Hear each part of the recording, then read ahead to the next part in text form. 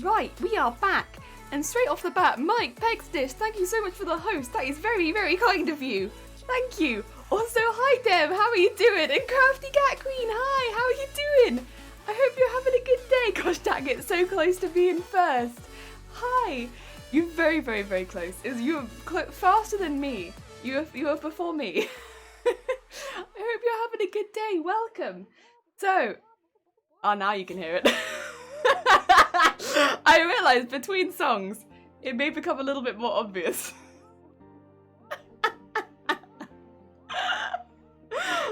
Oh, dear. Oh, dear. No one's going to realise what's going on. You did? I did. It's there. Also, George, hi, how are you doing? I hope you're having a good day. Welcome. So, for anyone who was here yesterday, you would realise that we had a bit of an issue yesterday. So, we were doing some ironing, and can you see that? Look what the iron did to my first pleat.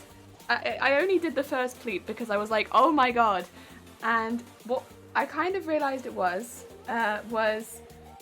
when we did the, not toasty, thank god. It's not toasted the fabric, but we did a iron on interfacing, which was black. So it was black iron on interfacing, and it had a adhesive, which was also black. And some of that had got stuck on my iron and is now ironing onto other things, and it's like a glue. Now, there is still some larger chunks on my iron.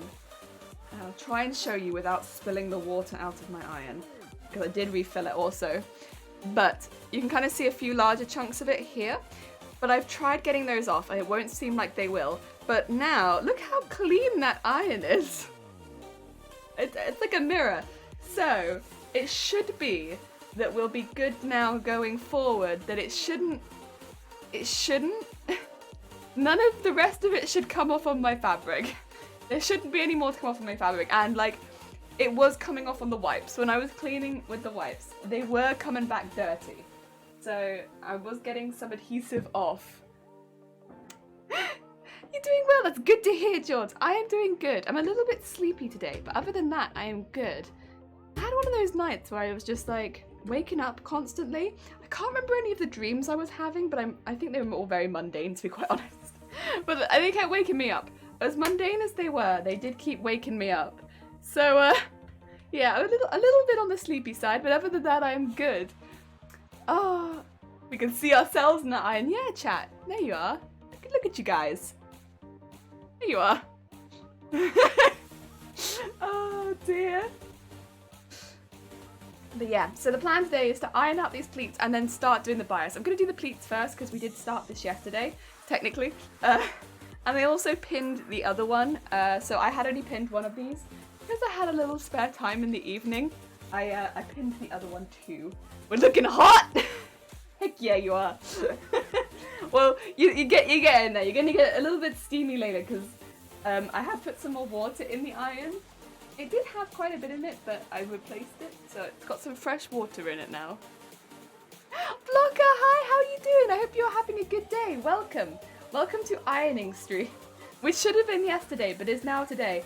Although in hindsight, if we'd done the ironing yesterday, that would have been like a 7-hour stream, which is quite a lot for a Monday. It would have been a heckin' long Monday. Ah, yeah. Dear. When somebody realizes, I will pop it in chat, but I'm gonna wait. I'm gonna hold off. Ah, dear, yeah. Blocker, hi, lovely jelly, hi, Blocker. I hope you're having a good day. Oh dear. Monday. Oh, winter. Wait, is that not a happy face? Feels. I had a good Monday, except for the ironing stuff. I had a pretty good Monday. We had burrito bowls, which are like, I still don't think I like them more than burritos. I just find burritos very easy to eat, but they are one of my favourite things.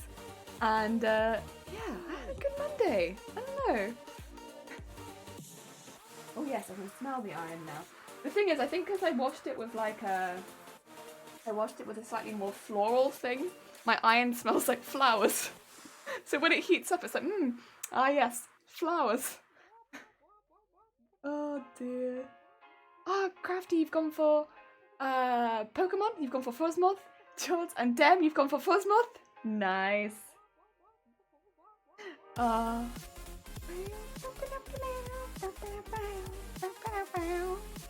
Ew, wow! I like the flower smell. Okay, now we do the slow removing of the pins. And see if we have in fact cleaned the iron well enough. Oh, I say as I immediately iron a pin. God damn it me! Why are you like this? Well, rip that pin.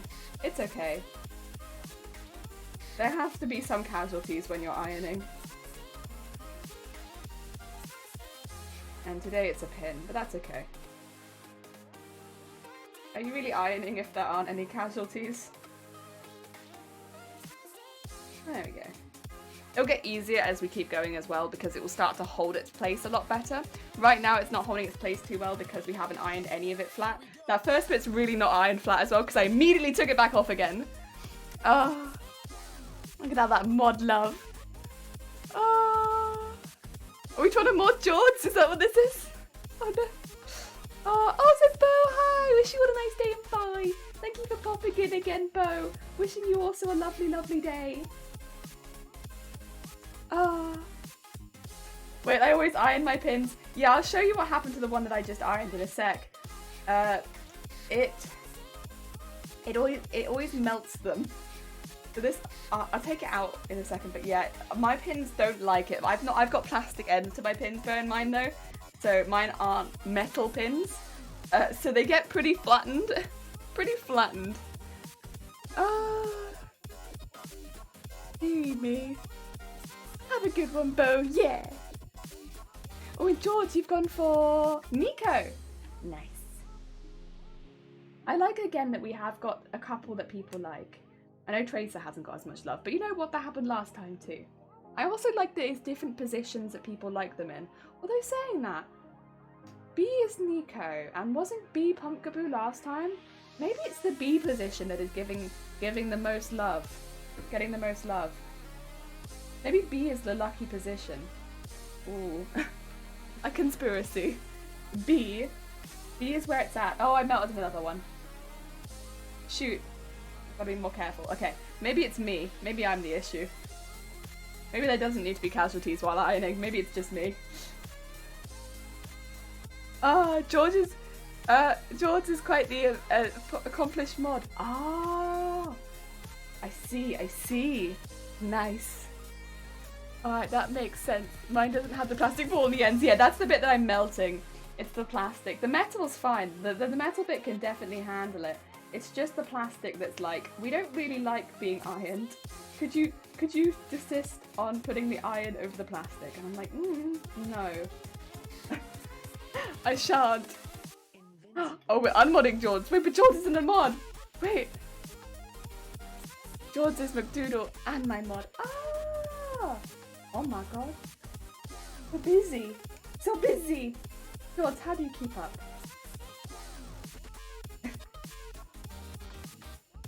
Next you'll tell me that George also streams and I'll be like, how? How? How does he do so much?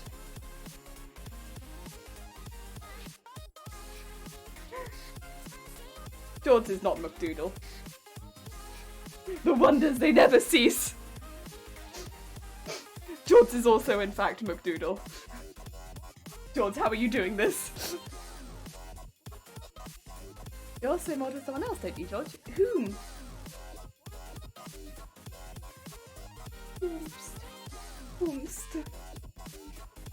Also, I'm just ironing all of these flat now, and what that means is when we do a stitch across the top, all of these will be still quite flat, which will make it look very, very, very neat. Whenever the music stops, all I can hear is hell.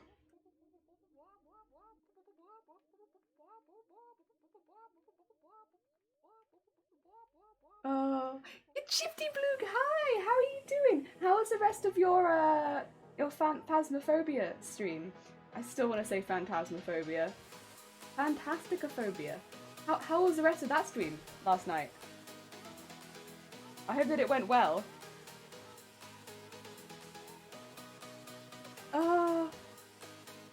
Yeah, they were last playing Phantasmophobia.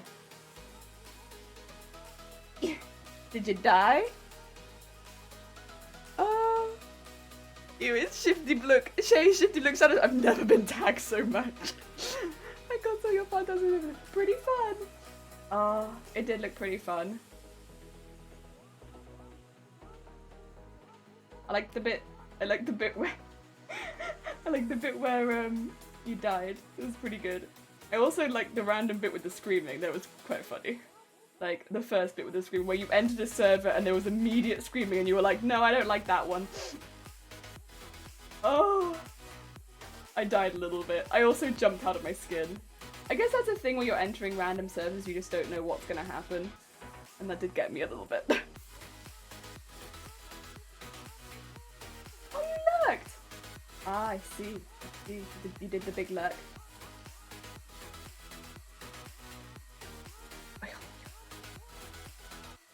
I'm also destroying this fabric with my pins. See, this is where clips would maybe be good because I'm destroying fabric. That's okay. We live with what we have.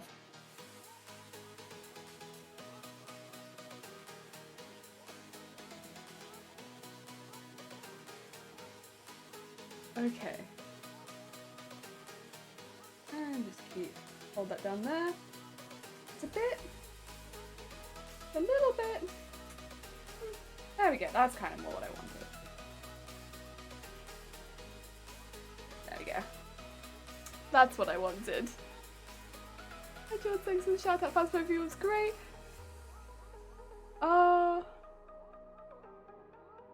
Might play it again. Probably gonna make a video of the footage. Oh heck yeah! Nice. Oh, I melted another pin. God damn it, me! Why are you like this? I'm gonna have so many melted pins after this. It's because the pleats I think are much smaller than what I've worked with before. I should get metal pins for this. I got like a little flat one right here. Oh, god damn it. They're metal on the inside, it's just the outsides are now gonna be flat. Also, ew, and so it begins shifting. Look. Oh, is that a knife? Oh. Oh no. I thought the mod mysteriously vanished. Yeah. I mean, again, with public servers, you just never quite know what you're gonna get, and you really did just enter a server, got ah, and then left immediately. It was very funny. It's always gonna be funny when that sort of stuff happens. Oh geez, what are you gonna do with that knife, Winter? What are we gonna do?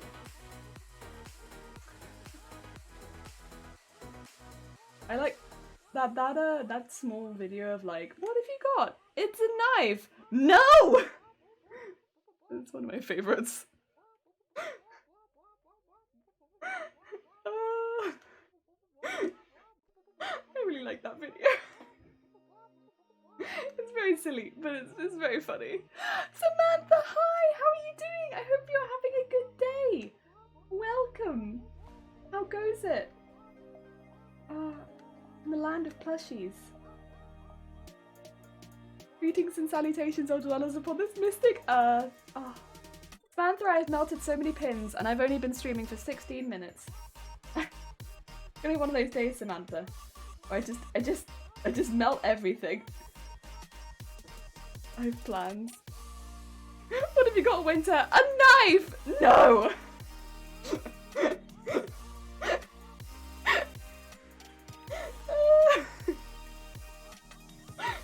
Yeah.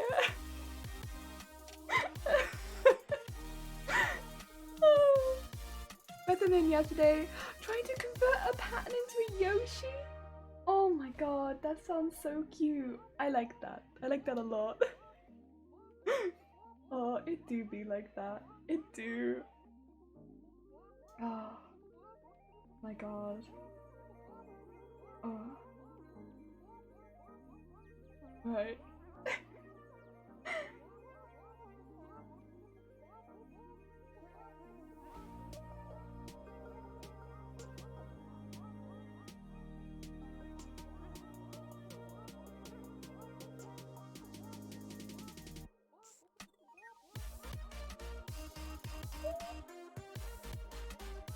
Okay, sorry. I'm like starting to value my pins a bit more because I flattened like 4 or 5 of them, and I don't want to flatten all of my pins. I have said that I'd buy more, but like, the pattern is not for a Yoshi, so it's tricky. No, I get that. As much as I don't really work with patterns, I do it. No, don't really work with plushie patterns. I do work with a lot of patterns that I adapt. God damn it. You know, similar words be getting me sometimes, which I adapt for cosplay pretty frequently. So I get the feeling of having to adapt something which is reasonably different, but then wanting to use it for a cosplay, so it's like making it very specific. Yeah. And it's like definitely possible, but like having to change it is pretty fiddly though. We stand knives. Wait, what is this? That's a gun. That's his gun. I don't know if you could use gun emote and then say we stand knives. Winter. Oh no. Not even a knife. 0 out of 10. Yeah, it would not rate that knife. Is gun.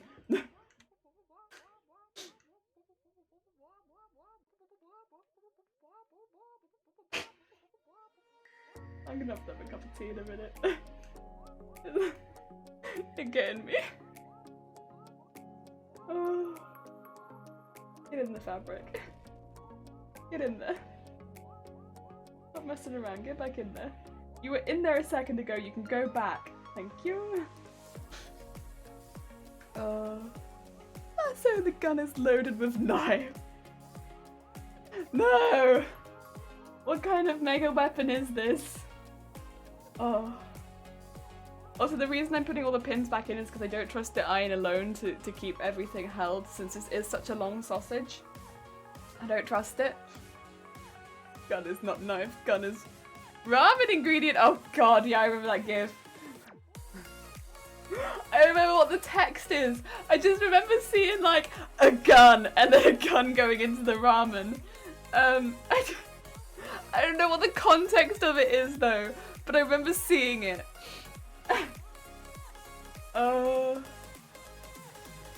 You were in there a second ago. You can go back. That's what she said. Disappointment in her voice.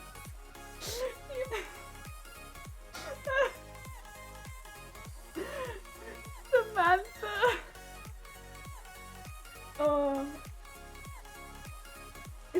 This fabric is not a thick fabric, but I always have this issue with making these pleats when they're so small. Jesus Christ. Oh. Oh no. Lasso. Thank you so much. It's very kind of you. Wubs for the thing. Oh. Thank you for the raid. That's very kind. Would somebody mind shouting out "ototototototo"? Because my hands are just a little bit full right now. Oh, and Danny King, thank you for the follow. It's all very, very, very kind. Anyone who doesn't know "ototototototo", they are artists. Thank you. Oh, but they're playing Roblox. Nice, nice. Oh, dearie me. Thank you everyone for the streak of kindness there. From Lasso with subscribing, it's very, very kind. For Ototo with Raiden, and then Danny with following. All very, very kind. Hello! Rainbow sheep. Heck yeah, I gotta have the rainbow sheep. It's like everyone joins with rainbow sheep. We small, we cool. Yee. Hat trick. Hat trick! Heck yeah. Welcome. I hope you're all having a good day. You didn't help by following up that line we're talking about a long sausage. It is a long sausage of fabric. We've turned it inside out. It's kind of the size of sausage as well. Like, yeah, like if you stuffed this, it'd be like breakfast sausage. Yeah, it is kind of size of sausage. I mean, it's purple, so I guess that would kind of put you off, but like it is the size of sausage. And a horn! We can have a horn, Danny!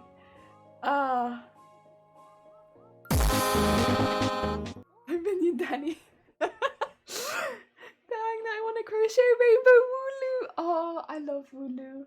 Wooloo is so cute. And I've not played the not the extensions. What are they called? When games have add-ons, they're not extensions, are they? They're and they're not exclusives. They're the extra bits. DLC. That's the word that I want to use. Thank you. Mods, expansions. Expansions was the word that I was looking for. DLCs also works. Thank you. Yeah. Yes, I've not played them because I started the Nuzlocke before the expansions had come out. But it looks like you can have them run around with you, and I'd love to have a Wooloo run around with me. I wish Bellsprout was in the game so I could have a Bellsprout run around with me. But a Wooloo's cute too. Also Danny. Yeah, nice. It's good horn. And Dulcie, good morning! I hope you're having a lovely morning. Welcome. Our iron is no longer betraying us, and so we are able to iron today. Welcome, readers. You're now part of Jelly's dictionary. Oh no. I try very hard. The words sometimes do escape me, but I know what I want to say.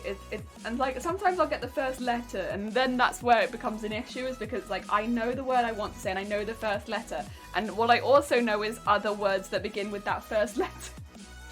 But yeah, which is where it gets a little confusing.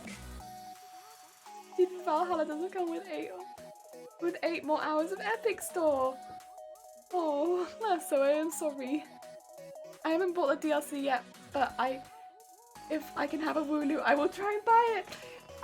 It's quite expensive because apparently the DLC is really fun, but it's more fun than the base game, which is kind of a shame. I've not played it myself, so I can't verify that, but apparently it's more fun. But I have seen the feature, which means that your Pokemon can run around behind you. Ooh. And that looks really cute. But I would love it if I could have had a Bellsprout. That's what I would have loved. I have a non-Monday stream last night, so I had a great night's sleep. Aww, that's lovely to hear, Dulcie. I'm glad. Suggestions on the quickest way to kill 8 hours, everyone. Sleeping will not work. Knives, not it. Nope. 8 hours. Like as a game? Genshin. Genshin Impact is a pretty good game. I like that one. It's free. And it's on it's on everything basically. It's free, it's on everything. I like Genshin. But then I'm biased because I am addicted to Genshin. So you might not want to take my suggestion. I'm addicted. You're taking a suggestion from an addict. But I like that game. Bellsprout gang! I love Bellsprout. Bellsprout is my favourite. He has such a cute little walk cycle. I think whenever I see him it makes me smile, and like that's what I want from a Pokemon, is a Pokemon that makes me smile, and he makes me smile. I hate the concept of DLCs, but it's what we have to do with every single Pokemon in the games I pay. Yeah, this is the same with me, and especially if the DLC is better than the original, it's a bit like, and there are things that I really like about it, and I'm not someone who's like a veteran of Pokemon games or anything like that, so I'm sure there are people that are far more frustrated about it than I am. But yeah, people have said that the DLC is very good, and at some point I will play it, but not just now. It's not my high priority or anything like that. Like it is for some people. Are they all possible to catch now? No, because you still can't get Bellsprout, so there's no way that they're all possible. If they were all possible, then you could have caught Bellsprout, right? And you can't catch Bellsprout, so if I can't have that one, yeah, you'd have to check. Because I don't know necessarily which ones are in the DLC and which ones are not. And I know Bellsprout's not, so it's like you'd have to check on specifics, because it's like, yeah, some are, some aren't, and there's like a list of which are, which are not. Not yet. Then don't you? Do you have to be sneaky pay for that one? Yeah. So with Genshin, it will try and make you pay for wishes, but you don't have to pay for wishes. I've not put any money into Genshin, and because you can earn the stuff that you can get wishes for in game just by playing the game. And so I got some more Primogen, which is what you can use to buy wishes, and I got a new character. That was cool. I don't remember her name. She's cute. She's another wind person, so I don't know if I'll use her very much, but she's cute. Belle's probably like, oh, yeah, I like him. I like him. I don't think Shieldon is available. I'm not sure. Yeah, Eternal Shock and Confusion. I think because myself and possibly a lot of other people quite often will look up like to see if their favourites are in. I don't know, because I've only really looked up to see if my favourites are in it, and if they're not, I'm like, oh. So yeah, Bellsprout is not, and I know that, but I don't know a lot about others.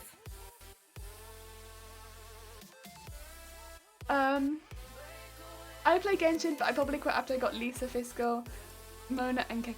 Oh, okay, no point playing further. I mean, that's fair. I mean, with a couple of those, it'd be easier than others.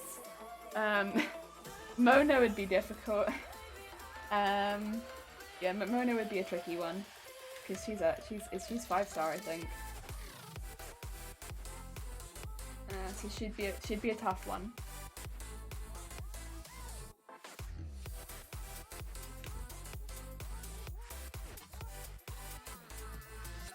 Yeah. Ooh. Jelly treats her Genshin characters like frat boys treat their girlfriends. She's cute, but I don't know her name. I only just got her, to be fair. Yeah, I don't know her name. She's very sweet. But I have no idea what she's called. She was.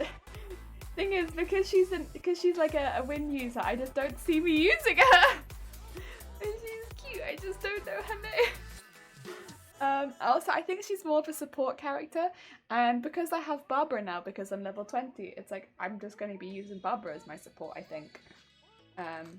Yes, Barbara is my support character, and I think that's who I'm going to be continuing to use.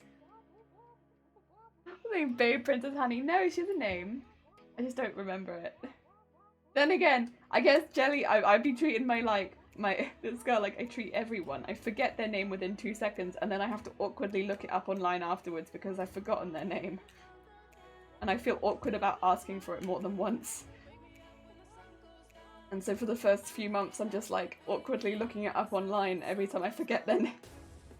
I'm really bad with names. So if I can add them on social media, if we're going to be friends, I can be like, wonderful. That way, I don't have to worry if I forget your name. Because, first of all, I'll only ever call you mate in person anyway. And then second, like, even if I've known you for years, I'm probably not going to call you your name to your face very often, unless I have to get your attention from very far away.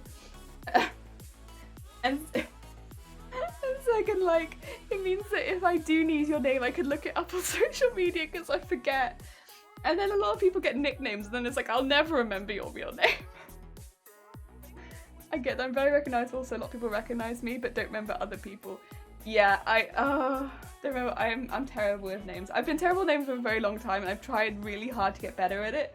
Just like repeating people's names a lot, and like calling people's name to their face and stuff like that. A lot, which might make me sound like a crazy person, where I'm just like, let me just repeat your name to your face. Dear. Be like, yes, the Lasso Cat. Yes, the Lasso Cat. I still call you Lasso Cat. I'm so sorry, Lasso Cat.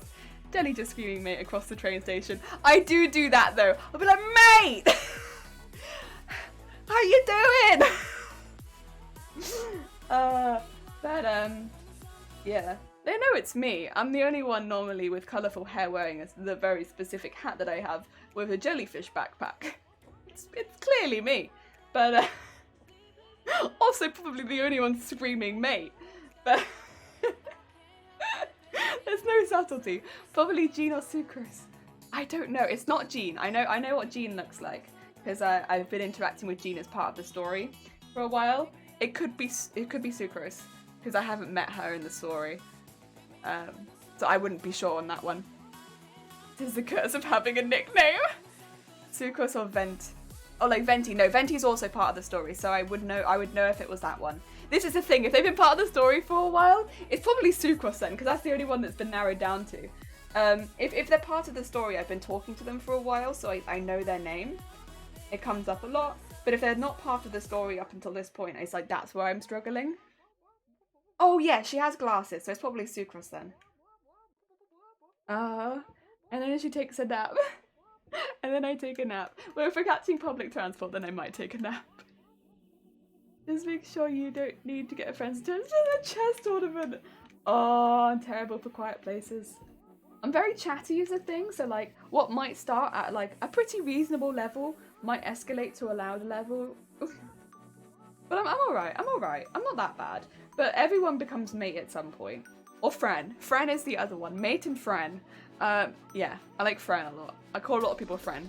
It'll be like mate if we're having a good chat, and then Fren it's like, Fren, have you betrayed me? Fren? Excuse me? Fren? Mate and Fren. So I don't often call people their name to their face unless I need to get their attention. Because then mate could be any of the mates. Or a friend could be any of the friends, whereas if they say their name, then I can get through to them. Oh dear. Because the girl. Oh, add another one to the list. Is that Sucrose? She's very cute. I've not met her in the story or anything, so I don't know what she's like. It's not much. It's not so much the quiet place as the fact shouting mate at a chess tournament is gonna cause so. Oh god. I didn't even think of that. Shouting mate at a chess tournament would cause a lot of chaos. Samantha, you are in fact correct. You're thinking 2 steps ahead. I'm just there like causing chaos. Like who's mate? What's going on? Is that a checkmate? Did somebody checkmate? Whom?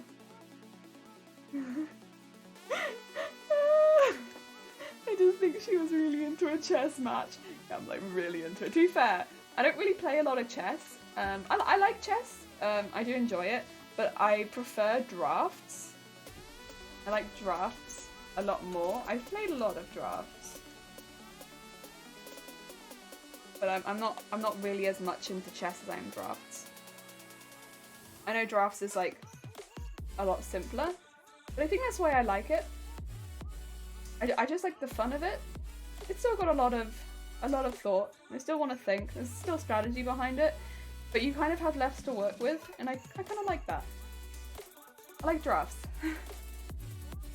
You could be friends sometimes. Yeah, I call a lot of people friends sometimes. See how it is. My jokes are like onions. They have layers and they make you cry. Drafts? No, drafts. Drafts, sorry.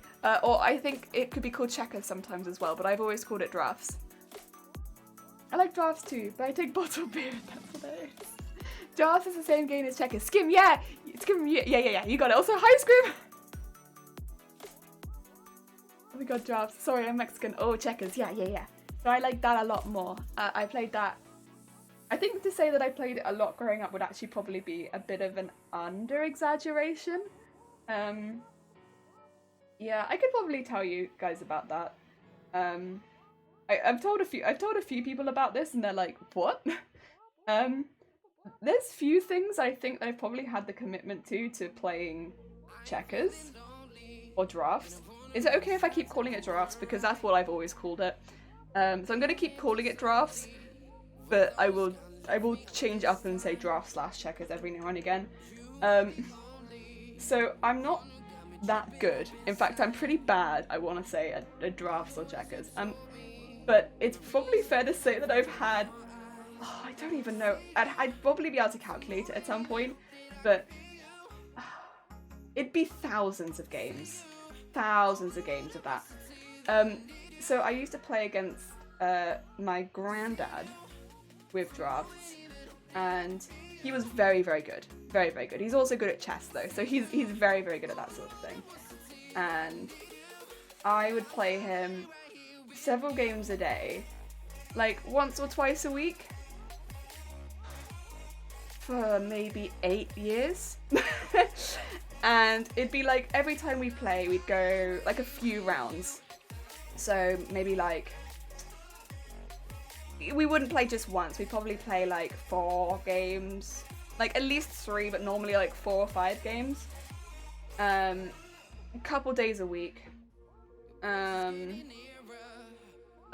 when I was younger, but then as I got a little older, we couldn't do as many, so at least a couple days a week is what I'd say. And I beat him 2 times. Only ever twice did I beat him. In like 8 years.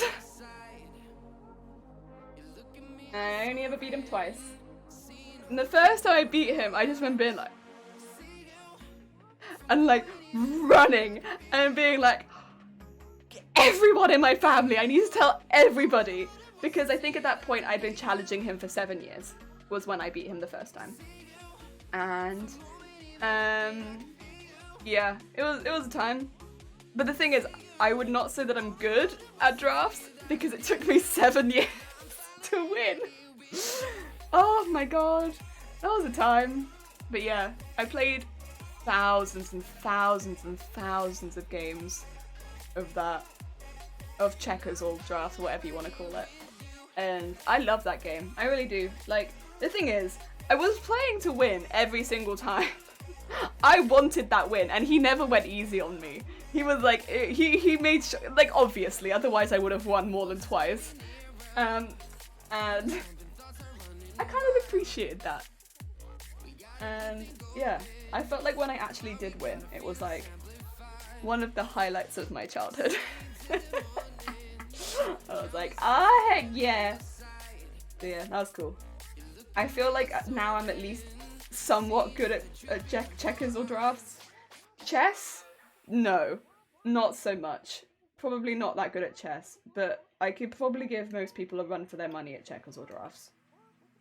Now, does that get me anywhere in life? No. Unless I'm at a checkers or drafts tournament, which I can't see me being anywhere near it in the near future. But, hey. If I was ever in a checkers or drafts tournament, I think that I'd do okay. That's cool. Hey, how you doing? Oh, American, not Mexican. Fair enough, sorry. Apologies. I prefer Hungry Hungry Hippos personally. I never really played that one growing up. I played it like once or twice. Domino is pretty fun. I like to play it. Oh, in Red Dead Redemption, I can see it being a pretty good game IRL. That is, yeah, that's an intense game. Dominoes is difficult.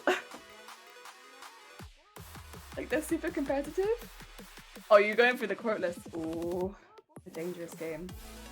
A dangerous game for me, I suppose. I don't like the quote list. Well, I do and I don't. Love-hate relationship with the quote list. But yeah. Oh, I do like me some drafts, so. It's a very nice, relaxing game. Except when it's competitive. So I guess it's not really the most relaxing game because you kind of have to continuously think while you're playing it. But like, other than that, it's a lovely game. Checker's the most dangerous game. I played it to win for like, well, 7 years, I suppose, technically, because I did win after that, but I was in it as like a young child, like, I'm gonna win this game, because, yeah, I was in that game to win it, and I got there. It took me a while, but I got there. Miss Daddy, hi, how you doing? I hope you're having a good day. Welcome. We are ironing some pleats so that we can eventually use this as a trim. It's taken us a while because my iron betrayed me yesterday, but we're getting there. Oh, have you seen when people do high stakes kid game as adults? I have not, but I would love that. Oh, I'd love that. There are so many. I love board games. And a lot of them are, I suppose, games that I played when I was younger, but like a lot of them are just games that I've discovered as an adult that I really, really like. Oh, some of them are really difficult as well. Some of them I can't imagine playing as a kid. I don't think I would have been able to. I'm Quashin, hi, how are you doing? I hope you're having a good day. I like that a lot of people do play chess, like on Twitch and stuff like that. It's not something that I've watched a lot of, but I kind of like that it's just there and it's like quite a popular category. At some point, maybe I'll go watch some more people play chess. Get some tips. Because the thing is, because I like checkers so much, maybe I would like chess more than I think that I'd like it. Because it is kind of just the more complicated version of checkers. Where all the pieces, because checkers is just like all the pieces move like bishops. I don't know why, but I can swear I hear the boop boop boop. Ah, someone noticed! How long did it take? It took nearly 45 minutes for someone to notice. Shifty, it has been in the background since the beginning of the stream. Ah! Oh, someone let Dem know that someone noticed. Anyone wondering? But Dem made a flippin' 10-hour loop of the flippin' blah blah blah blah blah blah blah blah blah, and there it is. Now that someone's noticed, I'm gonna turn it off. But it took, yeah, that. Oh my god! Yay! Yay! Oh my god!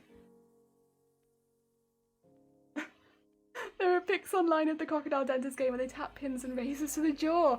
Wait, I didn't have that. Is it similar to like the game with the, is it the mule, the buckaroo game where they have you put like a backpack on it and then it goes wah?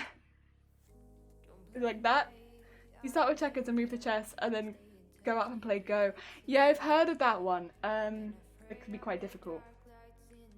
I'm not sure if I'm ready for that. I'm not sure I'm ready for Go. Also, did I put too many pins back in? I did. God damn it, me. Why'd you do these things to yourself? It's okay.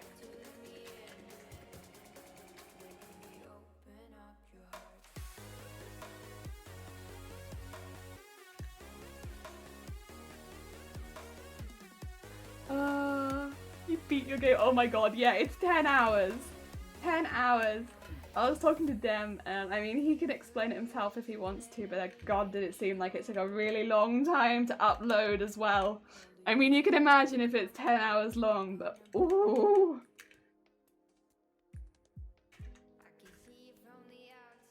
My friend recently got me into the category makers and crafting, and I've never been into anything in this category. However, it's very motivating to see how passionate you are about cosplay. Oh, Milk Daddy, thank you. Also, Hero of Pants, thank you for the follow. Heck yeah. You're the hero in chat today. Hero of Pants, nonetheless. Is this though like the American version of like a hero of like trousers? Or is it like a hero of underwear? Because like, I don't know. I feel like the version that I would know as someone in Britain, which is hero of underwear, is kind of more exciting.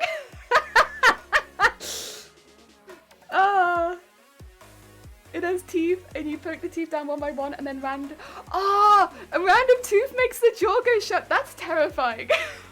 That would make me jump out of my skin.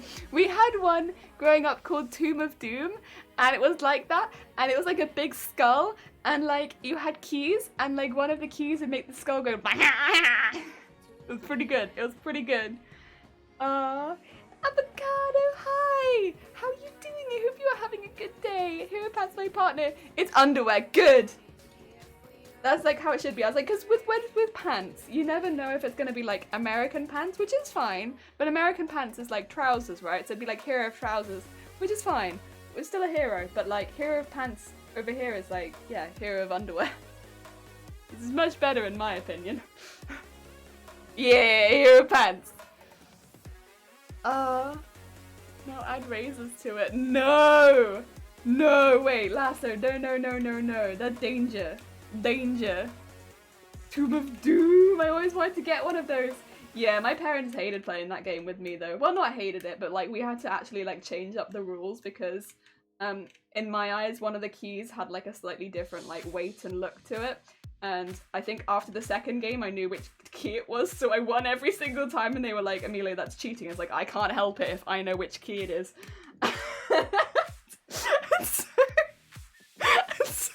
they had to put them all in a bag, so that whenever I was picking, I couldn't see which one I was picking. Because otherwise I'd be like, it's that one. And they'd be like, how do you know? And I'd be like, because I can see it. And like no one else could work it out. But like I knew every single time. And like to this day they don't know which one it is, but it's like, oh, like it's that one. So I just cheat. Do you call blue jeans jeans? Yeah, I call blue jeans jeans. I call any jeans jeans though. I'll be like, here's my jeans, here's my other jeans. All of my jeans. You get it, yeah, I get it. Oh. God. Yeah, I liked it with you. I mainly liked it because it was a game that I could win, but I also liked it. Because I never jump scared myself because I always got the right key. So all I had to do was get myself to a position where I could get to the key, and it was like, well, I've guaranteed myself a victory. One game I did like, we had a game called Buccaneer. That was a fun one. That was a game, it took a little bit longer, but it was a really fun one. Where you got yourself a little tiny little boat, and you'd sail to the middle of the ocean, and there's like an island. Pick yourself a card, and you'd sail to the outside, get yourself some stuff from another port, and then you'd sail it back to your port, maybe get some rubies, maybe get some rum, maybe you'd steal from another person. Oh my god, I loved Buccaneer. Buccaneer was fun. It did take a little bit longer, but it was a good game. I liked that one. And you get like cards, which were like pirates. Really cool. I really like that. Ah, Jason, hi! Your arm hurts. Oh no! Also, hello stream. Hello Jason. I hope you're doing well, except for the fact that your arm hurts. And I hope your arm feels better soon. I'm making the sleeve ruffles. So yeah, these will be the sleeve ruffles, but the ones that we're making right now are actually going to be for the bust and for the skirt. Because I think I might have to come back and make more for the sleeves, because I don't think I've got enough here. So right now I'm kind of prioritizing the bust and the skirt, because we are making the dress first. Yeah. They'll be exactly the same, but I'll probably have to make some more. That's okay though.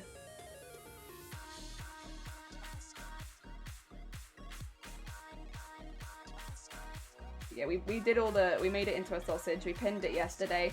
It's just, we were gonna iron it yesterday originally, but my iron was like, no, not today. No, we have them in Texas, and Texas in black and white here pretty often, and I live in Texas, and we're only allowed to wear jeans.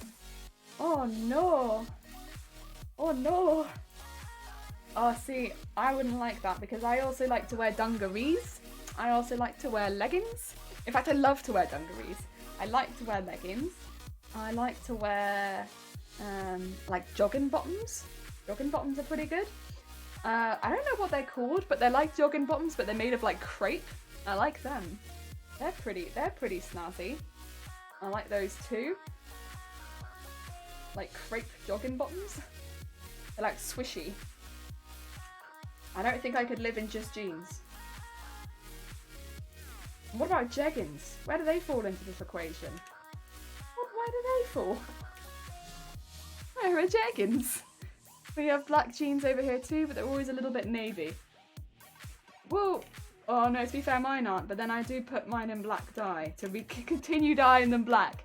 Because if you know when your jeans start to like fade a bit, I just pop them in with some more black dye, and it's like, well, there you go again, unfaded.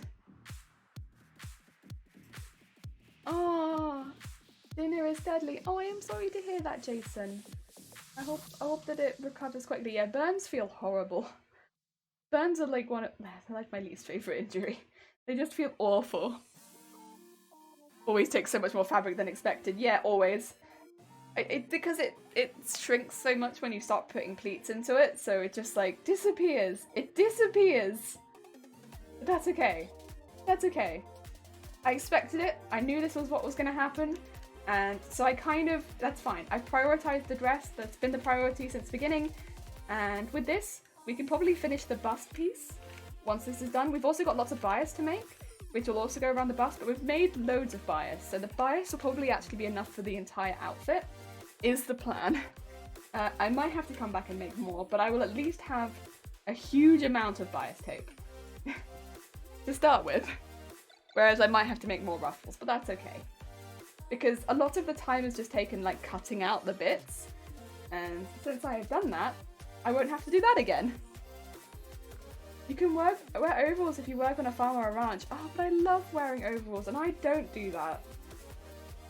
Overalls are one of my favourite outfits to wear. Also, I can see some fluff. I don't know how. Overalls are appropriate for every occasion. I just love overalls. You know how many pockets you get in overalls? It's amazing. Like, they fit pockets everywhere. You get like 2 pockets on either side, and then 2 pockets at the back, and then a pocket at the front. And occasionally I feel like they even give you extra pockets on the knees. I just love it. Like, I might get like 7 pockets. Just crazy. And I can put so many things in those pockets. I love them. I love overalls. I get so many pockets.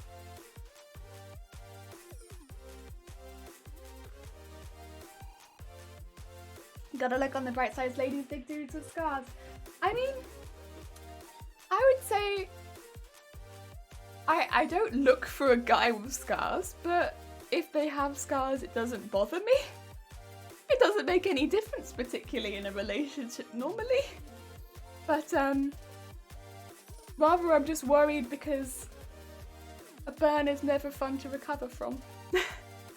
Yeah, and I hope that you recover from it quickly.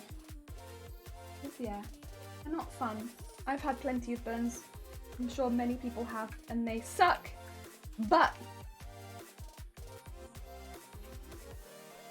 I'm glad you're able to look on the bright side, and I hope that means that you will recover fast.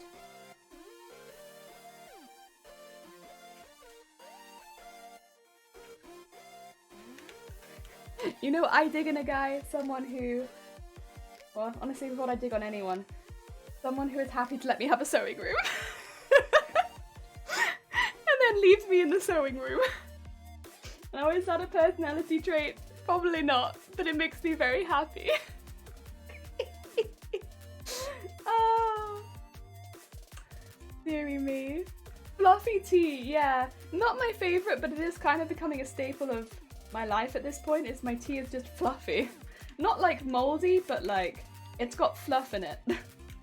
Oh, one day I'm going to go through my wardrobe and put pockets in everything. Oh, now, avocado. There's a business idea there. Send me your clothing and I'll put pockets in it for you. that sounds like a business that people would appreciate. Oh, so hi, how are you doing? I hope you're having a good day. Welcome. Look, the iron's not betraying us today. Sock pockets. Sockets! Oh my god. You know what though? A sock pocket would actually be kind of cool. I'd kind of like that. I have a lot of really nice socks that would love to have pockets in them, I'm sure. I've got, today, I've got bright red socks on, which really clash with my outfit because the rest of my outfit is black. And I got bright red socks on and they have cacti on them. It's an homage to my cacti plants downstairs. Oh, I like your attitude, yeah. Also, oh, Flip with an F. Thank you so much for the follow. I always called you Philip, but Flip, thank you so much for the follow. It's very kind of you. Oh no, wait, it is Philip. It is Philip. Thank you so much. I got confused because of all the tool letters. Does anyone else think like that? Maybe just me, but thank you. It was this moment that I realised I have a Calvin and Hobbes hug emote. Oh. I have an excellent business idea. Make a women's business shirts with a hidden zip to stop the weird gapping around the breast area for larger folks. Yeah. Like that diamond that you get, like that. Here. That'd be nice. That'd be nice. Honestly, it's just, I think as well, because you can buy, this might be a bit, there's going to be maybe people in the chat that can't relate to this, but throughout the month, a lot of people will find that there'll be different sizes, and it means that a shirt might fit you some days and it won't fit you others. And if that's the case, some days you'll have no diamond, and then some days you'll have a diamond appear at like this point. And that's really annoying. It's really annoying. So yeah, It'd be nice if some shirts didn't do that, but I mean, I just have like there's some of my shirts like just constantly have a safety pin in there. Because it saves me having to worry, and like Shiny will take stuff out of the wash and be like, is there meant to be a safety pin? I'm like, yes. Just leave it. It's fine. That's my shape, like safe safety pin for my shirts, because there's no button where there should be. I've even had some shirts that have like these double buttons, which are really cool, but then they never quite go in the right place. It's a lovely idea, but it's just not quite streamlined yet. Good idea. Execution can work, like do it with a bit of work. I think a lot of the time as well it's going to be like individual body shapes, but it's a nice idea. Oh, lip with an F, hearts. Awkward diamond, yeah. I already have no idea what you're talking about. The only diamond in that area I know is Superman. Yeah, so like basically where the chest area is on women, because it's going to be different on everyone. And I mean, you go in a lingerie shop and you'll see about 1,000 different sizes. So like it gives you an indication of how different it can be. But dress sizes, it goes up very linearly. So shirts will be in those dress sizes generally. We don't have like the same sizing as men for most time with shirts. It's very much like in the UK, for instance, it'll be like 6, 8, 10, 12, 14, 16.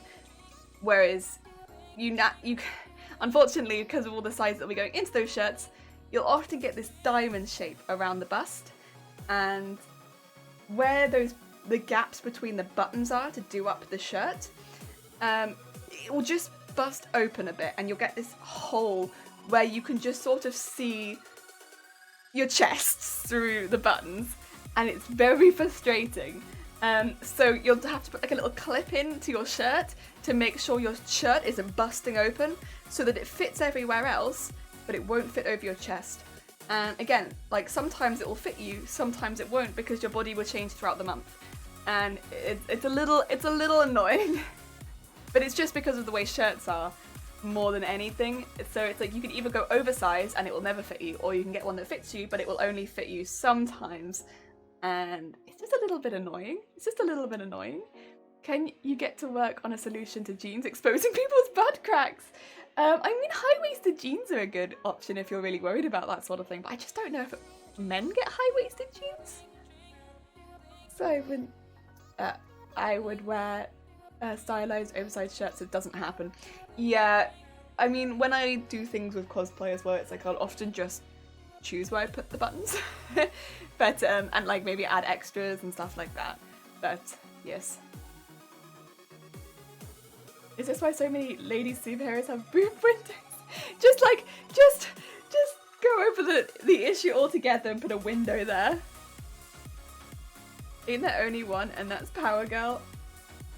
Could be. I don't know that many superheroes, but you could be right. Buckle up, Jelly is entering boob education, right?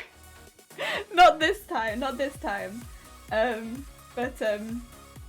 Yeah, it's kind of like that's what we're talking about. They ran out of fabric after the men's who had netted it too. I mean, it does kind of, I guess, mean there won't be an issue with like any weird gapping. But yeah, the weird gapping is annoying. And it's annoying if you look down, you're like, oh, there's just a gap. There's just a hole in my shirt. And also, that being said, it does give you the feeling that if you went like, all of your buttons would just pop off around your chest, which is it's an interesting feeling.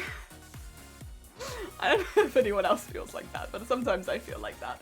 Only around my chest though. Like not so much, because it will fit perfectly everywhere. Oh. And again, like, not all the time, just sometimes. So it'd be nice just to have an extra button there if you're getting that gapping so that it doesn't happen. So that you'd have that extra security, so you didn't feel like you could just go whoo, out of your shirt. Oh, I've done this time. You're right, I never thought of 3 others. I just went and then checked and they're all like full exposed rather than boob windows. Ah, right. Never apologise for boobs. Never. Jelly hits a flow state where she talks about the most legitimately impressive. It's because it's my job. I feel like it's just because it's my job, and like yep. Oh, Beshi Lasso. No, only because it changed size biologically. Sometimes it's just the bra you're wearing, in my opinion. Yeah, there are definitely bras as well that I will choose to wear underneath shirts as well. Like I wouldn't necessarily choose to wear like a push-up bra under a shirt because it's just not going to fit the shirt shape. Not unless you're wearing like a very specific style shirt, which is very low cut. It's not going to fit it very well. Yeah, it's a difficult thing to balance. But yeah, then if you're looking to do like a button the whole way up and you're looking to also wear push-up, it's not going to put your chest where you want it to where the fitted shirt is.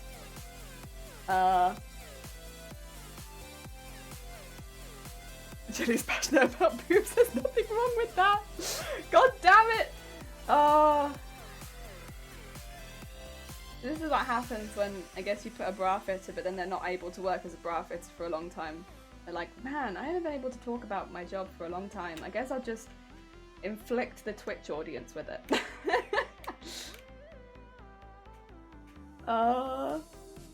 Professional booblicious. I have got a few. So sometimes I go into shops and I see like a really cool print, and also, not always. So I don't know how anyone else feels about this, but when there's a really cool print on like a shirt, or like a t-shirt, but then it doesn't go onto the back of the t-shirt, it makes me really sad. And like on women's t-shirts, it rarely ever goes onto the back. And on men's t-shirts, sometimes it doesn't go onto the back, but more often I do see it go onto the back. And I really like it when it's on the back of the t-shirt as well as the front of the t-shirt. Like if it's a really cool, like, there's giraffes and they're wearing hats and they've got like a cool like ice lolly or something. I'm like, amazing. I want to see that print on the back as well. Because I want people behind me to also see that cool print. And yeah, it really annoys me when it's only on the front and then it's not on the back. It's like if it's like a patterned print, so like it's just got it over and over again and then it just stops on the back. I'm like, please put it on the back too. I want people behind me to see it as well. Oh. I'm pretty sure if I was a lady, I wouldn't bother with bras but still wear a mask. Free the titty, protect the city. Oh.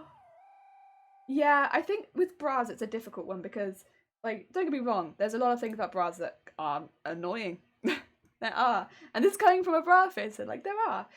But there's a lot of benefits to wearing bras as well. So it can sometimes give you a shape that you might really want under a certain outfit. And if that's something that gives you a lot of confidence, then that's something that you might end up wanting to go for. There'll be a lot of outfits as well where it might, you know, help the way that you posture yourself and stuff like that.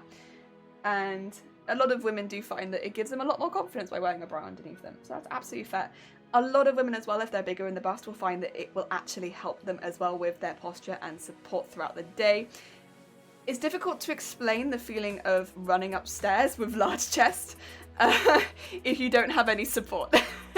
But it hurts. It hurts.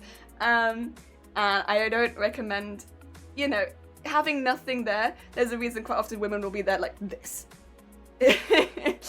And that's another benefit that you can get. And things like sports bras and why these things exist. So while, yeah, it could definitely be a pain to wear a bra, there's also a good reason why they exist. And it can be something that can be really uplifting and really like for a joke as well, but like also like genuinely. And there is definitely a good reason sometimes to wear them if it's something that makes you more comfortable. But not always. And if you're someone who doesn't want to wear them, that's fine as well. She leaves the stream on by accident. We catch her assisting the mannequin. No, mannequin stays dressed while on stream. We do not lewd mannequin. Hassle not to wear one, honestly. Yeah. I don't want to put Jelly out of business.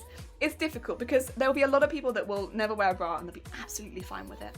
And they'll be very, very comfortable and they'll be very happy, and that's like absolutely fine. It's not my job to force people into bras who don't need them. It's my job to help people who want and need bras to find the right one at the end of the day. So people come to me when they already know that they want one to find the right size, not to force people into bras who don't want them. It's like a very different, yeah.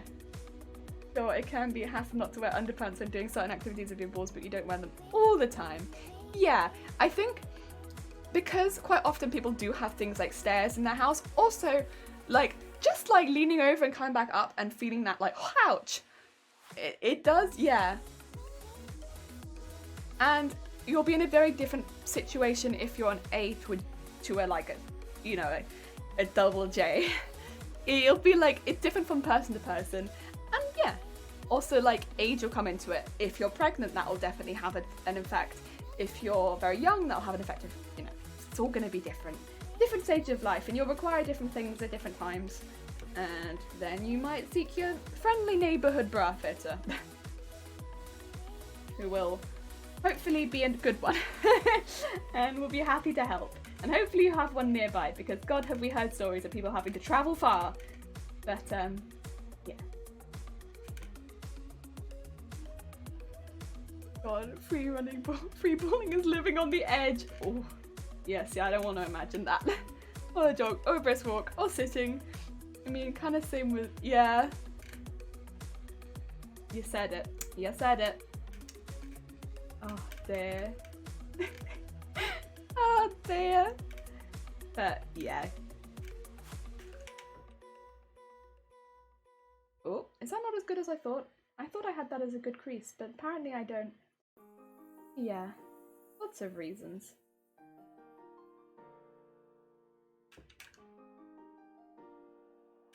Whee! There we go. Get in there. Come on, don't fight me. Some of these needles, or pins even, it's like they've never been in fabric before, and I've literally just taken them out of fabric. It's like, you were in there 2 seconds ago. Why will you not go? There we go. Why will you not go back? Oh. But first, I don't know who anyone who's ended up in a fetal position because of their jackass friend who thought it would be fun to flip a little. Yeah, I mean, it's a slightly different thing like that. I think it's more just the general ache of just having them there in your, like, running upstairs or having to go, you know, do stuff around the house if you are larger chested generally. Yeah, and like the pressure it puts on your back and shoulders as well. But yeah, rather than like, you know, it's not like they're just generally there to be, and if you hit them it's gonna, well, if you hit them it's gonna hurt, but it's not quite the same. It's a different sort of pain. Yeah. And that's why they need support. Otherwise you'd have, like, pant bras, which is not something that you need. Going from you. Miss Ben was playing Ring Fit. I'm never forgetting that, you know. Some of you seem to have never experienced female hormones. Well, I mean, you can't experience something if you don't have it. You can kind of only, what do you call it? Sympathise, not empathise. Yeah, like I can only sympathise with someone's balls being flicked. I can't empathise with it. Well, until I got bumped myself lightly and gentle to the edge of the cardboard box I was carrying that slipped, barely hit it. The line disagrees and he threw up. Oh, Mr. Thorpe! Ooh. Ah, it's like, yeah, it's like it's different, right? No, Mr. Thorpe.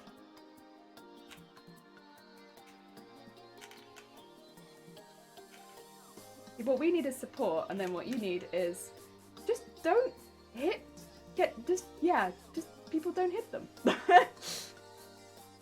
Different needs.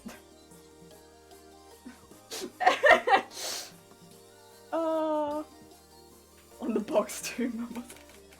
Oh no.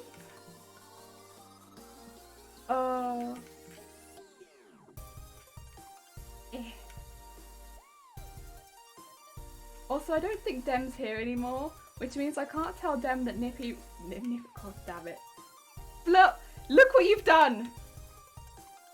You have made me say things now, because, God damn it, I'm influenced easily. What I was going to say was, I don't think Dem's here anymore, because I can't tell him that Shifty realised what was being played in the background, so I've turned it off now. But it was on for the first 45 minutes of the stream.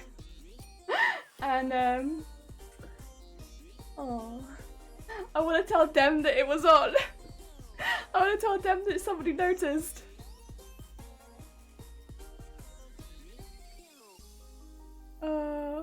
God, I'm having flashbacks to intermediate and early high school. No, come back to us, Mr. Thorpe. You don't have to go back. Mr. Thorpe, return!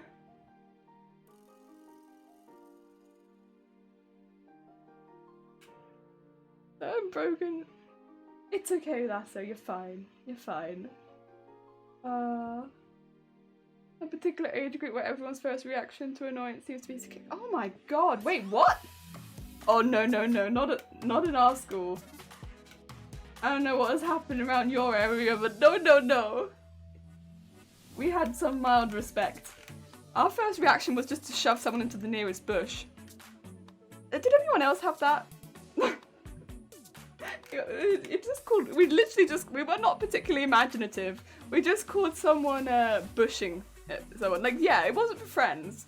It was like, you didn't like them. And a lot of the bushes were like not particularly, they were sharp, but it was called bushing people. I think I only got bushed once, but it was not fun. And it was quite often there'd be like a ditch underneath it as well, so it was really difficult to get back out of them. But yeah, you get bushed. And you'd be going from class to class and you'd be like walking and someone would, kind of similar to like, they'd run at you like this and you'd go into the bush. And yeah. And it was really tough to get back out of it again. Yeah, I'm lucky it only happened to me once. Some people had to deal with it a lot more. Oh my god. Yeah, and like you get all scratched up. It sucked. It sucked. It really sucked. And you'd be late to class as well because you'd be like, I got bushed. It was very embarrassing as well. And like you couldn't really hide it because like you'd just be like scratched from this bush. Oh man, yeah, that was bad. Damn! I was gonna tell you, Shifty noticed the background stuff playing and so we don't have it playing anymore. It took 45 minutes, but somebody noticed. Some better friends. Lots of friends, mostly girls. You have some better acquaintances. Dead legging. Oh god, yeah, dead legging. Dead legging was a thing as well. Yeah, people would, and like, I didn't even hardly know half of them. Often you'd get dead legged by people in younger years, and you'd be like, what the heck? Why? My high school would voluntarily dive off the roof into spiky bushes to prove how brave they were. What the heck? No! Oh my god, I hated it. I just, oh, no. No, something else covered in scratches and bits of plant. Yeah, that's what you'd end up in if you got bush. You'd be there like, great. Well, here I am, covered in plant. Oh, great. And I had really, really long hair at the time as well, so it's like, the one time it happened to me, I was like, just paranoid the whole day that I had plant in my hair. Wonderful stuff. Yeah! I got the link. My link's much longer than yours. I don't know why my link is so long, but there you go. Me. Bare knuckle boxing. Oh my god. Why would you jump into a cactus? That can't be good for the cacti either. It's gotta be bad overall.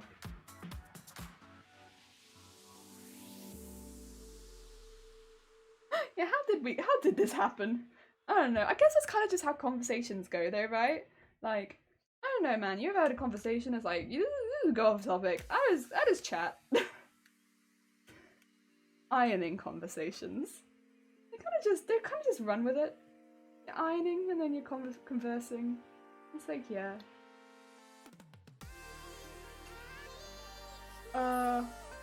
Also, yeah, so Shifty noticed, it took 45 minutes, but we got there.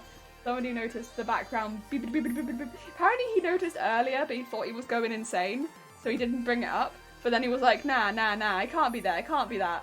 And then, oh wait, you clipped it? You clipped it? Oh, I want to see. Oh, I've clicked it. I should have copy pasted it and put it into. Oh, it's alright. It's alright. I'll open it in Internet Explorer, it's fine. Bob will just hate me. Ah.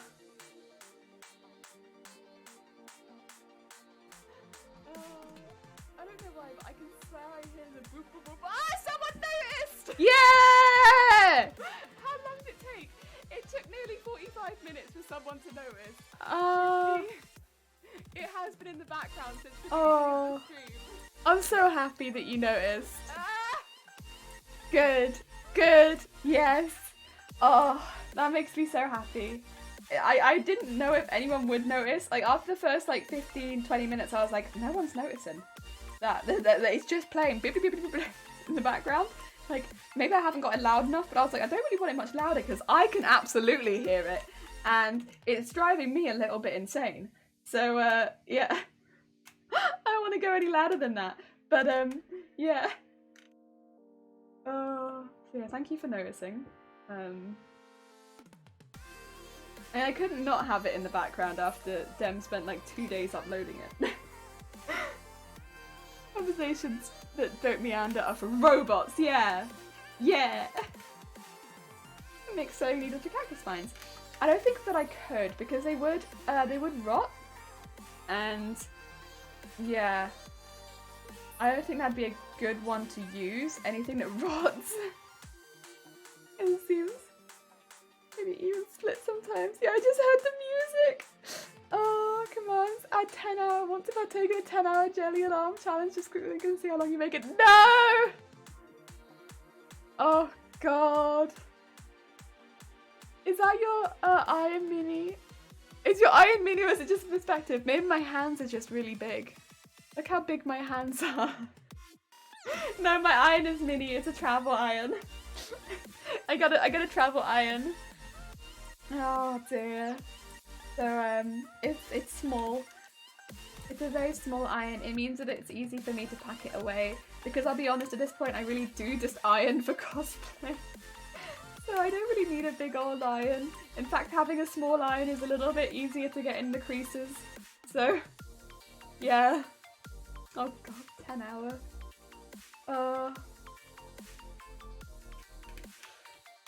Dear. But yeah, it's a little iron. Oh, tiny travel iron. But you know what? It does a good job. It does a good job and I like it. Lord, hi, how are you doing? I hope you're having a good day. Welcome to ironing. I certainly iron more often for creating than normal clothes. Oh, for sure. We were saying yesterday, like, don't hand me an iron unless it's something that I've made. And I can stick by that. That sounds like a good rule. I like that. There we go. I should certainly iron more of. Oh dear. You certainly should have just run with that and acted like you had NBA hands. Yeah, like my hands are just really big. I just have really big hands. Like some streams I tell you that I have tiny hands, and then some streams I tell you that I have massive hands. Look at my massive hands. When am I dying? Who knows? Doing good work on my new Twitch name. Oh, you're gonna have a new Twitch name? Ooh, exciting. You'll have to tell me when you've changed it so that I know who you are though. I am good, thank you. I'm having a good day. Nice ironing day. Dembog, yeah. Is it blasphemy? No, because on Tuesday it's 2 for Tuesday. You get 2 for Tuesday on pizzas on Tuesday, so it's not blasphemy because they know. They know, and it's 2 for Tuesday. Not conflict. It's meant to be. You know what they say about a woman with big hands? Small iron. Yeah, I know. Heck yeah.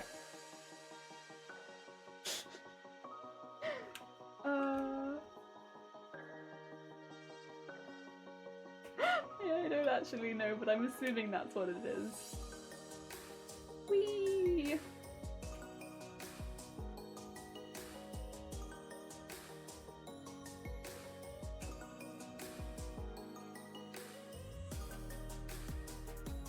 Yeah, I can like poke it in here and just like get really nice sharp lines because the iron is small and that's heckin' good. I like that a lot. I think after this one as well, I'm going to make some of the bias because, my god, have I been working on this for a really long time. My god. Tell me the last time you ironed something? I technically ironed something yesterday, but I think before that it would have been with the pumpkin glue. Yeah, because I did the interfacing for that. So that would have been the last time I ironed something. And then it was probably the cosplay before that. And then the cosplay before that. And then the cosplay before that. Look at that. It's always cosplay. Always cosplay.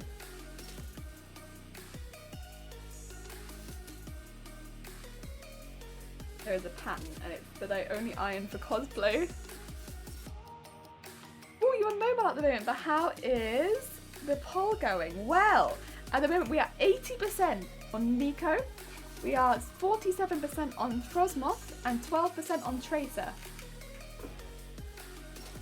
So Nico has definitely got quite a fair lead at the moment.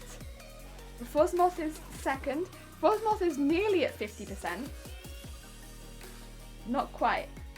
And then Tracer is quite a fair bit behind right now. That is what it's saying on my end. Oh no, wait, I can. It was a funeral yesterday of mine. Oh no. Oh yo. Spin, spin, spin. And then spin, spin. And then put this one under here. So I'm gonna have some more tea because, yeah, you did mention last month that you might enjoy something a bit more adult, so that suits. Yeah. Oh, yeah, I guess Nico is kind of a little bit more adult. Yeah. I have a really, to be fair, if we do Nico, I have an idea of what we would do for the hair, which I think might be quite fun.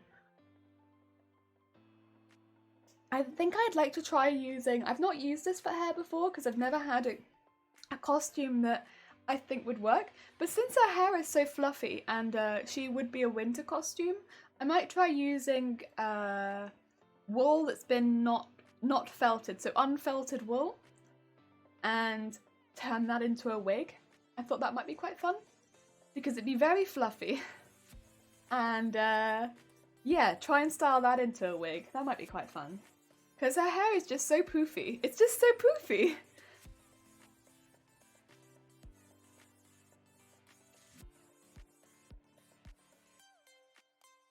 I feel like Frostmoth would just be one giant poofy shawl. It definitely have to have something very poofy around the neck, and then, but I would want to have some wings. I would want to have some wings. Yeah, I don't know. I think that's probably what I do for the hair for Nico because there is just so much like volume here. I don't really feel like having that much hair next to my face, to be quite honest. I think it'd be a bit much. So something fluffier, like wool, I think would be quite nice. And I've been wanting to do a project with unthreaded or unfelted wool for a while. I don't know. I was kind of thinking like, yeah, I could probably work with that. Why not? So since that one's in the lead, if I could maybe do something similar with Frostmoth as well. I don't think I could do it with Tracer. Well, that could definitely be an option, I think. And it'd probably end up costing about the same amount for the wig as it would be if I got that amount of hair. So, yeah. Oh, it's too warm. Someone blow on me. Can you hear that? I blew on you.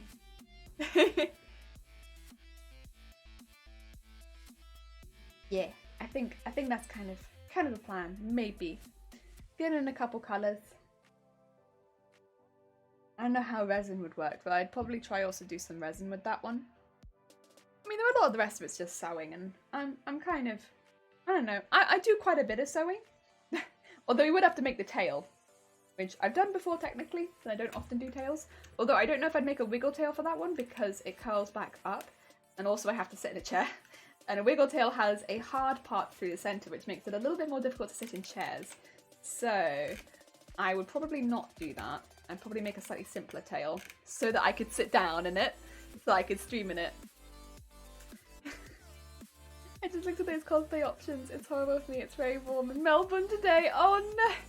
See, we are just getting into the colder part of the year, so although I think Nico is probably the colder one, like for the rest of it.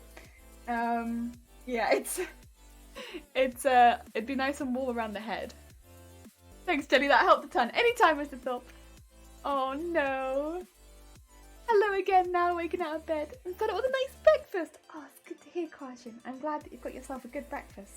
I hope you're eating something tasty. I had my usual toast again. Nothing very exciting, but I like it. You don't even have AC. Wait, is it really so hot already for you guys? I guess you do have a much hotter summer than we do. Because it is only just starting to get cold for us. Like, we haven't even hit minus figures yet, so it's not super bad over here yet. But it's getting colder, but not like, I wouldn't say it's like dead of winter here or anything yet. Probably won't be that until December, January normally.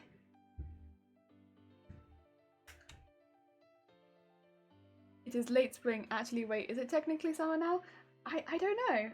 For us, I wouldn't say that it's winter yet. It doesn't, or maybe it is winter. It doesn't feel like winter. I have a plate with a slice of fresh, sourdough, sweet, thick, aged cheddar off the back block, pile of pepperoni and some hummus. Oh my god, Quashin, that sounds amazing. That sounds like a proper, like, a breakfast fit for a king. Oh, that sounds so good. Amazing. Amazing. Very fancy. Very fancy. Oh, summer starts 1st December. Ah, okay, fair enough. So it's still going to get like a little bit hotter for you then, I suppose. Oh, I'm sorry. Yeah, it's definitely getting colder. Like, gonna get colder for us. Like this is not peak coldness for us yet. It'll probably get much hotter. Yeah, like I'd say December's quite cold often, and then January's often very, very cold for us. But to be fair, I get it because I don't like hot weather either. Being a baby, yeah, I don't like hot weather either. Like I really dislike it. I much prefer cold weather. Like winter for me is perfect because yeah, I get that. Not the bad, it's just being dramatic. It goes over 30 degrees Celsius, so it feels crazy hot. Since we just had winter, yes, to be fair, over 30 degrees for me, I hate that. I hate that with a passion. It's difficult to get in a crafty mood when it's that hot. Food's my passion, and I'm so incredibly glad that I was able to go to the grocery store this weekend. I don't have transportation at the moment. Oh! Yeah, to be fair, if food is your passion, and even if food isn't your passion, being able to wake up and have nice food in the morning like that, it's like such a nice start to the day from the sound of it. Yeah, I can imagine that being really lovely. I'm only 33. I hate anything over 22. I'd probably, yeah, anything over, yeah, I'd probably say the same. 22, 23 is probably when I start to struggle a lot more. Yeah, I'd have to agree actually. That's when I start to struggle. I'd also say that's probably when the humidity in the UK starts to hit like, it's 90! And you're like, ugh. Too much! Unless the body evolved to get in, agreed. I have a phobia of swimming. No! See, I do like swimming, and I like swimming in the ocean, kind of sea, but yeah, it's not easy for me to get to the ocean, and also I sunburn like anything, so the outside is not my friend. So I don't go to the beach very, very often. Also because, yeah, whenever I go to the beach, I always seem to have a migraine the next day. But I don't know if that's because I run around on the beach like a lunatic, or if that's because it's too hot. Could be either, could be both. I don't know, I get very overexcited, and I like sand, and I like the ocean, and I like splashing all over the place. I like getting dinghy, and like going out to sea in a dinghy, and then coming back in, and then splishing around, and then going out to sea in the dinghy again. Oh my god, it's so fun.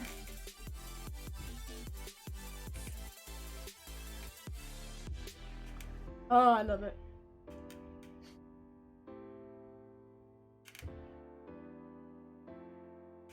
The only thing I'm not so keen about is getting like sand in the food. That's not as good. I can overlook that, but it's not my favourite. I also am not keen on the amount of wasps that decide to live on the beach. They could live anywhere, could they please not live on the beach? I would recommend Subnautica for immersion therapy, but there's so many who classify it as a horror game, so yeah, apparently there's a lot of really horrible things that live in the water in Subnautica, and that's why it's like a horror game. Like, there's a lot of really horrible things in that game. I get excited for the beach towards the end of the year when the weather improves, and I have had a great time where I get super and tired and I'm done for the summer. Yeah. See, I like going, I guess before school's out, so like before and after. Normally before school's out, so in the earlier summer, because once it's summer holidays, normally it's just so busy on the beaches, it's not really my cup of tea.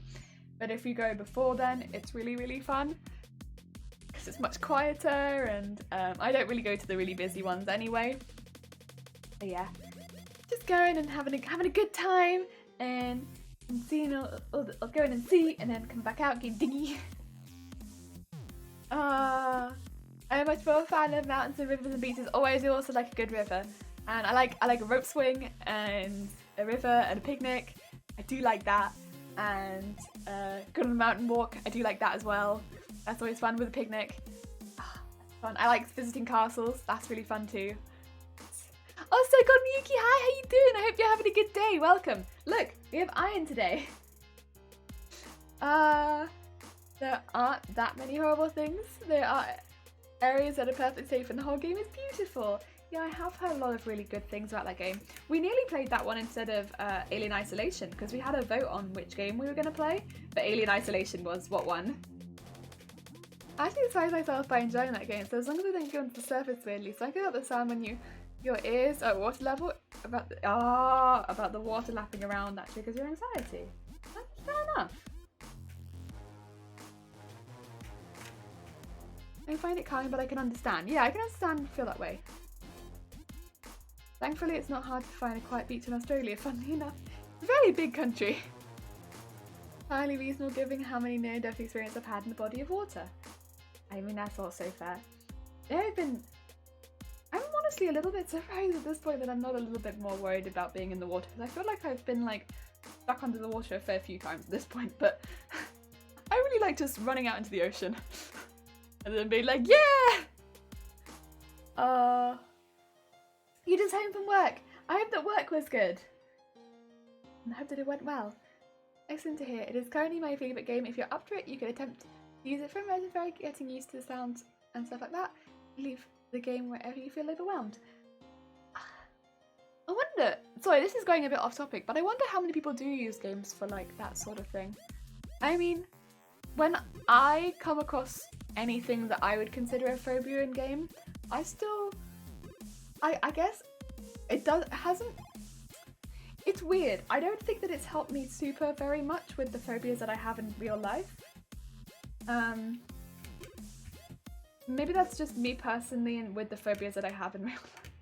with the stuff that I would consider stuff that I'm very afraid of, though.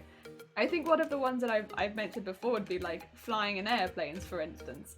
If my character is flying in an airplane, it doesn't make me feel better. You know, I'm not necessarily scared about it in the game, because I think a lot of my fear about flying in an airplane is very specific, and it won't be imitated in the game. Yeah.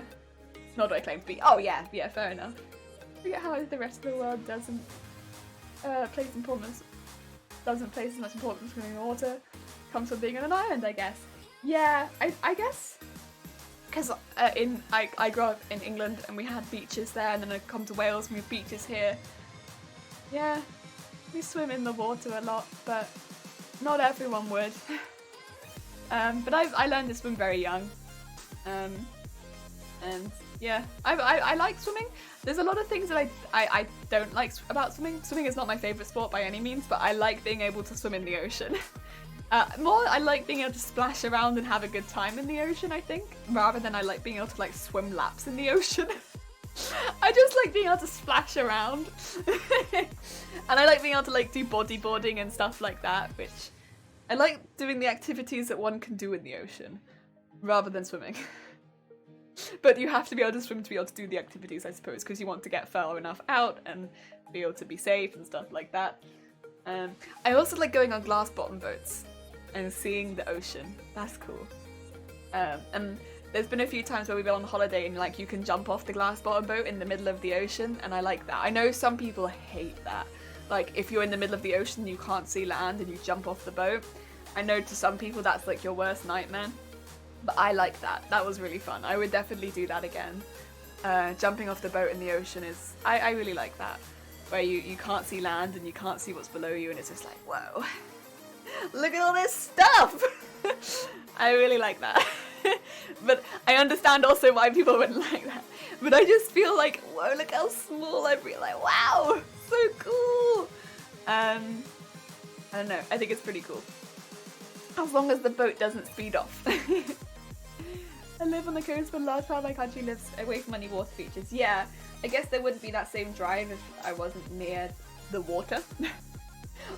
And yeah, whereas I was always quite close to water one way or another, whether or not it was like swimming water or sailing water, I was always quite close to water.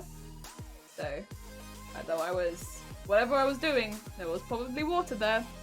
Definitely a big area of design for games as tools as therapy is still fairly new in gaming now. I've seen a few examples of exceptional work.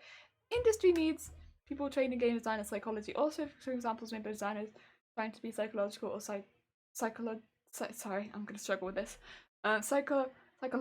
Psychologists trying to be game designers, or they both fail for obvious reasons. Actually, I watched a YouTube video about like some stuff like that not too long ago, and it was quite interesting. And it was talking about how some stuff was portrayed in games. It was more, I think, it was more portraying like certain like mental health in games and how that was being portrayed, and I was like, it was interesting. It was definitely interesting, and that was from the perspective of someone who took like phone calls, like those phone calls from people who were in a really dangerous position, and so it was like from someone who was a professional in that, and it was really interesting. It was very interesting. I don't know why that got recommended to me, but it did. I often pick most of the videos I feel like I watch on YouTube are videos that fall into my recommended, and that fell into my recommended, and I watched it, and it was a long video, and it was interesting. It was really interesting, and I enjoyed it. Glass bottom boats are so hype. Yeah! Teacher hype! Teacher hype! Oh, coaching and swimming in the middle of heavy rains. No lightning or thunder though. And my students hype. Oh my god! So happy they're gonna find the hearts. Oh god, Miyuki, I'm so glad! That sounds really cool. That sounds really cool. I like it when people are passionate. Yes. Yes. You're a teacher too! What's up? What is this though? Battle! Oh god, we have 2 teachers! Heck yeah! We have 8 hours from the nearest beach. Lots of people around town couldn't swim. Yeah, that's fair. I know a lot of people that can't swim as well, to be fair. No, but that might be an age thing. Yeah. Again, I also know people that can't. And like, I live on an island. I make sure that every session, 12 weeks, I would dedicate one day to parkour instead of regular tumbling to help my students something different. I coached gymnastics for 4 years. Interesting. Every person I know from Oz needed to learn. I loved it and I wouldn't trade it for anything, but glad to change to a job that would let me afford food. That is fair. That is fair. Aww. Teachers. Heck yeah. Teaching the next generation. Pretty sick. Pretty sick. Adventure games that are depicting mental health issues in really excellent ways. Hellblade was one of the ones that they mentioned. I've never played Hellblade. So it was one that was mentioned. Sorry, I just yelled that. Apologies. I have no volume control.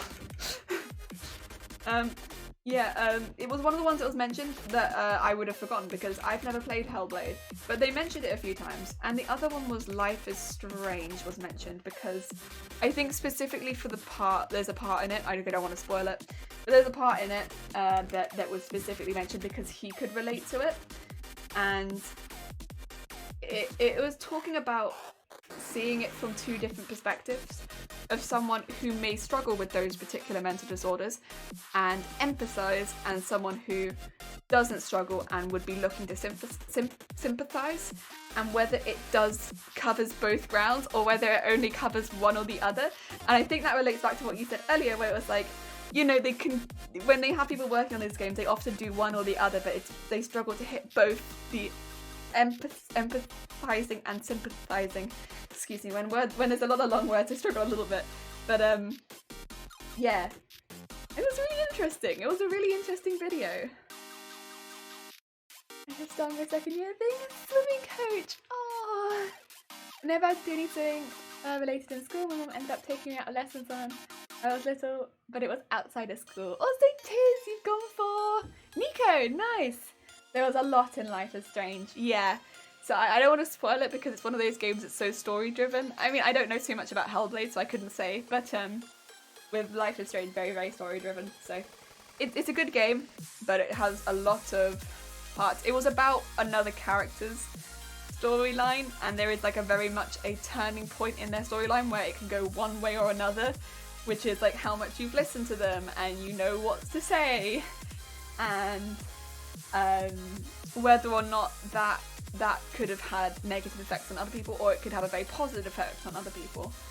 And yeah, it was really interesting. I really liked that video. I thought it was really cool. At the very least, it was not something I expected to turn up in my recommended, and I'm glad that I watched it, because I was like, I kind of walked away from it like, oh, normally what I get recommended is memes.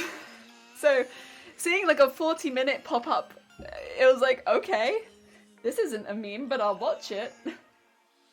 But yeah, it was cool. It was cool. I liked it. And it was also talked very briefly about a few other bits and bobs, but yeah.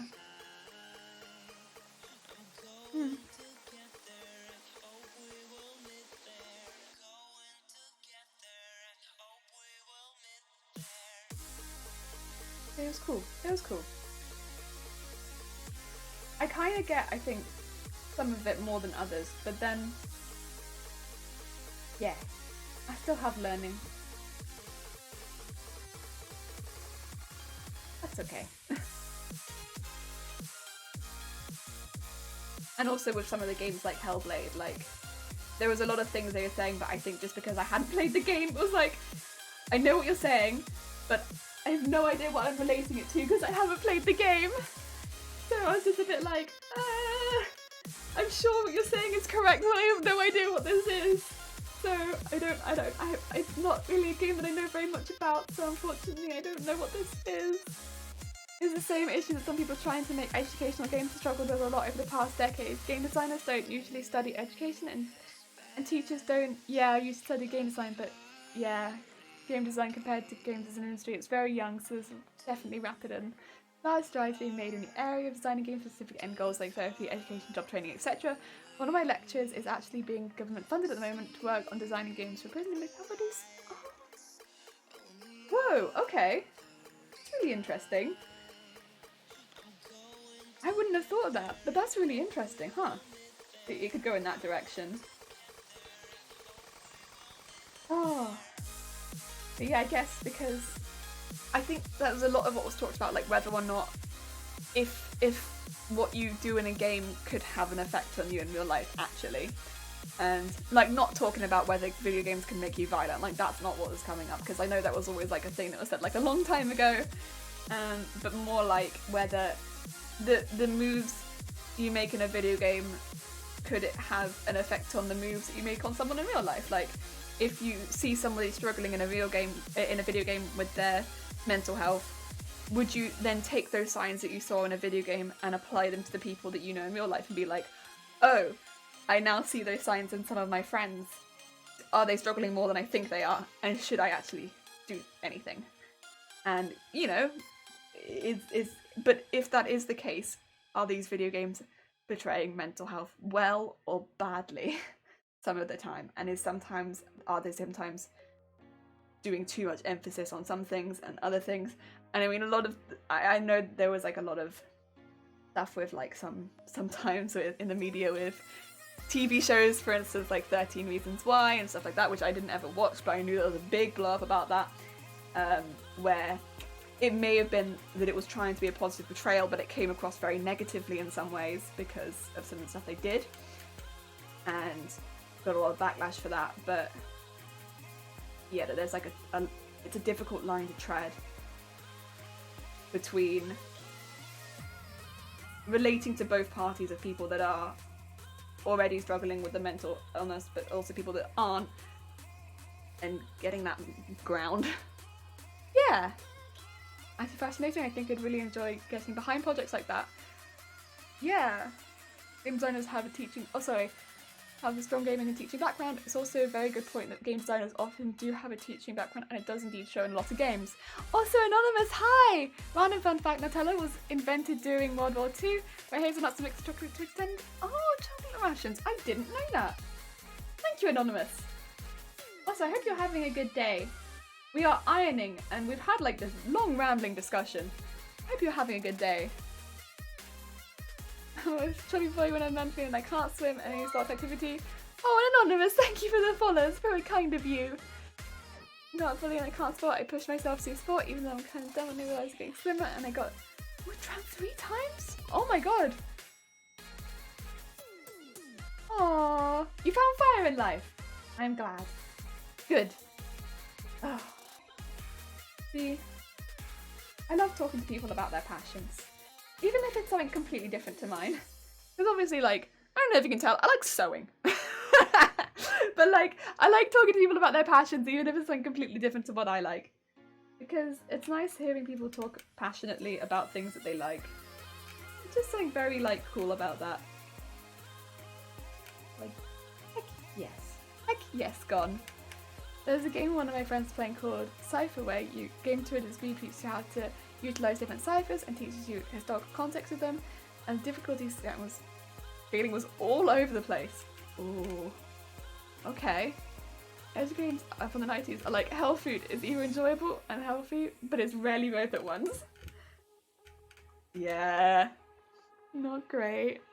Another random fun fact. Oh yeah?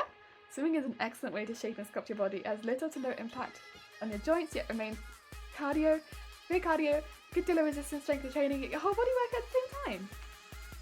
Heck yeah. These contain a natural painkiller which reduces pain and improves your mood. Do they? Wait, really? Because I feel like Anonymous, if like, because I'm not really like, I say that. I'm one of those people that cries at like the Facebook videos of cats finding their way home. But if I like cry laugh, which is honestly what happens more often, my eyes get really irritated and then it causes me more pain. So are we sure about that? Because like, I feel like my tears cause me more pain because if I like cry laugh, my eyes get really irritated because of my tears. My tears are like on my eyes. They're like na na na na na na na. Does Ring Fit Adventures fall into that category? Oh no. My dad would always tell me that swimming gymnastics are prime examples of peak fitness. You were special then. Thank you, Anonymous. Yeah, like whenever I'd like cried like from laughing too much, my eyes get all puffy and red and like they hurt a lot. And I get really irritated. And sometimes I get like eczema under my eyes because I've been crying. And like I've had people tell me like that I'm allergic to my tears. Like my friends would like tease me about it because yeah, it looks like I'm allergic to them. I think in reality it's just that I have like naturally more dry skin and that's what it is. And yeah, but it does kind of look like I'm just like mildly allergic to my own tears. It does be looking kind of funny though. Anyone can command? I can. Just make me laugh, yeah, and I'll cry. Also, or just show me like one of those animal videos with sad music in the background and I'll probably cry. Like, honestly, there was like a Reddit video the other day of like, it was just a dog growing older and like being happy and like that was it. And they put sad music in the background and I nearly cried. It doesn't take very much. I would say yes, while I enjoy it, it's still more of a health thing. I wasn't interested in working out for personal goals. I won't play it for the game at all for fun. It is fun enough to make working out more enjoyable, but it's not fun enough to entice me to play as a game. Yeah, I've seen a lot from that from like the Ring Fit one. And that is the holy grail. If you could design a game that has positive real world outcome and that makes people want to sit down and play it, the outcome. What about Pokemon Go? That got a lot of people walking. And like, they just wanted to play it, but they ended up walking loads. Oh, sounds like an ad for Breath of the Wild. Isn't education or anything though, it's just an excellent game. It is just an excellent game. But yeah, like what about Pokemon Go? It got loads of people walking. And like, yeah, myself included. I'll take that. Few things will even beautiful scenery make one cry, but cry of happiness. Yeah. Like, I wasn't crying from sadness. I was crying because I was like happy. Or actually, to be fair, some of the animal videos did make me cry a little bit of sadness. Right. Also, I'm gonna move on to the other things. We have other things to iron, like bias. Oh my god, we're here, guys. We're here. We can iron something else. I do have other ruffles to do, yes, but I'm not gonna do them. I'm gonna come back to the other ruffles because I've been ironing for nearly 2 hours. You know how that feels to be ironing for nearly 2 hours? It feels a certain way, I tell you right now.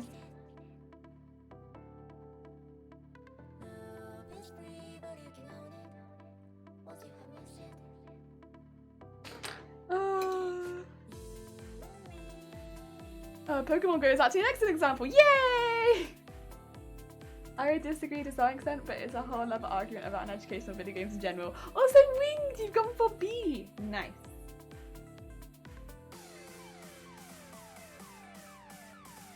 Yeah, Pokemon Go got me walking. I still walk for Pokemon Go. I love Pokemon Go. Okay, so with this one, you thread it through, and you get like a little boop, the other side, and it's like, oh my god. Oh my god. And then I will do a little bit so I can show you an example. But you want to pull it through. And you want to make sure it's getting pulled through good. I'm just pulling it through backwards so that it's straight. But at the moment it's not very straight and that's no good. There we go. Okay. And then we take the iron and we just get this bit flat and start to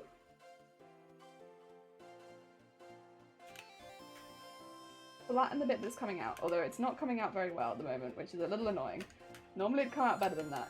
This is not satisfying. Not satisfying. Okay, I'm going to use a bit underneath and just take a little bit extra out.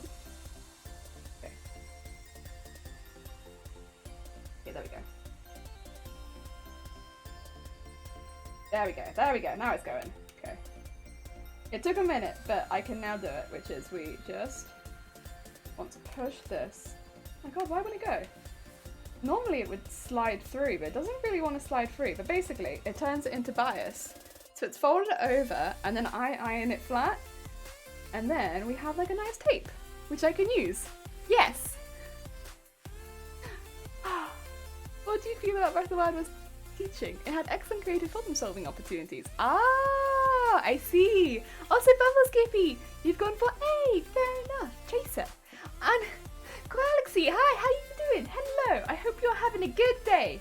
We're trying to make some bias binding, but the material is being like, I don't wanna, and I don't know why it's doing that.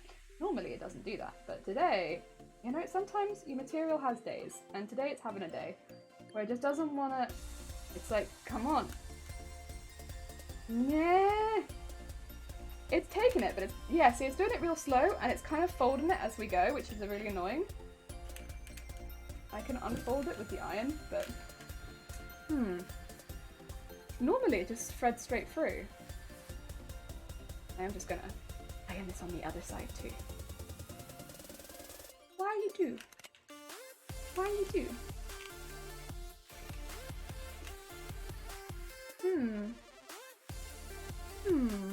What can I do to fix this? Oh, thank you, Galaxy. Wait, have you got the... Yeah, I got the Lord. Sick. Oh, heck yeah. I don't know how to fix this.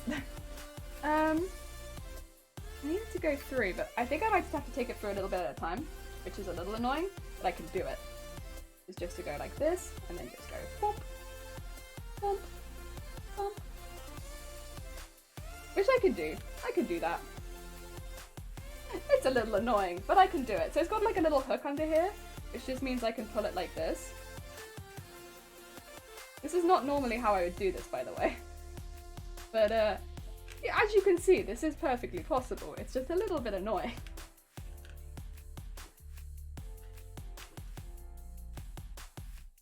Wheel.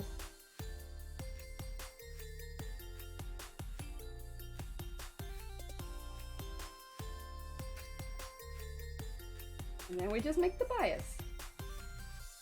Heck yeah. And I'm going to be using this for the strap that goes around the neck. I'm also going to be using this to go under the bust and neaten up some of the stuff that we've already done. So there's a lot of it's going to be neatening. A lot of it's going to be neatening stuff. But some of it's also going to be on show. Some of it will be. 10-hour. God damn it. You might now know me from movies like Lord Between Worlds. Oh, yes. I might know you. I was going to say, as soon as I saw the Lord emote, I was like, oh. Oh. I'm getting a bias tape maker. It's getting a bias tape maker. I'm always worth... do you use a lot of bias, Avocado? Because these are like 10 quid.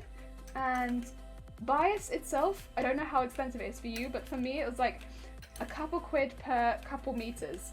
And so if you use more than 10 meters of bias, it's worth it. In my eyes, because I've already saved like hundreds of quid. And from like the last year, I'd say, since I've got it. And so money-wise, like absolutely it's worth it. The other thing is you can make bias out of any material you like.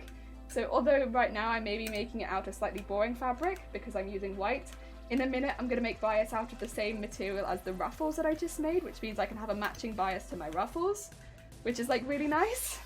And like for other fabrics and things, I've made bias that matches my cosplays perfectly because I've used the same fabric that I've used on the cosplay. So just makes it look like it's perfectly matchy-matchy, which for me, I like a lot. I like that perfect matchy-matchy.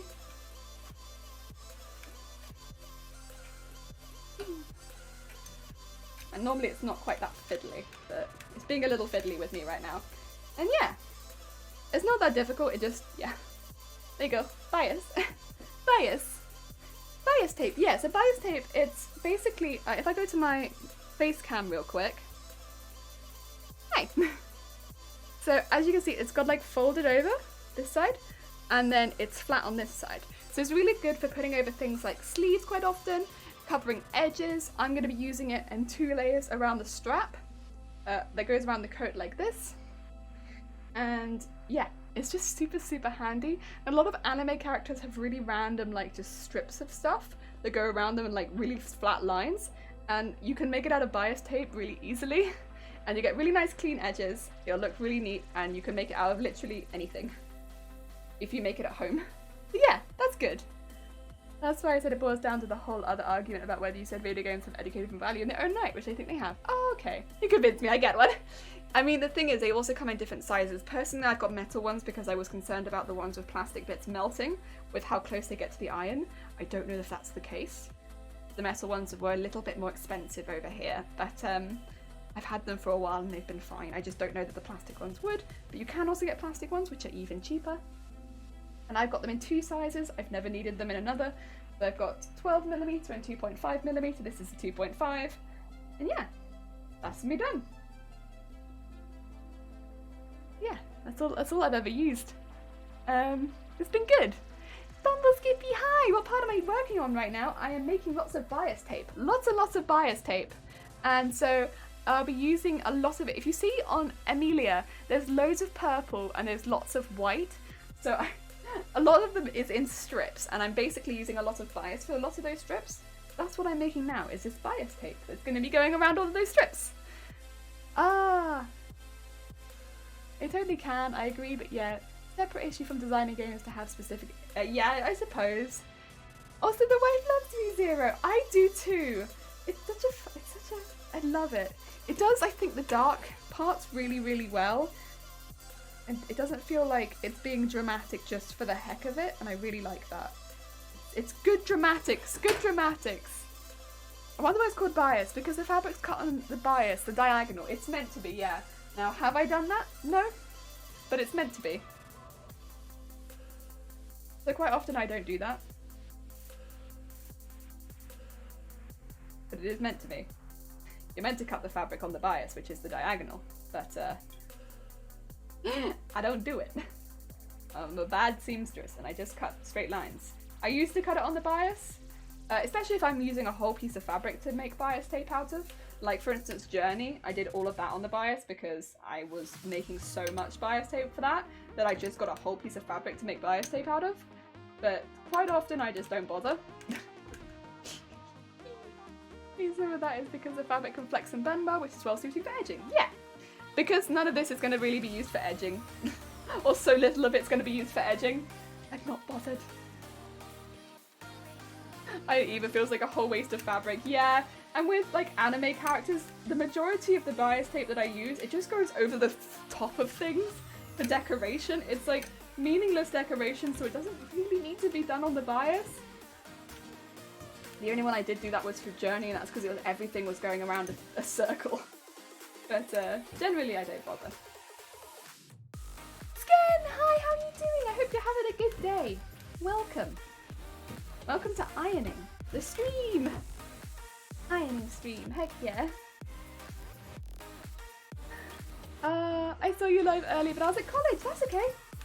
College is important. I hope college went well. We're just ironing. We've been ironing this whole time, you know, Skin. So you know what you've missed? Ironing. And you know what you're here for? Ironing. You've not missed too much. Yeah, you also mostly use bias tape for the visual effect. Yeah! Because ribbon can sometimes be a bit of a pain, and it doesn't quite give the effect that I want, so I just used bias. And I was just using so much that I was like, well, I might as well just make it at this point. With the amount of bias tape that I'm using, I'm just gonna make it, so here we are. I love it. Also, it's quite satisfying to watch the fabric that you've cut get made into bias tape.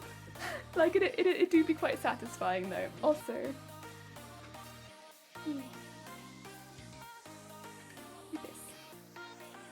there we go. Hopefully that stops the light washing out so much. We'll see, but hopefully.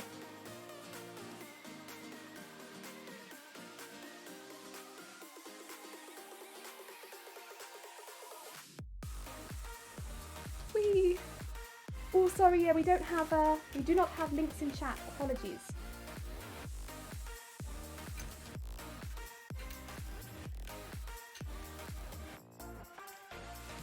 Whee!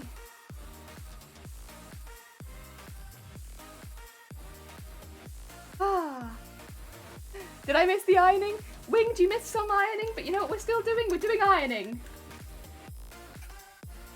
Missed the ironing? You missed some ironing, but you know what? We're still doing ironing. So, all you've really missed is ironing. Making them is just much less about expense as well, the fact that you can match it perfectly. Yeah, the matching the perfectly is a lot of the benefit, I want to say. Like, the expense is the other half, because it really is a lot cheaper, but yeah. Oh, the Bard, thank you so much for the follow, it's very kind of you. Hi, I hope you're having a good day. Welcome to Ironing. And Latte, hi, how are you doing? I hope you're having a good day too. And thank you for the host. Hello. Don't apologise, it's just bots. Oh, it's the bots. They're back. Okay, that's cool. I always apologise to the bots. Sorry, bots. Not today. But what about my opportunity to buy followers? But what if I wanted to become famous? What then? Oh no. Here's a follow, no need to buy them. Oh, Bard! Thank you, it's very kind of you. Hi, I hope you're having a good day. We're just making some bias tape right now. We've also ironed a lot of ruffles. We are going to be ironing a lot more bias. These are just the white pieces I wanted really quickly. For covering a few of the edges and stuff like that underneath the coat. And yeah! It's cheaper, but you have to spend time, so there could be a consideration. But if it's true, I guess a good let's just chat activity. Oh, right. I've cut out so much fabric for this, by the way, so get ready. We got got a few. Oh, wait, MX Bumble Skippy, hello. Oh my god, another Bumble Skippy has arrived. I hope you're having a good day. Right, yeah, these are the other, so these are the thicker pieces of the darker purple that need to be turned into bias as well. Oh dear. Oh, now I'm gonna, oh, okay. Oh dear, okay, oh dear. You don't want big follows? I mean, no. I think because if you had big follows, what if everyone that follows you is not lovely? That'd be kind of scary. I'm back! Welcome back, Gon! I hope you're having a lovely day. Whereas, with small follows, everyone that's followed me so far has been lovely. As far as I'm aware. In between buying and making bias. What is this? So, around the coat, we have a lot of, like, lines, dots, power, electric shock, but, there's a lot of, like, lines, dots, and ruffles. And this is what all these are. They're basically the trims. And because we want the trims to match a lot of the details on the coat, because it is so... There's such a small colour palette, we're making them ourselves. That's all we're doing. Duplicate, yes. Oh, thank you for banning. If you don't have time to make it, you might still want to buy it. Yeah, for sure. If you definitely don't have time to make it, buying it's fine. The stuff that you buy will be like, fine. It's not like it's bad quality or anything. It's just you'll have a little bit more limit on the colour palette. Trying to make bias out of vinyl? I'm already dying at the thought. Out of vinyl? Oh my god. Yeah, that's going to be a challenge, but good luck. MX is a gender neutral. Yeah, as far as I'm aware, that's what I thought MX was, but someone is more than welcome to correct me if they'd like. It's also interesting to me to see people make cosplay costumes. It must be so much work. It's more work than buying one online, but also it's really fun. Like, there's so much joy in making it, and watching something come together. Kind of like baking a cake, right? And I don't know, I think because of that, although it technically is work, it doesn't feel like work while you're doing it. And so, yeah. So it's technically work, but it doesn't feel like work. It just feels like watching something really cool come together, and then it's like, and then suddenly you have a costume and you're like, cool, and now I want to make another one. And then, like, I guess eating the cake is like wearing the costume. But then maybe you want to make another cake, and then maybe you want to make a better cake, and then you want to make another cake, and then, like, yeah. That's how I feel about cosplay.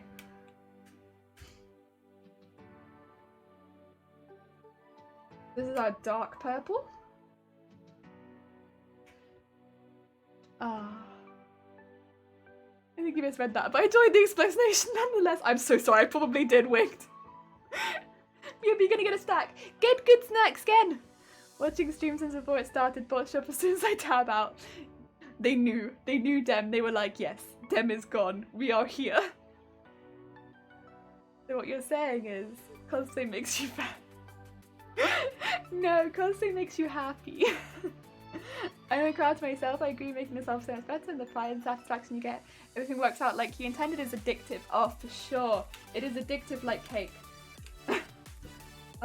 It's so nice. It's just so nice watching everything going together. And like, yeah, it takes a bit of planning, and like, it's a much longer process than going and buying one, but it's different.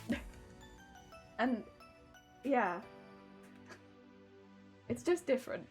And in my case as well, it normally fits better if I make it than if I purchase it. Not everyone's going to have that same experience. Some people will be that size that it is marketed, but I don't know. I just find that it fits better. Although my favourite bit is still making it. Wearing it's fine, but I really like making it. What's the equivalent of getting fat? I guess making a fabric hoard. My cupboard gets fat with fabric. Yes. Running out of wardrobe space. Yes, avocado, you got it. Yeah, exactly the same. I always feel like you make the batter and then you find new recipes, so you ignore the batter and suddenly mix. And then you see someone with a much better cake and you have 2 unfinished cake and the oven isn't even hot. Oh my god, Miss Muffleskin.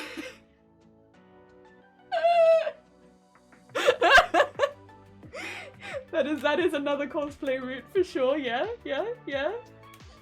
I could feel that. Oh my god. Yeah.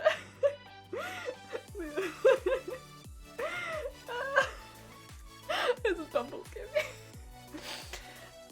Cosplay photo shoots must be fun too.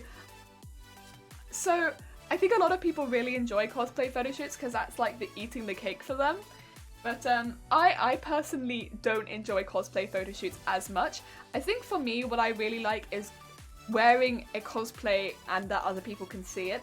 So going to like a Comic-Con and so other people can see the cosplay that I've made, I think for me is better because I'm not very comfortable in front of a camera that's not moving. So I say as I'm streaming, but I'm not very comfortable with photos being taken of me. Regardless of how long it's been, I'm really not very comfortable with it. And I think that's not my favorite bit personally, but for a lot of people I think they get those photos back and they're like, wow, look at this cosplay that I finished. Whereas for me, I get that same feeling from going to a Comic-Con and just having that cosplay on in front of other people, regardless of whether they see it or not. Just wearing it in front of other people for me is that finished feeling a lot of the time. Yeah, Ricardo, we're on the same page. Oh, if you made an armor and it fits on your body, dude, it's the most amazing thing. Yeah, gone. Yeah. You have done some good maths that day. Next one was Skippy. Makes it gender neutral, and I can update my Twitch username again. It'll be missed. Oh. It's okay though, because on my side, one is pink and one is turquoise. So I know who is who. Welcome. The two pads. No, I feel it. There have been many. I'm pretty good with cosplays these days, but there have been many arts projects which aren't cosplay that I'm like, yeah, I can do some extra art on the side. So, although I did pretty well with my doing the art in October. That I did pretty good with. But normally, no. Cosplay for me is garbage cake on the inside. But no one can tell because the icing is half decent. Yeah, there's been a fair few for me where it's like you really don't want to look like under the lid. It's whew. There's some which I'm really proud of inside out, and then there's some that I'm proud of out, not inside. Inside is a hot mess, but out looks good. It depends on the cosplay. Are you a student or do you work? I work, so I work on weekends. I don't work full time. I had to stop working full time about, oh my god, it would have been about this time last year, because I was not fit for work, because of migraines. So, chronic migraine, unfortunately, is one hell of a thing, but I've managed to go back to work now for 2 days a week. And that's been good. And I enjoy that a lot. And they took me regardless of the fact. So that was nice. I think wearing it out means it's finished and photo shoot ready is a different category of cosplay maybe. Like some people wear it because they made it and some people wear it because they want to take photos or have specific photo strips and I'm location based. Yeah, like it's really nice being able to take photos. Like I think some of my favourite photos were the Silvaro photos, right? Because it felt like a really good photo shoot. Like it was a leafy cosplay in the foresty area. But I literally took those photos on my way to the Comic-Con. We just walked through a park on the way. And I was just like, hey, Shiny, can we walk through the park on the way in? Because then I can get some photos and then I don't have to do a photo shoot. Because I've got photos on the way into Comic-Con. And that's what we did. And I never did a separate photo shoot. I just took photos on the way into the con. So we went earlier. And yeah, that's what we did. And that worked out really well. And it meant that I didn't have to worry about doing a photo shoot in the cosplay. I got some good photos. And then we went to the Comic-Con, and I got to do the bit that I actually enjoyed, which was having the cosplay in front of other people. But it's different for everyone, I suppose. Some folks, when they got a photo of it, sort of legitimizes it so they can put it away and start a new one. Yeah, I think that's the same for a lot of people. I mean, for me, I've always wanted to get a photo of my cosplays, at least one, because for like my family, so that they can see a picture of the cosplay that I made. Because like they're not going to watch the stream where I make the whole thing. Like I mentioned yesterday, like my mum does definitely pop in and will like see bits of me making the cosplay. I'll say again, because I know there's going to be different people in here yesterday, but somebody gifted subs last month. Like there's been a few people that gifted subs last month, which obviously a big thank you to anyway. But last month, one of the gifted subs went to my mum. And big thanks to whoever did that. We don't know who it was. I'm not sure, because I can't see her account, and it's a little complicated trying to explain how she would find out at this point. But yeah, one of them went to my mum. So thank you to whoever did that. Yeah, she was chuffed. Oh dear. Yeah, she doesn't watch the streams, but she pops in every now and again. I think that's why. But yeah, that's why I took a photo at the end. It's so my family can see an end picture, because otherwise they'd never see my cosplays. They don't go to Comic-Cons. I don't live with them, and yeah, they would never see what I make otherwise. And that's part of the reason I got Instagram in the first place, was to get me to start taking photos of my costumes, because otherwise I would just straight up not take photos of them for years, and I didn't. Yeah, like posterity. Yeah, I'm much like a crafty. It feels finished when I get to wear it, but I like trying to practice it. Yeah, with photos it feels like a weakness for me. That's fair. That's fair. I also like, before going to a con, I'll often put a costume on and practice wearing it a little bit, because otherwise I don't know if I have any poses if someone asks for a photo. And I remember getting caught out with that a few times. People asking me for a photo, I don't have any poses. I'm like, what do? What do? Oh, that's so cute. I was just like, oh thanks, I don't need to pay to see my kid. Well, she messaged me and she was like, are you doing okay? Because I don't see any ads on your channel anymore. And I was like, oh, someone's probably gifted you a sub. She was like, what? Is that why I don't see adverts on your channel anymore when I come in? Because I haven't seen adverts for a couple weeks now. And I said, yeah, that's probably why. So I checked, and yeah, she had a bean next to her name, so she does. I just don't. It's a bit complicated to explain how she'd find out exactly what it is when I can't see her account myself. So I was like, yeah, we won't go do that. But somebody did. That's the only way she would have got it. Who is Mama Jelly? Mama Jelly's a mystery. Who knows who Mama Jelly is? To be fair, I only found out what her Twitch name was like a couple months ago. So, but she was a mystery to me for like the first like few months of me streaming. I didn't know what her name was. Oh, Mama Jelly's gonna be a secret. So that she could be, so she have a bit of anonymousness. If she ever, I don't think she ever will message in chat. A little bit of anonymity.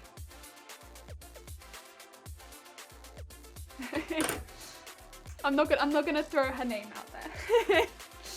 Ah, dear.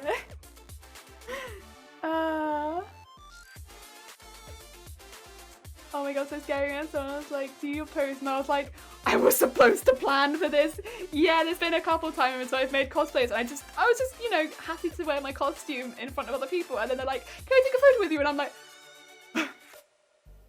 yeah, she was like, can you do a different pose? And I'm like, you want me to have more than one pose? I have but one. Oh, so sweet. Yeah. You did Celeste. Do you play Animal Crossing? Yes, I play a lot of Animal Crossing. I love Animal Crossing. Mama Jelly was creeping. She likes to pop in every now and see what I'm doing. I think also because like this year especially, like my family will live in England, bear in mind, and I live in Wales. So because we live in different countries, there's just really no way we can see each other, especially right now, because we're not allowed to go across the border at all. So yeah, it means she can physically see me whenever I'm streaming. I think, yeah, that's fair. Can't blame.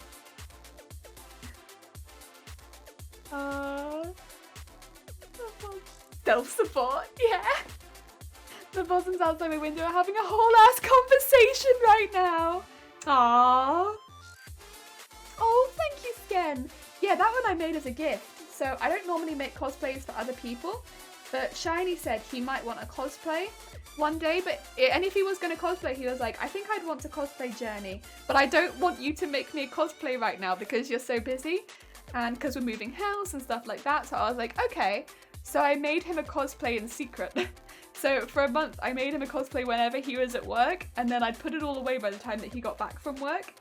And yeah, I made him the Journey cosplay. It was my secret cosplay. And so yeah, that's his cosplay. Although he's never been able to wear it to a con because, of course, that was at the beginning of this year. But one day... That's fair, yeah. You aren't always posing, you really don't. Don't you just naturally look cool? Yeah, I can imagine Avocado just having like 100 posers down secretly.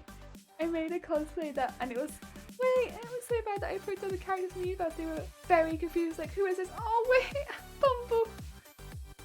Still like my costume though. I put weeks into it. Heck yeah! I mean, as long as you're having fun, that's kind of all that matters. There's definitely been costumes I've made that... I mean, we did a whole stream on it at one point. I don't know if it's still on Twitch anymore, is the only thing. But it is on the YouTube, so... It's on one of them. But, yeah, we did a whole stream where we went through a lot of my older cosplays.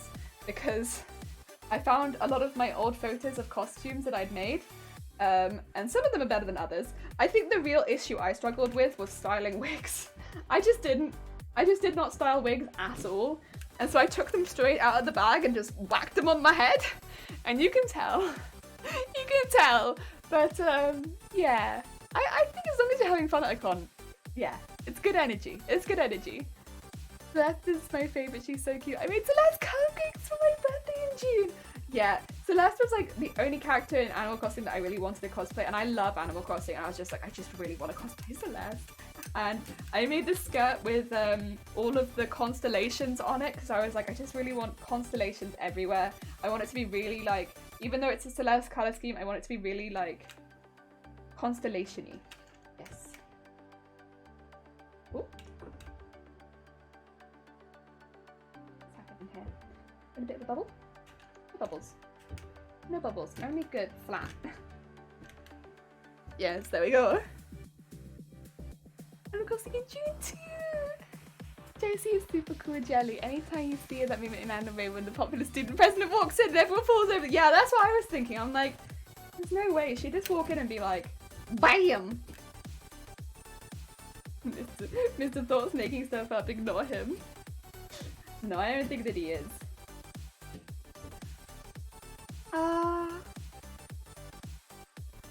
Not mine is a 6. Excuses, man, I'm the 18th. Aww. Literal real life anime character. Heck yeah. That's Josie. Oh. Whee.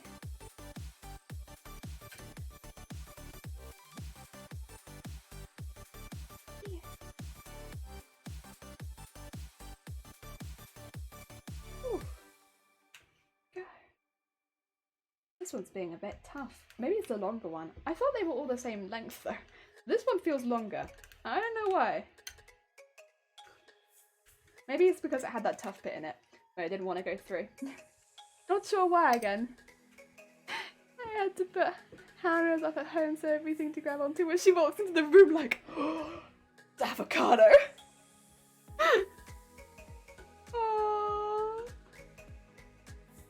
Heck yeah, I wish I was an anime waifu. You are! I'm gonna chart save those corners. You are, you just don't know it yet. You can always move the dates closer next year. Always wear safety gear, it's all good. Even Hero and Jelly are agreeing now, it's like, yeah. Wow, that's how it works. Wait, what's how it works? God, stop it. Absolutely not. All of us are simping for avocado. Oh. Dear me. Oh, gone! The voting! Yes!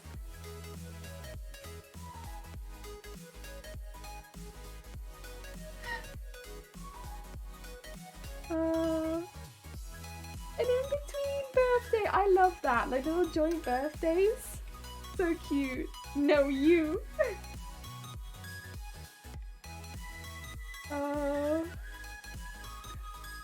Oh, you meant the iron thing. Oh, yeah, this. It pulls it through, folds it over underneath, and then you iron it flat. And it's like, yes, I'll show you the underside in a second. Because the underside's the best bit. I mean, I will be using only the top side, but the underside's where all the magic is. Whoop.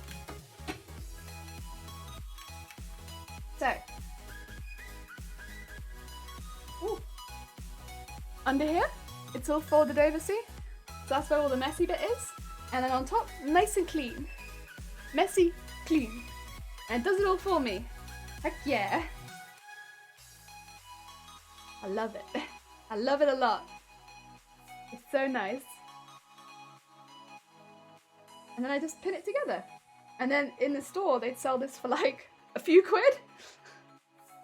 But the fabric is also just a few quid. And I can make hundreds of strips of this, should I want to.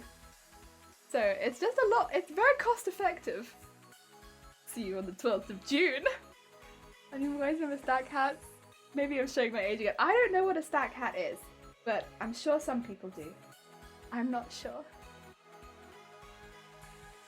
Yes, that's around the coat. You're right. So these are the darker purples. So these ones go around the coat. And then the light ones are going to go around the bust. Although we are going to do some smaller ones as well. I have to change my, like, nib for the smaller ones. Because this is a 25 one. And I would need the 12 for the other ones. So I'm doing all the 25 ones first, because the 25 ones are a little bit easier, because they are larger. So I just get them all out of the way. Oh my god, this is just ironing stream. Oh yeah.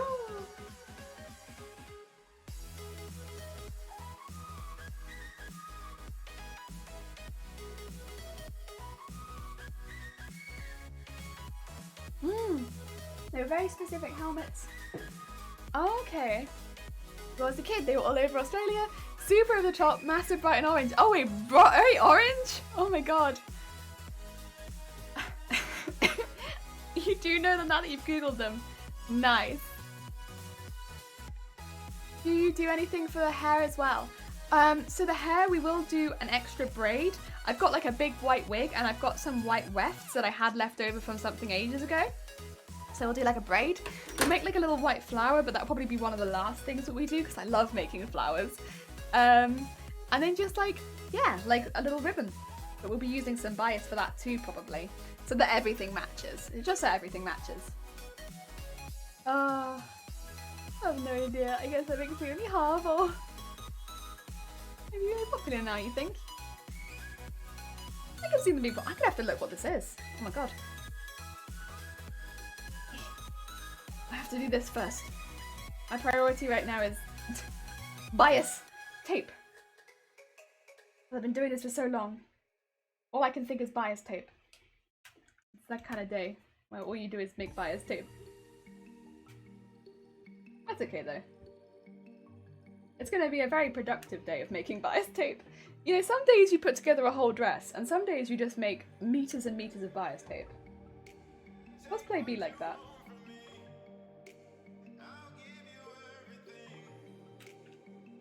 I folded something underneath this that I actually need, which is really annoying. There we go. There's like a little hook that you can like grab with your finger here. So I've got it under this finger, and I need that. There we go, so I can pull it here.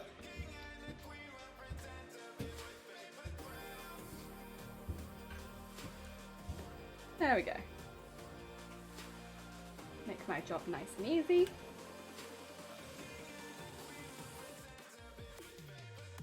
Nice! Yeah, so this is the last thick one in the dark, I think. Oh no, there's one more. There's one more. I lied to you. There's another one. And then we'll do that one, and then it will all be the green ones. Little finger hook, this is so satisfying. Yeah, it's really nice. It's very satisfying for me as well, because obviously I spent yesterday cutting everything up. But then today it's just like, yeah. Bias tape. pull it all out. I remember for like Journey it was like this, except for when I was doing the Journey cosplay I didn't have the space on my desk to put the ironing board out, because on my desk I had these shelves sitting on them, and so I couldn't really put the ironing board out on the desk. So I had it on the floor, and I was doing all of this ironing on the floor, and oh, my back. My back was not happy making the Journey cosplay. Also because I was so on edge, because I wasn't sure when Shiny was going to come back from work. So, and then I'd have to like rush put everything away. So I was just like, trying to make this costume. Don't recommend. Don't recommend. Matching stag hats. Aww. Sharon Sakura stag hat shoot. Aww. Rollerblade to school. Oh, I would have been. You would have been the coolest of dudes. Rollerblading to school. Oh. I don't think I could have rollerbladed to school because of all the hills. Like, it would have been one thing to go down the hills, but like trying to get up the hills, like, I don't think so.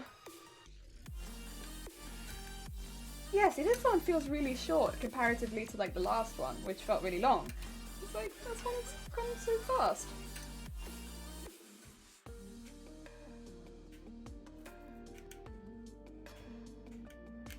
There we go. Well, sometimes it'd be like that, I suppose. Maybe some of them are shorter than others. I don't think that they are, though.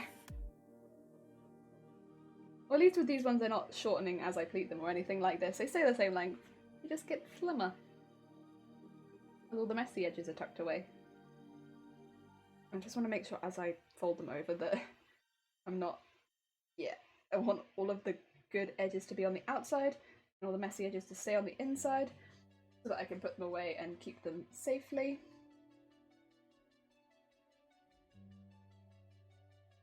There we go. Oh, I say as I throw a pin.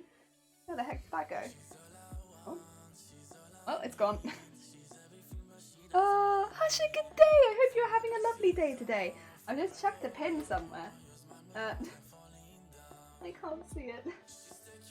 Oh well, it's gone. Gone. Right, last big one. I hope you're having a oh no, wait, there it is. Behind the iron. Are you trying to melt? I'd rather be cured, to be honest. I'm my spirit animal. Aww.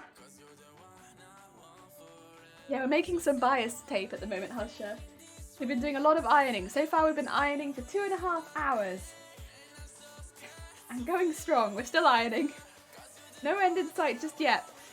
But this is the last, I say that though, this is the last 2.5mm bias tape.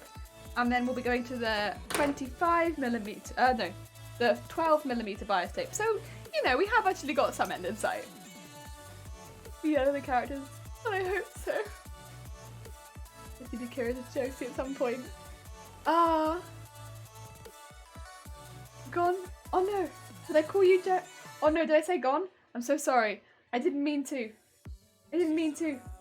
I'm so sorry. This is the same thing that happens every time I say, oh Lord, and then Lord's like, oh hi. I didn't mean to. I'm so sorry. I gotta go to an online course. Later, Jelly and friends. See you later, Sken. I hope you have a lovely rest of your day. We'll just be here, ironing.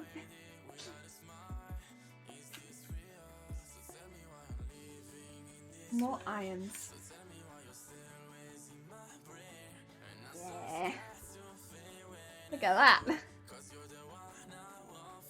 You wait till you see the next one though, and you'll be like, whoa, that's a thin bias, and I'll be like, yeah. But that's honestly where it's really useful, because that's just like, this one, could I potentially do this by hand? Yeah, it'd be a nightmare, but I could potentially do it by hand. The other one, I just couldn't. I just couldn't. It would be it'd be horrible. It'd just be horrible, horrible work, whereas this is so nice. Go up the edge.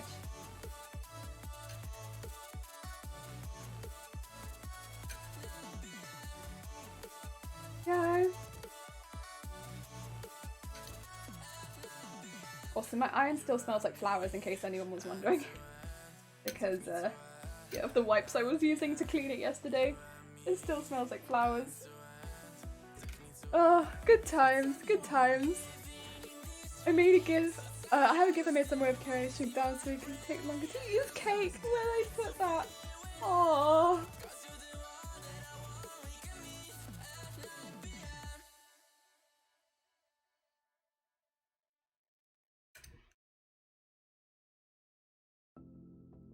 Yeah.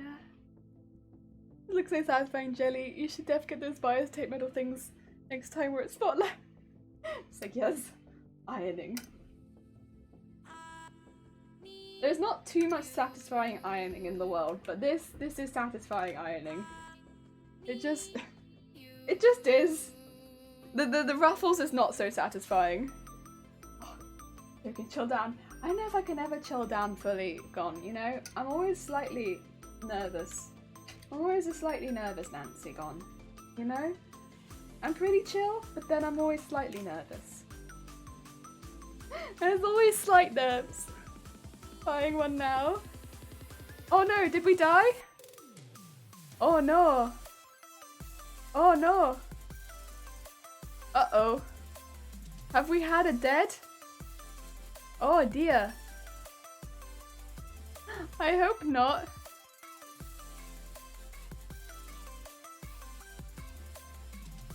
Oh.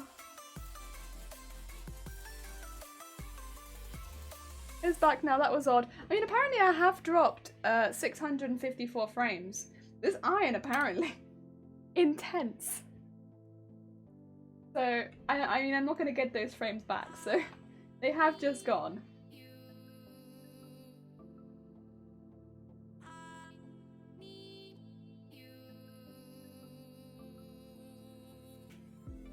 Whee! And bloop, over the edge. Good bloop, good bloop. There we are. Good. That's the last thick one. Right, let's make some thinner ones. The thick ones always show up nicer, but I need the thinner ones to contrast these ones. Seems wrong. Was it dead? I think for Mr. Thorpe it died, but I don't think it died for anyone else because it's declined to give me a warning of any sort. So I think we're good. Normally it does give me a really big red button to say, hey, you're down. And I'm like, oh, okay. Oh, I'm sorry that your internet is weird though.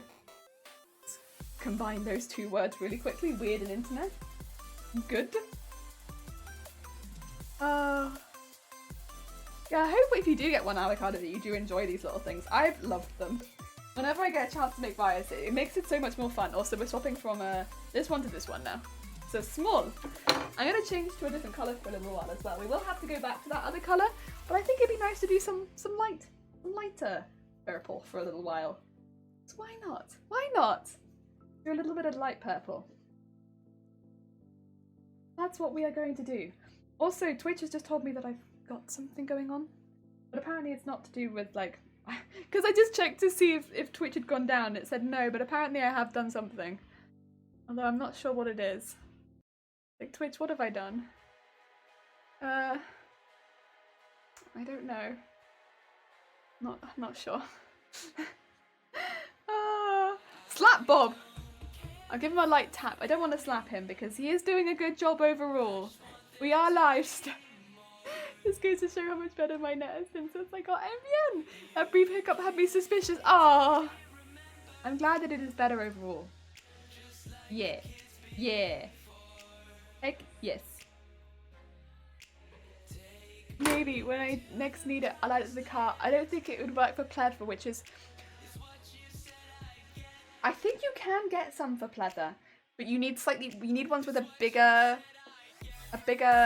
like nib.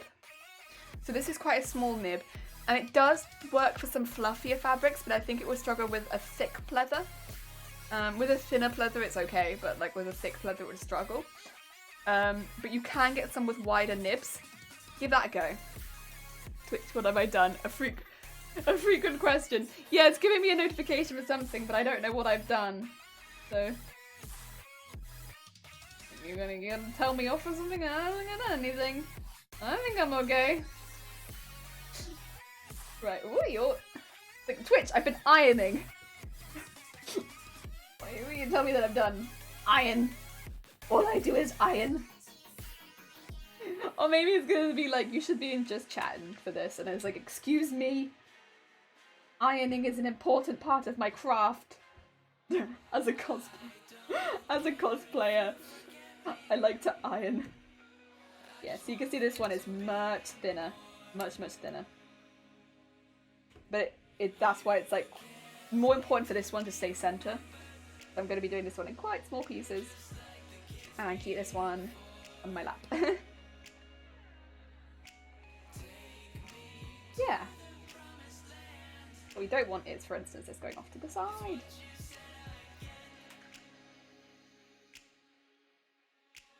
What you said I'd get. Bop, bop, bop, bop.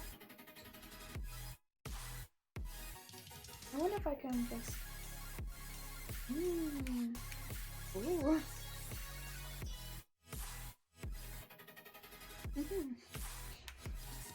I'm just checking.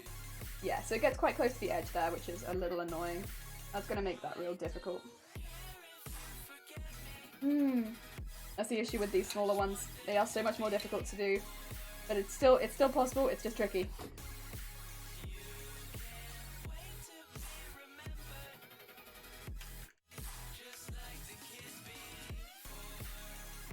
Gotta keep it center. And keep checking it. Yeah, that's good. We got it back. We got it back. We got it back. Oh. I'm painting now, Jelly. I'll chat and paint. Ah, go on. Good luck with your painting. I hope that it goes well. You're currently 1 hour 40 into the challenge. Damn, what are you doing? Damn, it sounds like you're just torturing yourself. Why? Why? Why, damn? Why? God. So I'm learning to make a crochet. Oh, beards! I can win a selfie competition to find his best beard. Bumble, that sounds amazing. Good luck with your beard. I hope that it goes well. More like upholstery. Oh, yeah. So I might have to ham it in the folds, I think. Yeah, that's going to struggle. That's going to be way too big, unfortunately. But I wish you the best of luck. Also, Kamishika, hi! How are you doing? Welcome to ironing. We are iron today. Doing a bit of the good old ironing. For the good of the cosplay.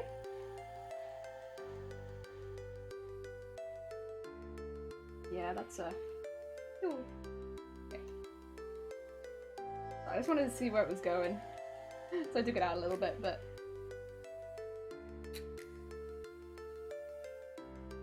I think probably what I want to do is... take it this way now. Because I kind of need it to be flat leading up to it. And that's making it a little difficult.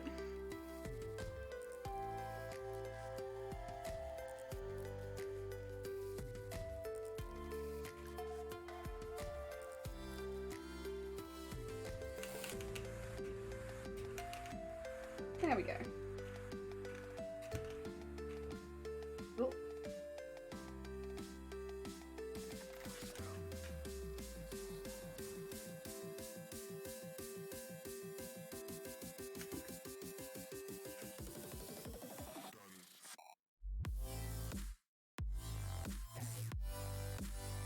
I almost ironed it going back up again, which is not ideal. I want it to stay facing down after all. There we go. Keep it on that.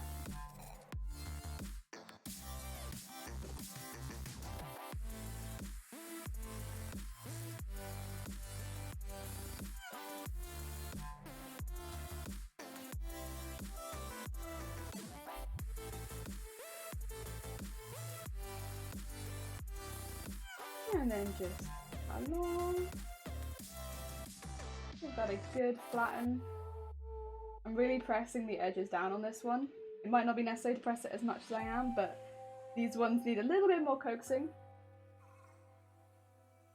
And this is much easier than the angle I was going at before.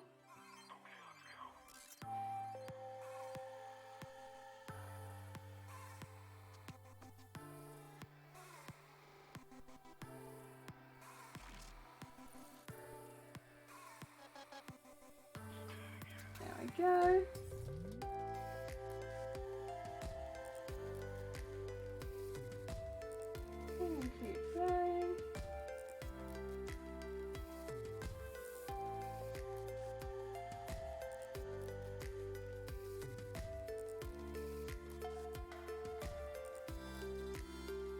And a little bit more up here.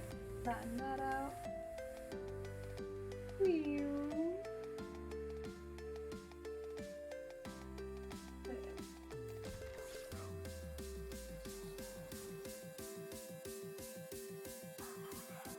Ooh, okay. Ooh. Oh, it's tricky. It's tricky. We got there. Ah. I love that. Yeah. After about 3 minutes, it just became a relaxing background sound. Oh god. I can't imagine that day. I can't. I know this task well. Oh. Found an alien isolation. God damn it. Oh, avocado, thank you. Yeah, I wanted pigtails today. I was like, it's a very dark outfit, so let's have pigtails. Today is a day for pigtails and ironing. And also keeps my hair a little bit out of my face. Which it normally is if I tie it back, because the hair at the front is still not quite reaching the back. So pigtails is the easiest way to overcome that. That's okay. There we go. It's the same as the other ones where we've got like a little piece. They're both folded over. Trying to get it so this middle piece is inside, protected. It doesn't want to protect itself. Very silly. Please protect. There we go. And then hold it in the middle. Because it's so thin, and this is also like a shiny fabric, bit difficult, but that's okay. There we go. I'm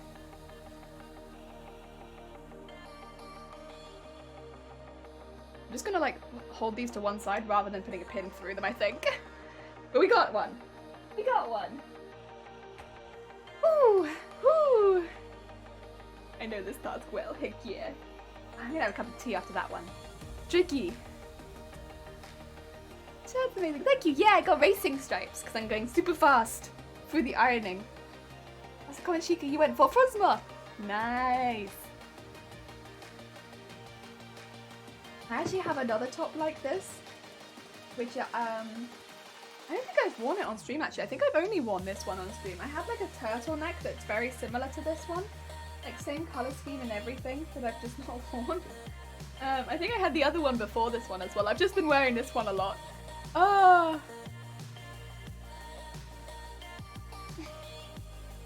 Warhammer reference. Nice.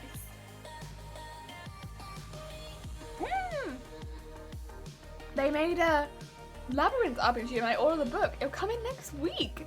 Nice. I hope that's good. It's 12 AM too late for another cup of tea. You could always get decaf if you're worried about it.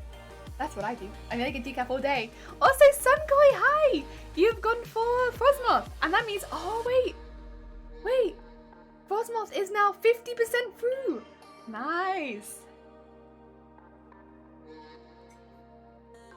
I was like, I've got a notification saying something here.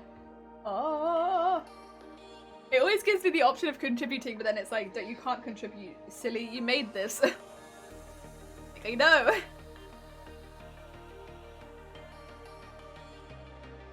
Oh, I hope you're having a good afternoon, Sunkoi.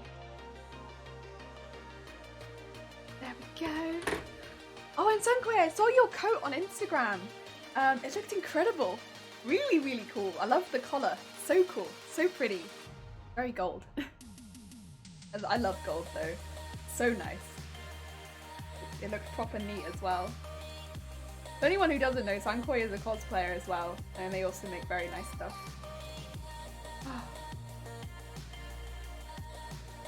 Honestly, so many talented people in one place. Can't even. It's a campaign for 5 people. One is Jareth and the other 5, the other 4 create characters. It says they have streamlined RPG rules, or you can use other RPG rule sets like 5 each. Nice! Thank you so much, it's very gold and very extra! It's really nice. It's really nice. I think 10 out of 10 would wear it, just going to the shops and be extra at the moment. Why not? This, like a little bit of fabric starting this off. First bit's a bit difficult, but that's okay. Oh. One little bit out. And then just, there we go. And pull that through.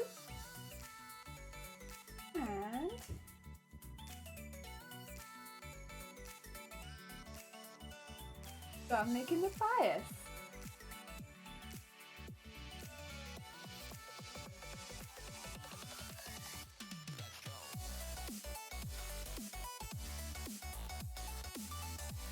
Yeah. I'm getting into the groove of it with this size now. I had it the groove at the other size, and now I'm getting into the groove with it at this size.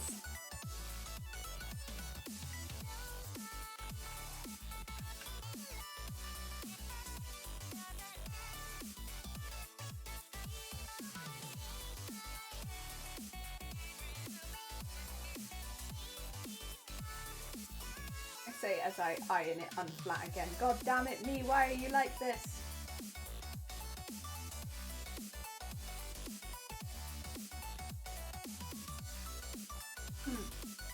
Why'd I do that?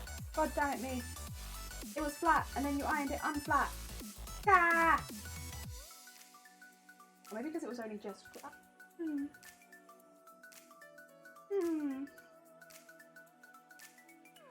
God damn it. Yeah, you poop.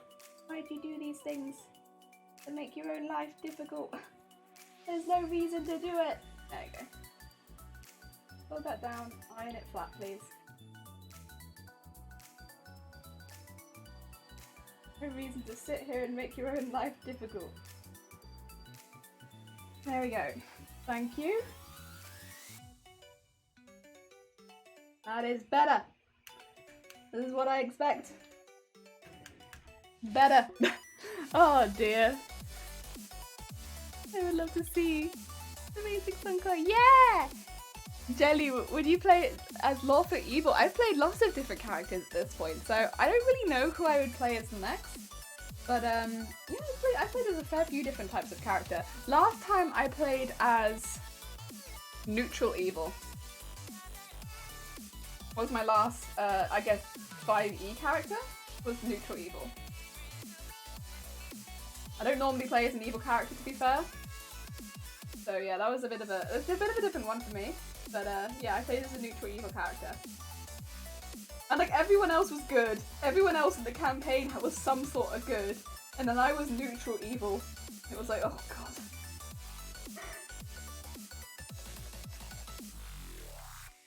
It was a time. It was a time. It was really difficult as well because like I didn't want to get kicked out of the party, but I was also evil.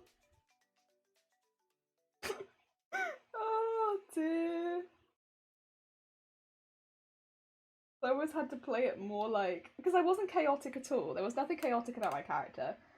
They wanted to kill someone long term, and short term, they were just not a good person, right? They had a lot of murderous intent, and it was just easier to kill people. So they kept bringing it up as option, and they just kept getting vetoed by everyone. It was just like, oh, for God's sakes, it's because I'm in a party of all good characters. So it's just like having this one, like, demon in the group, and everyone else is like angels, like, can you stop?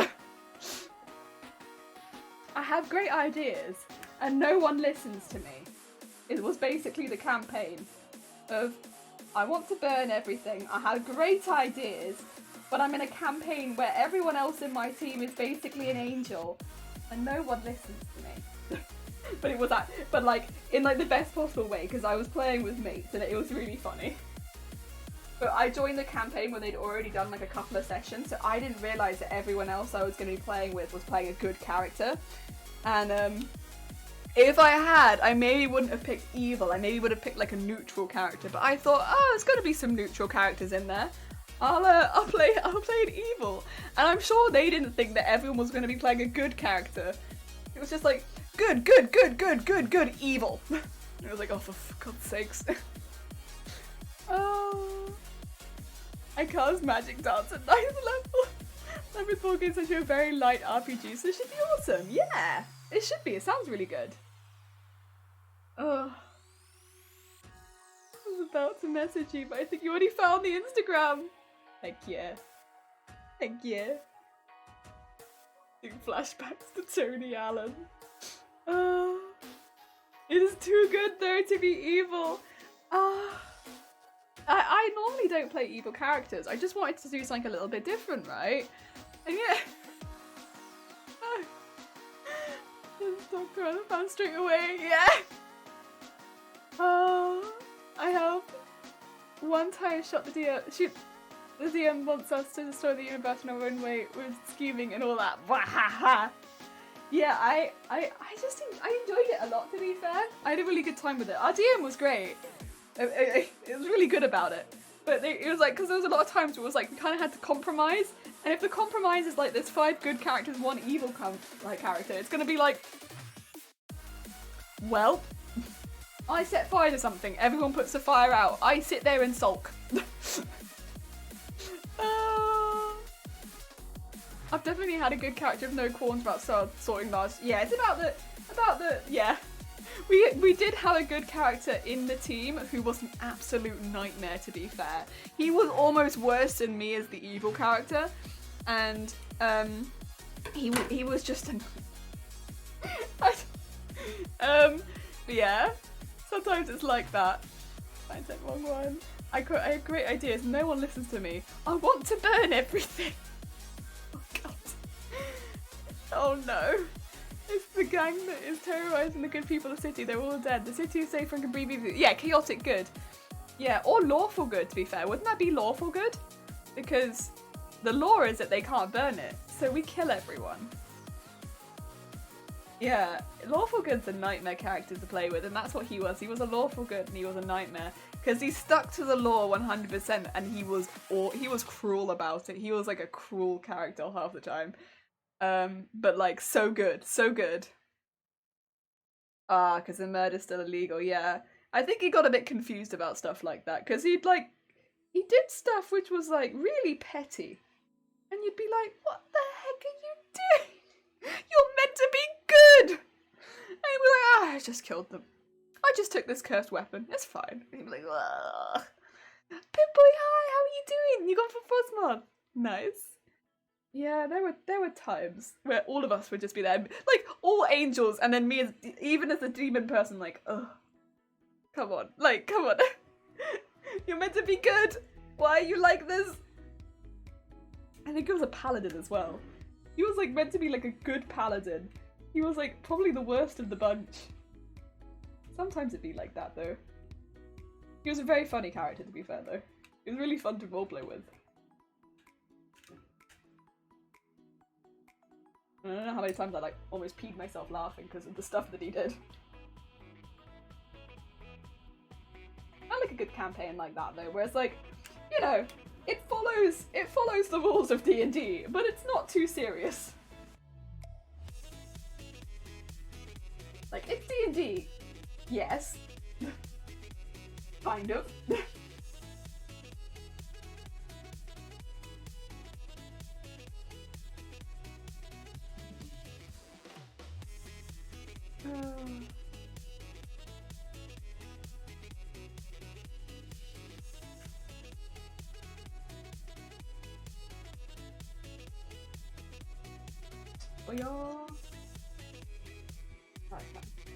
I thought I got really close to the edge there, but I didn't. Just a slight kink. It's okay. It's okay.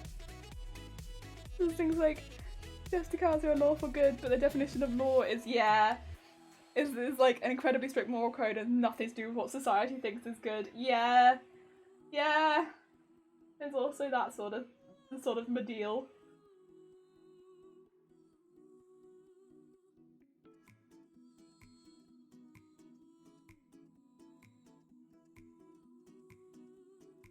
Go over the center and just keep pulling it through. Iron out that bit. Push it back.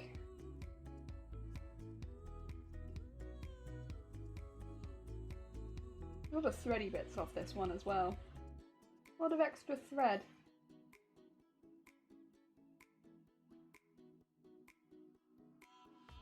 Yo! No pushing it backwards. Nope. I see what you're trying to do. I'm not about it. Yeah, flat and only. Thank you. Haha! I fight you with the iron, and if you think that I'm gonna lose, you're wrong. So I realized you can't even see what I'm fighting with half the time, but like, imagine there is a very intense war going on between this piece of fabric, the iron, and the bias binding maker. It's intense. Very intense. There we go. We gotcha. We gotcha. Haha! Nice. I want to be a lawful evil as a paladin. Basically, I space marine fanatic evil and see them as a saint and doing good, but the truth is, I know it's a dark, but that's the charm of it. Yeah! And I like that D&D makes you make these weird characters. It's fun to play with the guidelines. Yeah. If your grade 2 Shiz character gets pushed to the point where they violently slaughter the nemesis from family and friends, you're allowed to change your alignment. Oh yeah, I think the alignments are guidelines, right? You don't just stick like definitely within them. I play lawful good character as lawful good to which way do humans submit the rules? It's an interesting experience in challenging my personal bias and behaviours. Okay. Yeah, fair enough. You have a chaotic evil character who blows them up until someone stops them and shows them the impact of their actions. They can have a change of heart and become good! Seeking to aim those who've harmed the past where they don't know better. There's so much, over for intense and diverse character development in role-playing games. I would argue that the character development is the best part. Yeah! Like, I think I made everyone a little bit more evil for spending time with me. Like, they weren't as good as when they started. We killed a lot of people, and I want to say that I did impact that quite a bit. We burnt a lot of things to the ground, and none of those characters would have done that before. But they all kind of caved and were like, yeah, maybe burning everything is the easiest. I'm here like, yeah. But, you know, it's pretty fun. I really like how playing character helped me find place in the universe and sense of morality. Aw, avocado. Had a lawful good character is acting as serving an evil god who was impersonating solidarity. No! Oh, that's really clever actually though. I like that. Oh, right. Back to this colour now. So now we have to do the thin ones in this colour, and then we need to iron the last ruffle. And that's it. We'll be ironing for today. And then this is basically an ironing stream. I hope everyone enjoyed the ironing stream.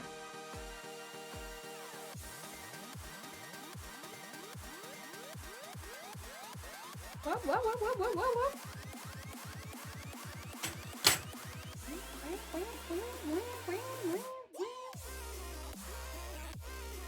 I love that. Yeah, I was very impressed with that character idea. The DM was all behind it. Yeah, that's really cool. It is. People have such creative ideas for the characters. There's so many people as well that make like many characters, and all of them are so cool. Whoa! Come on. Are we having a moment of we don't want to go through to the other side, so I'm gonna have to get the pin and force you through? Is that what this is? You don't want to go through to the other side? I will force you through if you don't go through on your own. Yeah, there we go. That's what I thought. Okay. Love getting prompts like that which they can run with. Yeah! And the character who I'm having so much fun playing is a wild, shape-shifting, gender-fluid fawn. Choosing their animal form based on how they're feeling that present day. Aww. I kind of want to be that character. That sounds fun. Like, just be that character. That sounds like a good fun thing to do. I just want to be that character though. To just be them. Maybe. There'd probably be a lot of days where I'm like, I feel like being a jellyfish today. But then would I have the brain to turn back? Maybe not. Then maybe I'd get stuck as a jellyfish, huh? Which I suppose would not be ideal. But I guess it's okay. At that point, I suppose I wouldn't even care, huh? Because I wouldn't have a brain.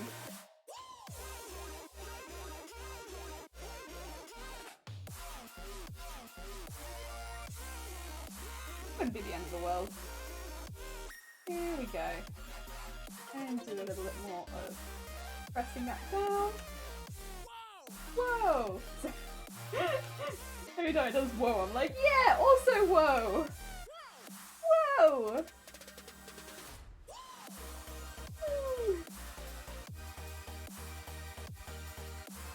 pull this one through. Yeah. Slowly, slowly, slowly. Ooh.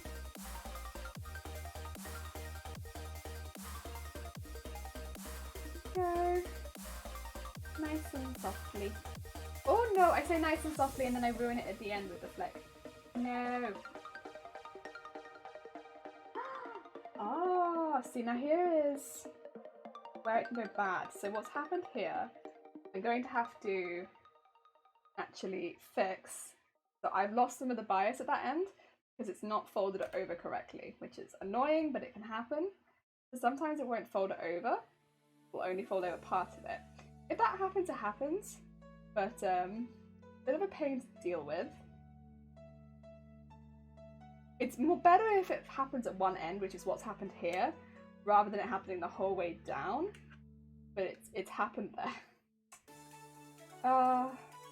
Damn it, that's a shame. Maybe this will mean this will be the piece that goes over the bust then, because I need a shorter piece anyway that goes over the bust. We can work with this. We can work with this. He's a very fun character to play, I can imagine. Most of my party has really lofty girls in life, but I'm over here like, I like to make new friends. They're a very sweet team. Yes. I think a bit, but yeah, I played a paladin every time. My beloved character that I've played was a young paladin that cast away his order because he didn't want to burn the witches on his first mission. On his first mission! Oh, bless him. That's a heckin' way to be thrown into the order, like, burn people, please. Yes, do this for us. And then you can be a paladin, but only then. Until then, no paladin for you, I'm afraid. Jesus. That's intense. I wonder he didn't want to do it.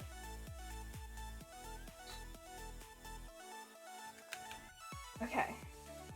So the rest of it's gone much better. However, we are going to have to cut off some of the first bit, which is this bit.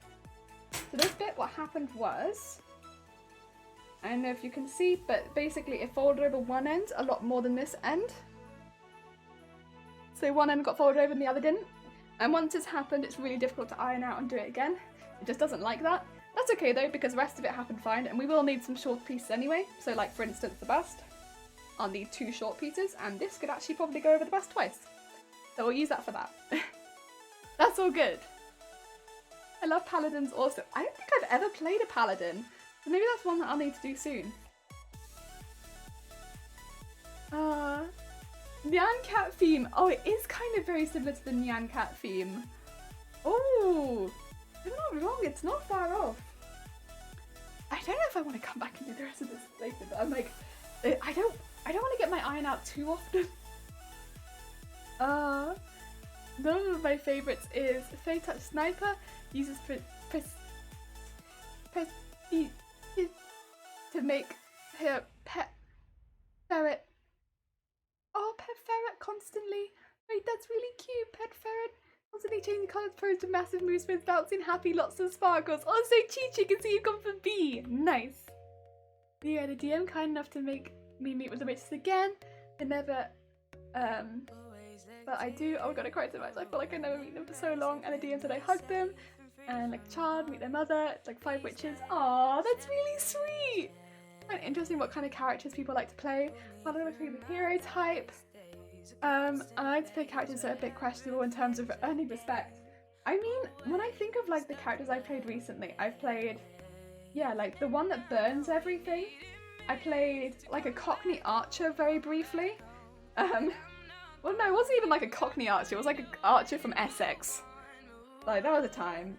I played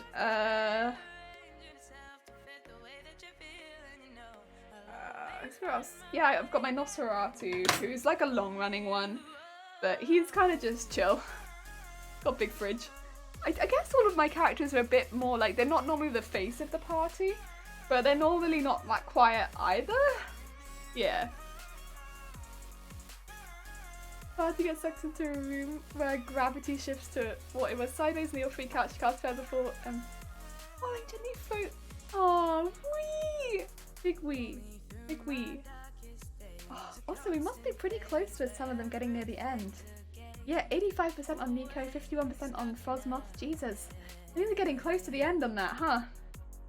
Whoa.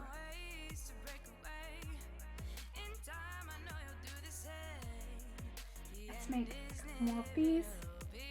My poor Iron is probably like, ah! You've been using me for over 3 hours. How long will you be ironing for, woman?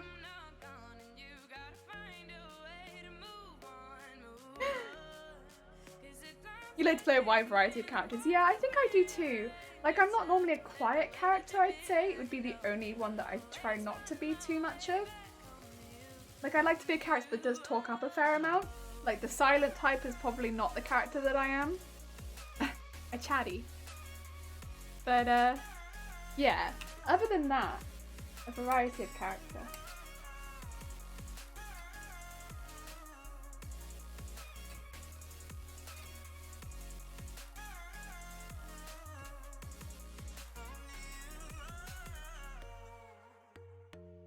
Go.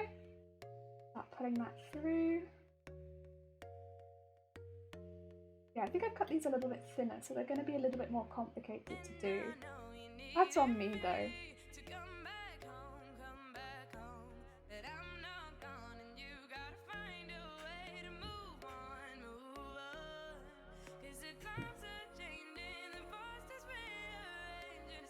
There we go.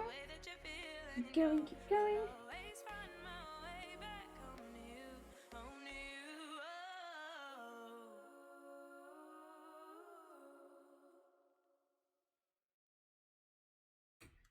Put that one out. And that one there. I'm normally too shy to be a loud character. I think I'm less shy than I used to be, but I'm still a little shy in like newer games. So like, if it's a game that I've not played before, that's when I'm a little shy because I don't know the rules as much. And that tends to make me a bit shy because it's like, I know that every few minutes I'm going to be like, is this something that I can do? I don't know if this is something I can do. And also, especially with this year, because so many of the games I've been playing online, it's like, is this how you roll the dice? How do I roll the dice? How do I roll this? I don't understand how I roll this. Like, physically, how do I roll? Whereas normally this would not be an issue because I could just throw them with my hand. So that's been a bit of a time. Yeah. Because that always kind of makes me feel a bit like a gap in roleplay when you're having to ask someone how you roll your dice. Okay. Yeah. But other than that, yeah, that's a bit happier being a louder character these days. Not always.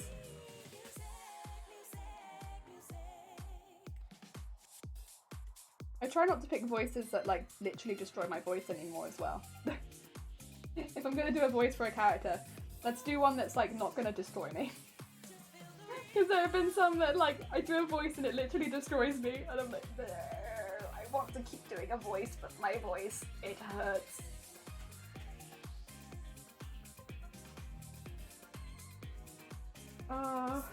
There we go, that one was much easier actually. Even though these are cut thinner, I think. Yeah, that one's good. Cool. Ah! I'm also a theatre person, which helps a lot. Yeah. Ah. My paladin is slowly becoming more and more narcissistic. Well, I'm not exactly a desirable personality. It's certainly interesting. This is the thing. I like adding lots of negative personality traits to my characters. That's one thing. They're all really got loads of negative things about them. Because it's just so fun. I just like them being absolute, like, they've got positives, but they've got so many negatives. None of the players I played with want to be a healer. I like being a healer because you have that position of power on who lives and who dies. Like, someone pissed you off, just don't heal them. They'll be like, please, healer, I require help. Send some help our way. And you can be like, well, actually, you really pissed me off in the tavern where you brought everyone else a round of drinks, but you didn't buy anything for me, so I'm not actually going to help you. And, and you can be real petty about it. And it's like my favourite. It's my favourite. Oh, Shifty Blink, thank you for banning. I think they were a bot, right? I appreciate it. Sorry, I've actually played a healer a fair few times. Because you could be like that petty healer who's just like, no, actually, I really don't feel like healing you today. I've got like a really certain amount of heals until I can like, you know, recharge this again. And you've been pissing me off recently. I saw how you served the soup at the campfire and I got half the amount everyone else gets. And I understand that I'm half the size of everyone else as a halfling, but I think I should still get the same amount of soup as everyone else. So you can go without healing today. And yeah. You're legit talking about every Overwatch game I played as support. Yeah, it's like, nah, you've been pissing me off. I'm not helping. And that's how I play healer. It's like, who deserves healing today? Oh, not you, not you, not you. Oh, look, only I deserve healing. I guess I'll heal myself. Oh, what do you mean I'm at full HP? Look at this. Oh, look at the high life. And also healers are quite strong as like attacking as well. So it's a really fun class to play. Oh. The ideas for cleric characters. Maybe get to use one of them one day. Yeah. Oh. Yeah. It's one of the most fun classes to get into fights with your teammates as well in. Like, it is. Because you are quite strong. Oh, yeah, try protecting me. Yeah. Pretty much every game I've played, nobody else wants to do voices, so I always am drifted back to my normal voice. It's hard to keep up with voice when everyone else is doing it. It feels so embarrassing. Yeah, see, I did a roleplay session where I went full on like, what was I doing? I was like close to that. It was like a... Alright, loves. I hope everyone's having a good day today. I'm gonna be your archer, and I'll be shooting the arrows, doing stuff like this. I literally missed every single shot that campaign. And yeah, I look forward to putting people on my shoulders. I'm quite tool. I'm playing a tool character. And I did that the entire way through, and I think I was the only person doing a voice. But other people started doing voices because I did not stop. And every time I opened my mouth, everyone was like, oh. But because I kept going, other people started doing stuff. It was good. I was proper annoying, I was. I'd like walk into a situation like, what's going on here then? You want a bit busy over here? Are we meant to be being quiet? And that was the kind of character I played.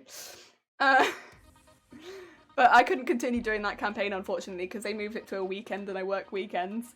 But that was I enjoyed that one. I'd probably move that one because I couldn't play it for very long. Do a similar character like that elsewhere. But yeah, it was fun. Pretty much, MO healers are like that all the time. It's the best. Oh, their DPS jumped aggro over the tank and went down. That's a shame, that is. But yeah, then, you know. And the other thing is, like, I get real petty and like, well, it's your own fault, like, you jumped in. That was your choice. I stayed back. That's my choice. It's also my choice whether I heal you. And I've chosen no. You have to put on your oxygen mask before you can help others.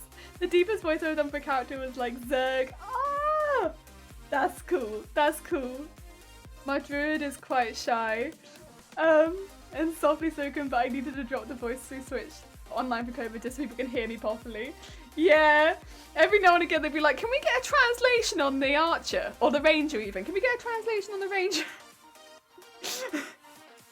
Just like walking in and spouting gobbledygook.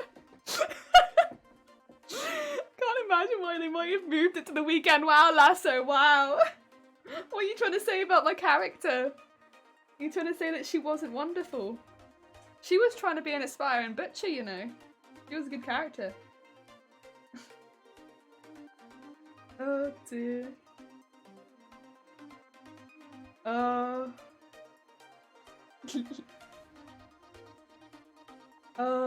Yeah, I like if I can doing a voice, but yeah, there've definitely been times where I've done a voice and it's like destroyed my voice and I've had to like stop doing it because I've been like, oh, can't do that one anymore, that hurts me.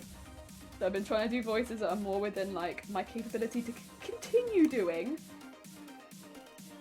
long term, that are just a little bit different from my normal speaking voice, like that, where I think I can do that and it doesn't hurt me. And people know that I don't speak like that normally. So they know that I'm speaking in character at the very least.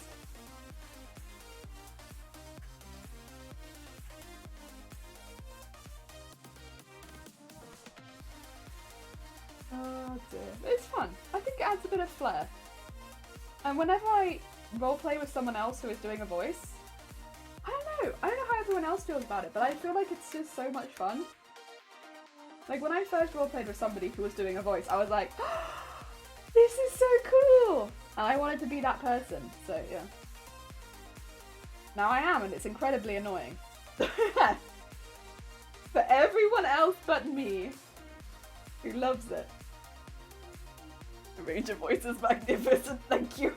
It's a voice for sure.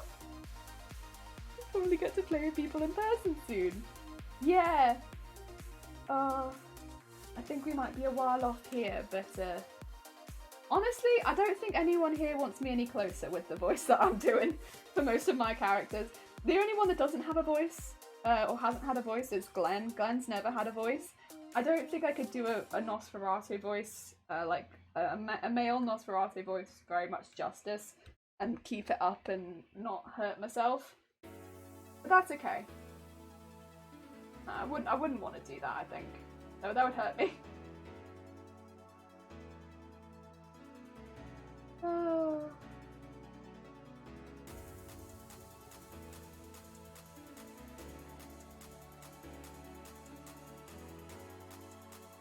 But I still do be thinking it cool when other people do voices and it's like, woo! This person does roleplay with voice. Heck yes. Although again, if you're not someone who's confident in roleplay, or if it's like your first time or anything like that, it's not like it's necessary or anything like that. You would do stellar roleplay without doing a voice.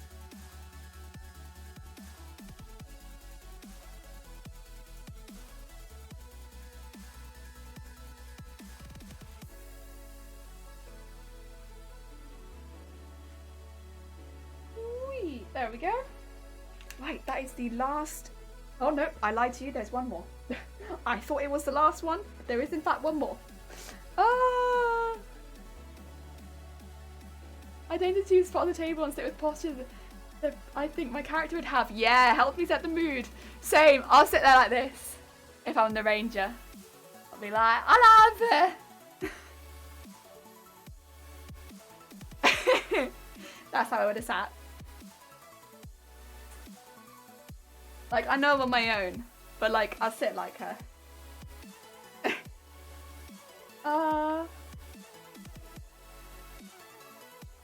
Nobody can see. I don't actually, yeah, nobody could have seen. Other people had their cameras on, but I didn't have my camera on. At least I don't think I did. Maybe I did. No, I don't think I did. My D&D games have been moving to online a while before COVID, before schedules and folks moving further away. We need to drive over an hour to get to a game to only play 3 or 4 hours becomes a pain for the trip. Yeah, I have to agree. Around work and stuff like that, it becomes very difficult. And it's like, I love D&D, but it's difficult. And it's not the only thing that I do, and it's tricky. It's tricky. Oh yeah, when DM body language is so helpful to switch quickly between characters. Jelly is lying to us. Zay, am I lying? I am lying. It's because of this last one, isn't it? I'm so sorry. Also, Zay, hi! Like, wait, what am I lying about? Oh wait, it's this. You're right. I thought it was the last one, but there was one more. Gamer Dad, hi! Good morning! I hope you're having a lovely day. Welcome. We're just doing a lot of ironing today. So much ironing. I wonder if Among Us was really game there's more open structured and incorporating so much free-form dialogue might encourage some D&D stuff. Ah, bug games. Not sure, not sure. You never left. Fair enough, fair enough. You've been watching a lot of ironing then, friend. So much ironing. Oh. We have done so much ironing. So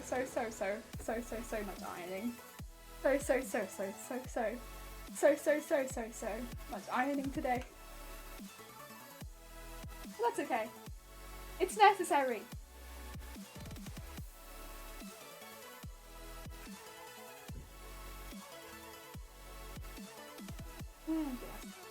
that through.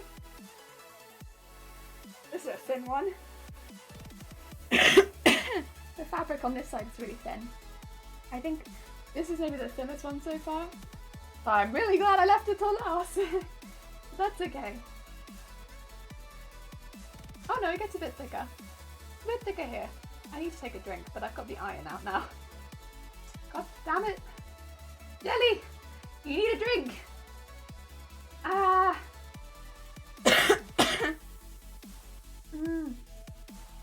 Oh dear. I'll take one in a second.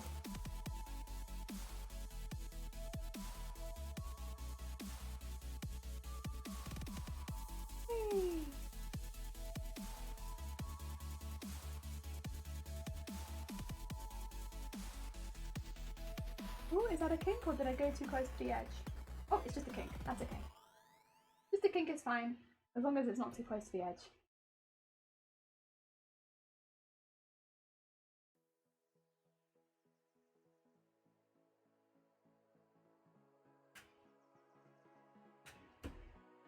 When I lift the iron up, sometimes it stays this up and it makes me really nervous that I've done something wrong. I think it's okay. And this is the last bit. And then I can take a drink. I suddenly realise I need one. There we go. All these voices. Yay! Okay, now that is the last one. Did I finish my tea, by the way? No.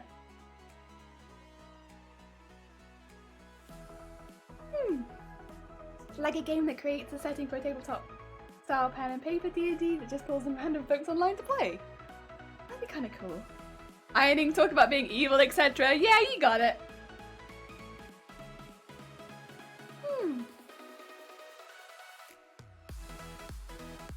Good.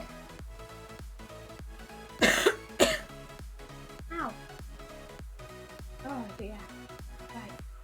Let's fold this one up and then do the last ruffle. Yippee. I think this is the really long one. That's the really long one. Where's the shorter one? Hello? Oh, there it is. So there's definitely a shorter one. Here it is. So I still actually have another one that I need to do. There's a long one and a short one. I did the long one, I didn't do the short one. One time just straight up lock a person with the element of woodbark because I noticed this person plays with his prey. I would fear in his heart. He disrespect nature. I'll send 1,000 elements showing love and it set the mood. Dude! That's pretty cool.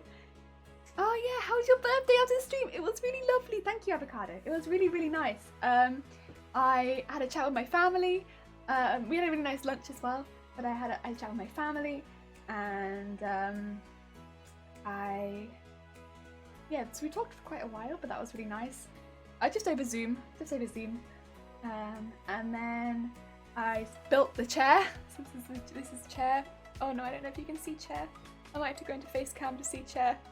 This chair, you can see chair. I built chair, and then I had pie for dinner, and other than that, we just kind of played like games and relaxed and ate food. We had lots of snacks in the house, so which is kind of exactly what I wanted to do on my birthday, which was eat snacks, play games.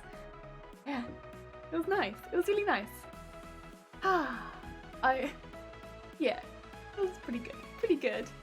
These are very doing a work and lurk Sunkoi. That is all good. I hope that your work and lurk is going very, very well. This will be ironing this one flat.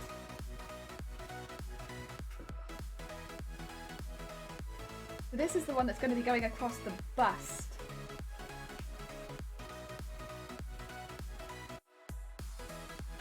Oh dear. Hooray, chair! Yeah! So that's why for the last couple of weeks I've not been sitting in a deck chair anymore. It's because I actually have a chair now. For like the first 7 months of streaming, I was streaming from a deck chair, which I like that deck chair.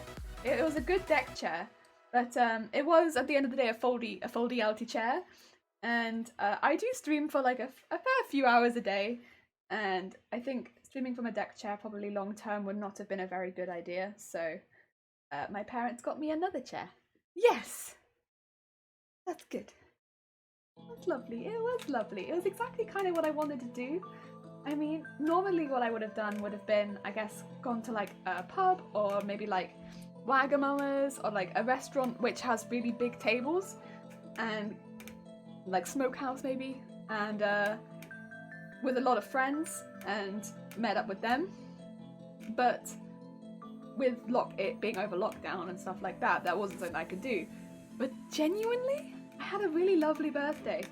I think because I haven't had any holiday off work, just having a couple weeks off work where I could do extra streams, it was really nice. And so just the whole week was lovely.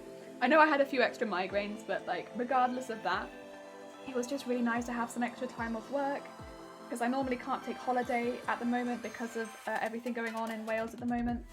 Yes, it was really nice. It was really, really nice. Just having some time off work for the first time since June, and yeah, seeing my family and relaxing.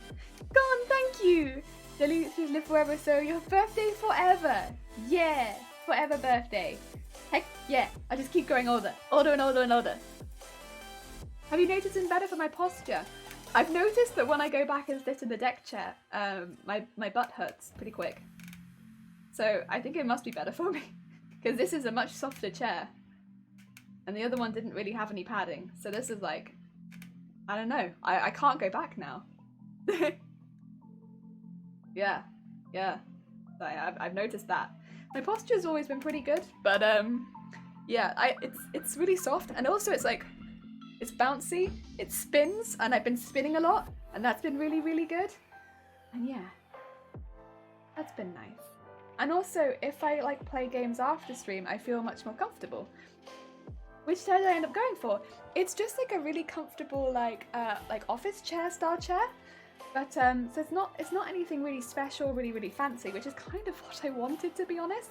But my parents had a smart idea, which was that I could put a cover over the back of it, because it's got like a kind of a separate back in like an oval.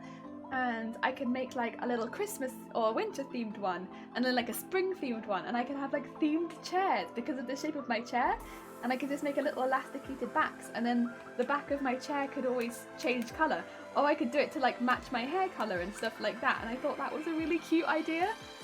Yes, I'm very happy. Very happy.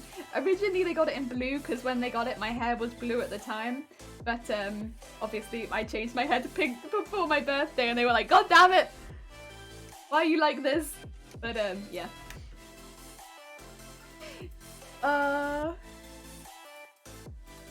we should make a little jelly pillow. Oh, a little jelly pillow. I think that'd be pretty cute. Making little backs and little pillows and stuff to decorate it. I think that'd be really cute. I would maybe be a bit hesitant to do that with like a gaming chair. I don't know if the shape would work very well, but because of the shape of this one, that's good. And I did specifically ask for one without arms because I need the space on either side of me for like stuff with sewing. So I didn't want arms, and I also didn't want one which went up to my neck. I really don't like chairs where they close in around your neck. I know a lot of people do. I really don't. I actually find if it's around my neck, I'll lean forward more to get away from it, which is actually bad for my posture. Whereas if it's not around my neck, I'll lean back into the chair more, which is better for my posture. So yeah, I don't like chairs that go up around your neck. I really hate that. I find it very claustrophobic as soon as it's around my neck. So yeah, not keen. Not keen, which a lot of the more expensive gaming chairs do have. Yeah, so not keen. Jelly, do you ever want to do Patreon? No, but thank you anyway. I mean, bear in mind, Gone, that we don't even have donations on the stream. Like, if I could turn bits off, I would, but that's a no-go. I can't do that, unfortunately. When you hit affiliate, it's like, but and I wanted to do that because I wanted to get like some emotes and stuff like that for me because I thought that'd be fun. But then, yeah, so we don't have donations. We don't have any of that. But yeah, I would not get a Patreon because then it's just kind of the same issue that I have with why I've not opened donations.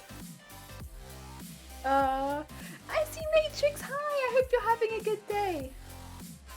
Welcome. We've been ironing for 3.5 hours. We've done so much ironing today, Matrix. This is the most ironing that I've ever done on stream. 3.5 hours of ironing. So forever. God. Ah! Yeah, I just want to have a good time chat with people and make cosplays, I think. And, you know, obviously it's very, very kind when people do sub. It's very, very kind. But I don't ever want it to have to be a thing or like... And like, yeah, donations... I don't know. It's again, it's a very sweet thing for people to suggest doing, but for me personally, I think there are many people whose career is Twitch, and yeah. Whereas for me, I have job outside where I earn money from that. So yeah. This is more just something that I love doing on the side. Like I just love doing this throughout the week. Ah! Say what I don't love is my pins not going into the fabric. And also I would have been doing this regardless. No. Oh. The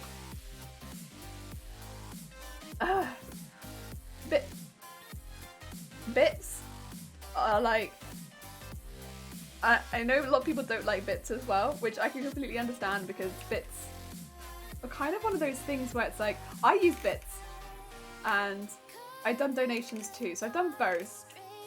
I should really do donations. The bits are so easy. I'm yeah. But yeah. I'd like to do a charity stream at some point though. I think that's kind of what we decided on when we reach a little bit more. I'd like to do another charity stream, and then if people want to do donations, they can donate to charity instead. Because if, you know, there's a lot of things that I'd like to support more, but yeah, I can only support some charities as much as I can. And yeah, I think that's probably what I'd like to do. Maybe not what everyone had in mind, but yeah. I can't use my pins, I'm sorry. So you're just gonna see me like struggling. Yeah. I will open donations at some point because I can't tell you how many people want me to open it, and I will at some point, but I'm just not quite ready to do it yet. Not quite ready to do it yet. But thank you so much. It's very kind of you, Avocado. The closest might be when we do charity streams, and then there is a donation button for the charity. Yeah. I'd like to do one soon, especially since we're so close to 1,000 followers and stuff like that. I know it's not everyone's cup of tea, but then, I don't know, I think if I can make it really fun and do some really fun stuff, yeah! That'd be really cool. And I was talking about it last month, and I would have liked to have done it for my birthday, but I couldn't because I couldn't really stream that long on my birthday. So yeah. Yes.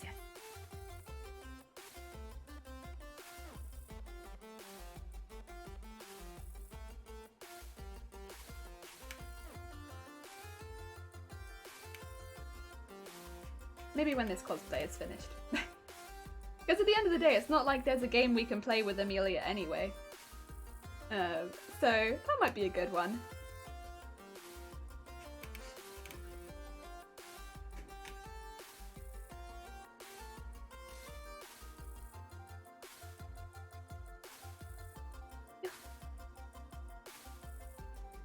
These ones take so long to do.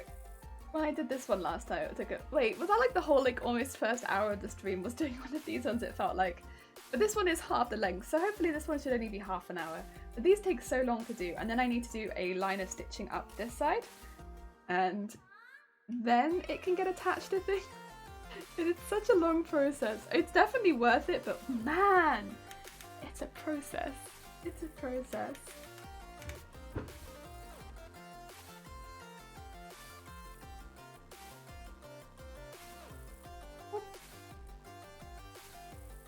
Although I feel like I've melted less pins. I will eventually also show you some of the casualties from today. Maybe I'll put it in a picture, because then that'll be once I've taken them out. I can show you some casualties. Because It's in the other one that we did more. In the first round, I really did melt some of them flat. Oh. I mean, I can still use them as pins. It's not like they're bad pins suddenly. They're all like still nice and straight, nice and sharp. It's just the heads of the pins are a little bit splooshed. Oh, get back in the fabric, please. How far have we done? How far have we got to go? Oh, you know what? It's not so bad this time. Last time was much worse. And it'll be worth it. It'll be worth it when we pin it on Emilia's bust, and it's gonna look great. Weekends, right? So this 5 days is you work weekends, right? Happy every day. Weekends, right? Oh yeah, you work on weekends, right? So this 5 days is you weekends, right? Happy every day. Weekends. Wait, Gonruki, I think you've lost me. Wait, Gonruki, I'm lost. Gonruki, I'm lost. The weekends are my Saturday and Sunday. That's when I work. Although I am thinking I'm not sure, but I think I might have to take Monday off next week. Just because last time, so on Saturday, this week is when Wales is. Sorry, I'll give a little background. This week Wales has opened up from lockdown, right? And it's really, really busy. Like shopping is very, very busy because we've just opened up from lockdown, which I know is not ideal, but that's kind of how it is. And because I work in a shop, we're expected to be really, really busy over the weekend. So I'm on overtime this weekend. So I'm doing extra hours on my normal shift. So last time I did overtime, I wasn't very well after it. And since I've been having a lot of migraines recently, I'm kind of expecting not to be very well on it again. I know it's not a great way to go into the weekend, but I think rather than being underprepared, I'd rather maybe be a little bit overprepared. And I think I might take next Monday off to rest, so that even if I don't have a migraine, I'm not pushing myself too hard after I do 2 really hard days, and then shift it so that maybe I do a slightly different stream week next week. Just because last time I remember when I did overtime, I wasn't very well. And this time I've already not been very well beforehand. So I think that's a good call. Yeah, it's basically we're expected to be really busy, so I'm doing some extra hours.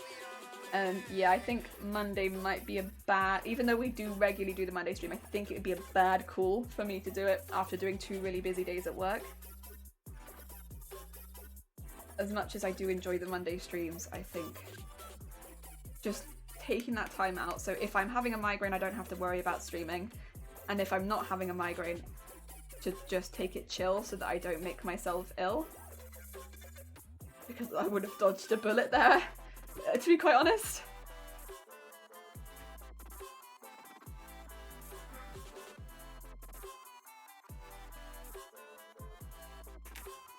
Good call, yeah. Healthier stream, I think. Pretty good advantage to old-fashioned metal tips. Yeah, the metal tips would be melting all over the place. I don't have any of the metal tips. I don't have any of them is the thing. I don't even have one. They're all the plastic ones. Only plastic ones. Yeah, I think just a heads up, that's probably what's going to happen next week, and that's why. It is just because I'm doing a little bit. It's just the one shift. Is just one shift of overtime, so it's not like it's going to be a consistent thing. It is just the one day. It's the first weekend after Wales has reopened. Just that, but I think yeah, just to play it safe and take the Monday off streaming, and then just do my rest of the week a little different to balance that out, because I still want to get plenty of craft sessions for Emilia and I'm really enjoying making it, but I don't want to make myself ill. So Monday, Friday, you off work, yeah? So it's kind of like weekends for us. Oh, and then work week 5 days. So I say happy weekends for you having a 5-day week break. Yes, I see. Yes, so my week is my work.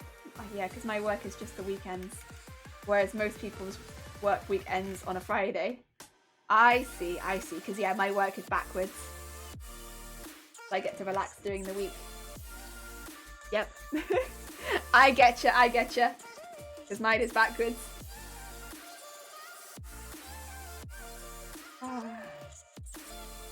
Yeah. Of course I'll have the schedule underneath the stream, it's just I can't update that until Sunday. And it will be on Monday that the change will be. And I'll put that in the Discord as well. Just so it doesn't catch anyone out. That's probably going to be happening next Monday. So anyone who's looking forward to the Monday stream probably won't be next week. But we'll switch things around a little bit.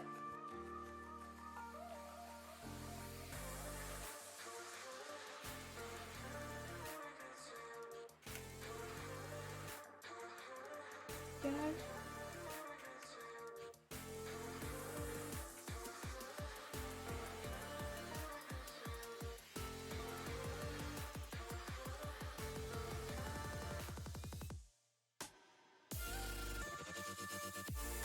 Like maybe I could do some sewing after the Alien Isolation stream or something like that. That might be a good way of doing it actually.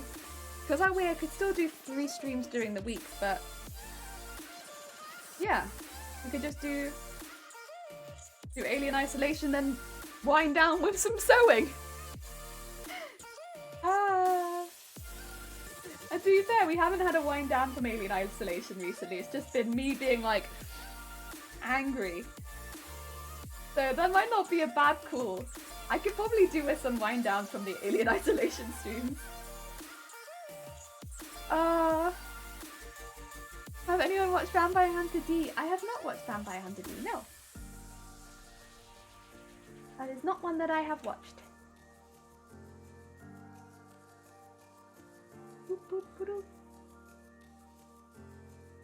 There we go. Flatten that up. What have I been watching recently? I mean, I've been watching Sleepy Princess and the Demon Castle still. I love that one. I really like it. It's really good. I mean, I know it's not going to be everyone's cup of tea, but like, I just love watching her make stuff for a comfy bed. That's just what I like to see. That's just what I like to see. Just do some chill stream, doodle some stuff or anything that calms you down. Yeah, stuff like that. Like, and there's plenty of stuff with this costume that is more relaxing to make, and it's like, yeah, I'll just do some of that to be quite honest. Why would pin not work? There we go. We gotcha. Pin. God damn it. This is your one and only job as a pin. The pin stuff. It's shiny iron. Look clean. Yeah. Flatten that down.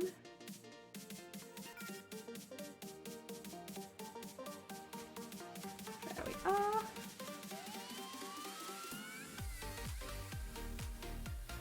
Then you have to watch the new one, the Vampire Hunter D Bloodlust. I mean, I don't know if is it going to be my kind of cup of tea? Also, I'm watching quite a bit right now. It's, you know when you're like in an anime season and you already feel like you're kind of knee deep? I'm already kind of knee deep. I'm already wading. There's a lot of stuff that I'm already watching and I'm already like struggling to keep up with half of it. It's like this every anime season though. I start and I'm like, maybe I have taken on too many shows. Maybe this is too much. Although that being said, I did drop a couple, so yeah, I did to be fair drop a couple where I was like, I thought it was gonna be good, and then I was kind of like, it's kind of mediocre. I just don't have time right now for this. I want good. This isn't good. This is just mediocre. I'm not interested in that right now. Good only. I mean, I'm really enjoying, I think it's Jujutsu Kaisen. That one I'm really enjoying. That's been really, really good. I like that it's kind of dark, and that, yeah, the fight scenes look really, really good. And it's got a really good story, and so far I like the characters. They've been really cool. Very fun. Oh, I'm struggling to stay away from anime because every 5 seconds I'm like, ooh, I want to cosplay that! Stay on task! Yeah, I know that feeling. When I was watching The Sleepy Princess in the Demon Castle, I was like, oh, it'd be such a perfect cosplay because I'd get to make a pillow, and then I could just take a pillow around with me to every Comic-Con and be like, I want to go to sleep. I guess I'll go to sleep here because you know what? I've got a pillow. I'm basically wearing pajamas and a pillow, but I'm a princess. Oh, like what more do I need? I'm a pajama princess with a pillow. Like it's perfect. This is all I need in my life. I just need to be a pajama princess. Oh, and she's pink. I just loved it. I just love it. It's very cute. Oh, but then yeah, it's like, but no, that's not what I'm doing right now. I'm not becoming a pajama princess right now. I'm becoming Emilia. Very important. One cosplay at a time. But yeah, you see other ones. It's like, oh, do you kind of want to cosplay that? It's an action romantic, tragic dark story of vampires you will love. Okay. See? Tragic, dark, maybe. But then you put romantic in there and I'm like, I'm not really a romantic person when it comes to shows. I don't really like romance.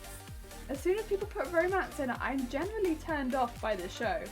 I don't like romantic tropes. And I don't really like when people put romance in my show. So get that out of there. Ick. Gross.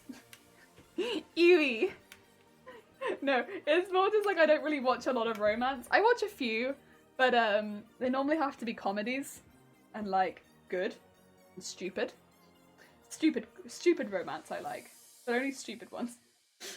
Cosplayed as Umaru besides I could be in a blanket.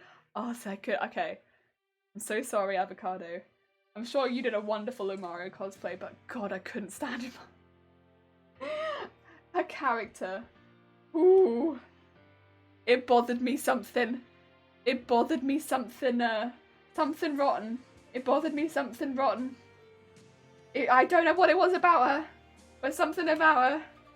I couldn't do it. She had a cool character, but like design and such, and I could understand the comfort levels of cosplaying such a character.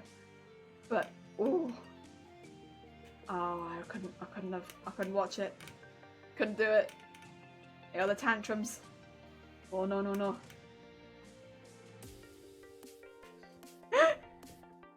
I had feelings about that girl. I had feelings about her. Oh dear.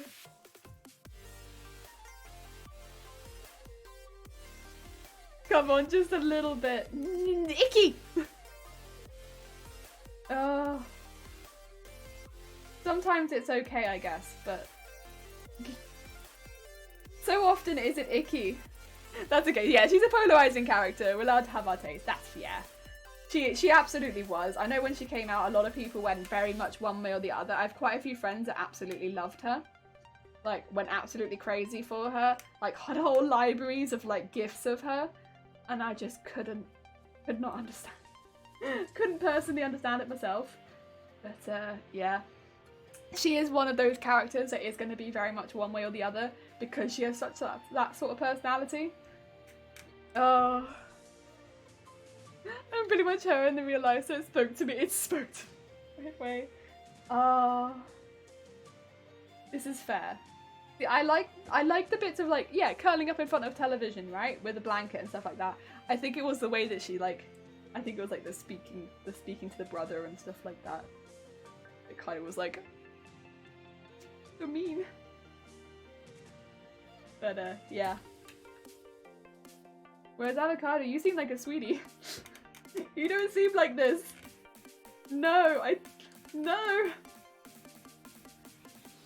But like the curling up in front of with a blanket, and maybe I wouldn't go for like a fizzy. I'd go for like a cup of tea. But like I could see that. Jelly, I read Junji Ito. Yeah. Berserk, Akamitsu, Guns. No romance. For me to say it's a good one. It's so good. But yeah, it's a movie. I think you... Oh, it's a movie. Oh. Gone. I'm so sorry. I'm so sorry. I see, there would have been... When you were like putting those out, I was like, oh, is it along these lines then? So it's more like a horror. Okay. Like a bit more dark than I would have like suspected. But then you said it was a movie and I was like, oh no. Now it's not even like that I'm not interested, it's more just like I know that I'm not gonna have an easy time watching it. Gone. I struggle with movies. But then I think you know that I struggle with movies. I'm sorry. I don't have a good attention span with movies. And it's not even like, oh, you just need to buckle down and watch it. I don't enjoy it. I don't enjoy movies. I wouldn't say that I'm disrespectful exactly. My partner is similar to the brother in that he always does nice things and consider tells me to go to bed. Yeah. Okay, so as long as it's not the disrespectful part. I was just gonna say, you don't seem to be. You've always been like a proper sweetie.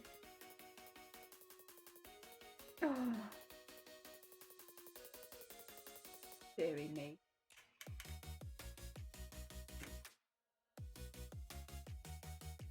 Because that was the only bit that really ticked me off, was like the rude bit. It was like he does all this stuff and you're just mean. Like, no. But yeah, you seem like a sweetie. No. Dear. But like, yeah, the idea of having someone do like nice things. I would say like the cooking the dinner. If maybe I didn't enjoy cooking so much, that would be a good one, but like I kind of enjoy cooking. So sometimes I like doing the cooking. Sometimes I don't like doing the cooking. If I'm having a migraine, I need someone to help. But like, I do also like cooking. But yeah, not even Studio Ghibli films. So here's the thing, like some of my favourite films are Studio Ghibli films. I really love The Wind Rises, one of my favourites. I've watched it a few times, but there are so many times where I just cannot watch movies. Like, I have to be in such a specific mood to watch a movie, because otherwise I can't sit down and watch a film. I think it's one of those things where it's really difficult to explain, and I don't want to say this as like an out, just not explaining it, but it is really difficult to explain unless you have to try. But it's physically uncomfortable to sit down and watch something for this long without doing something else at the same time. And if it's a complicated plot and I will have to physically watch it and I can't sew or embroider or knit or like basically do other things at the same time, or get up and sit down again and stuff like that at the same time as watching the movie and continuously know the plot, it will be a difficult movie for me to watch, because that is what I will do. There have been so many times where I've had movies on in the background, and that's what I do. I have them on in the background and I will do other things. I'll get up and leave the room, I'll come back, and yeah, I really struggle just to sit down and watch a full movie. I do watch them. It normally takes me a few days to finish a movie, I would say. At some point, maybe I'll have like Shiny explain it, because he's like probably the only one that can attest to this. Because Shiny is the boyfriend that lives with me. So he's the only one that's had to live through this. But to watch maybe like a 30-minute YouTube video maybe takes me about 3 hours. So if that gives you any indication of what it can be like to watch a full movie, to watch a 30-minute YouTube video will take me hours. Hours.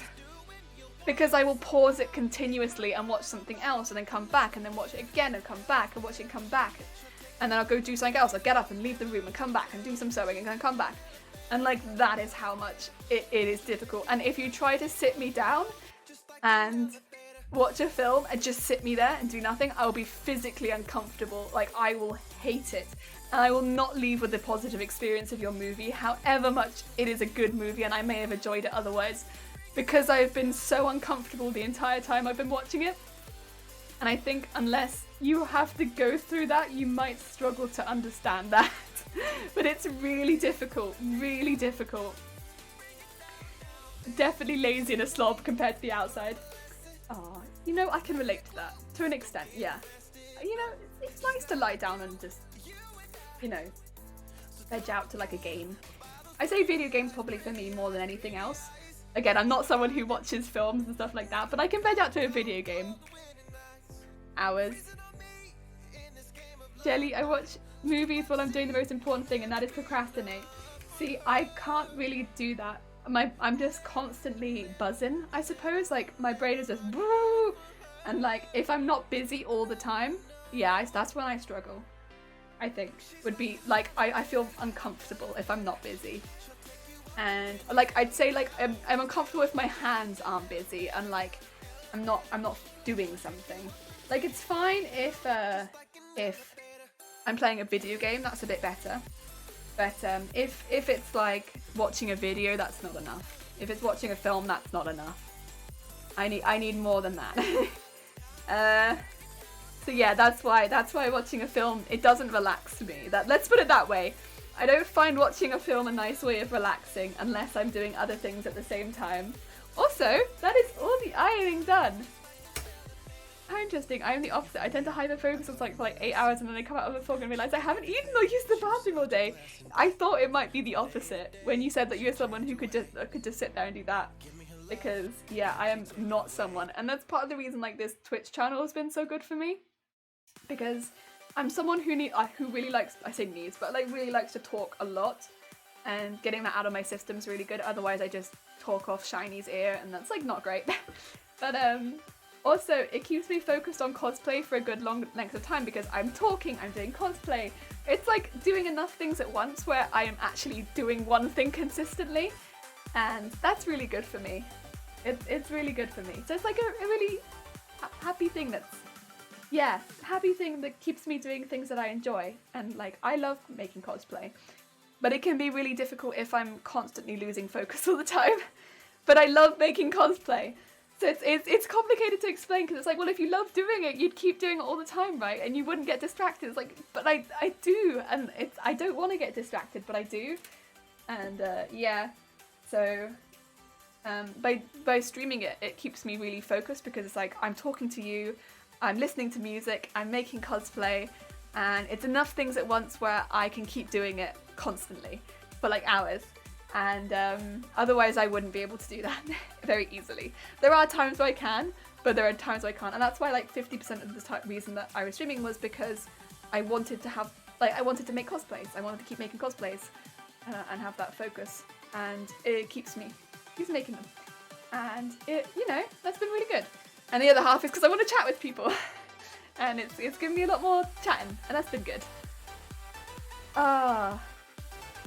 That is why. Props to you. Yeah, I know a lot of people won't relate to the movies thing because for so many people, watching television and like with like a cup of tea or something like that is the most relaxing thing at the end of the day for them to do. It's just not for me.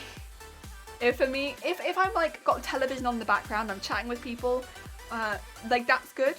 I don't mind that. It's just if I'm on my own watching television, that's not relaxing to me. If I'm only watching, if I'm watching like 5 minutes at a time and then switching to something else and watching 5 minutes of that and then switching to something else and watching 5 minutes of that and then switching to something else and listening to some music in between as well, that's more relaxing. But like for instance, yesterday I was watching a show while pinning the other half of this because I'd only pinned half of it, and that made it easier, so I could do that. Staying focused on stream, the most relatable thing. It's so much easier. Bandagawagan, hi, how you doing? I hope they release more episodes though for ReZero. Yes, well they should be, right? In winter, I think that's when the second half of the second season is coming out. In the winter season, which I think starts in January, so which isn't that far away now. It's only a couple months. So soon! And I hope you're having a good day. For me, it would take almost feeling comfortable on camera and talking to friends because I don't mind concentrating on things in big bursts. See, we are absolute opposites, I think, for this, like our concentration, because I bet you're someone who can like binge a whole series, and I can't binge series. In fact, watching a whole episode the whole way through in one sitting is like, I pat myself on the back. But like watching a whole series, no, absolutely not. Oh dear, I can't do that. Wait, second season? Yeah, there's 2 seasons of ReZero. There's season 1 and there's season 2 part 1, and then season 2 part 2 is coming out in winter. Yes, Kandakawa. Personally, I'm fine with watching a movie, but motivating myself to watch the movie is the difficult part. Yeah, I mean, I'm always very nervous when watching movies with other people because I don't want to bother them with my weird movie patterns and stuff like that. And the fact that I know that I'm a bother doesn't help either. So that makes it a bit more difficult. And yeah, so I don't like that, but I can do it. It's what it is at the end of the day. Guess I know what I'm watching before sleep. Oh, I hope you enjoy it. The first half of the second season's been great. It's really good. I'm really looking forward to the second half in January. I absolutely can't watch 3 seasons of something. I can't watch 2 seasons of it. No problem. Has its own advantages and disadvantages. Is that can or can't? Because it sounds like it should have been can, but it still can't. If you can't, that's fair, because I absolutely can't as well. This is really hot, so I should probably leave this on here for a moment. That's okay. I'm just very selective with my time. I'll be like, can I justify spending 2 hours to watch this movie when I could put that time somewhere else? This is fair. This is very fair.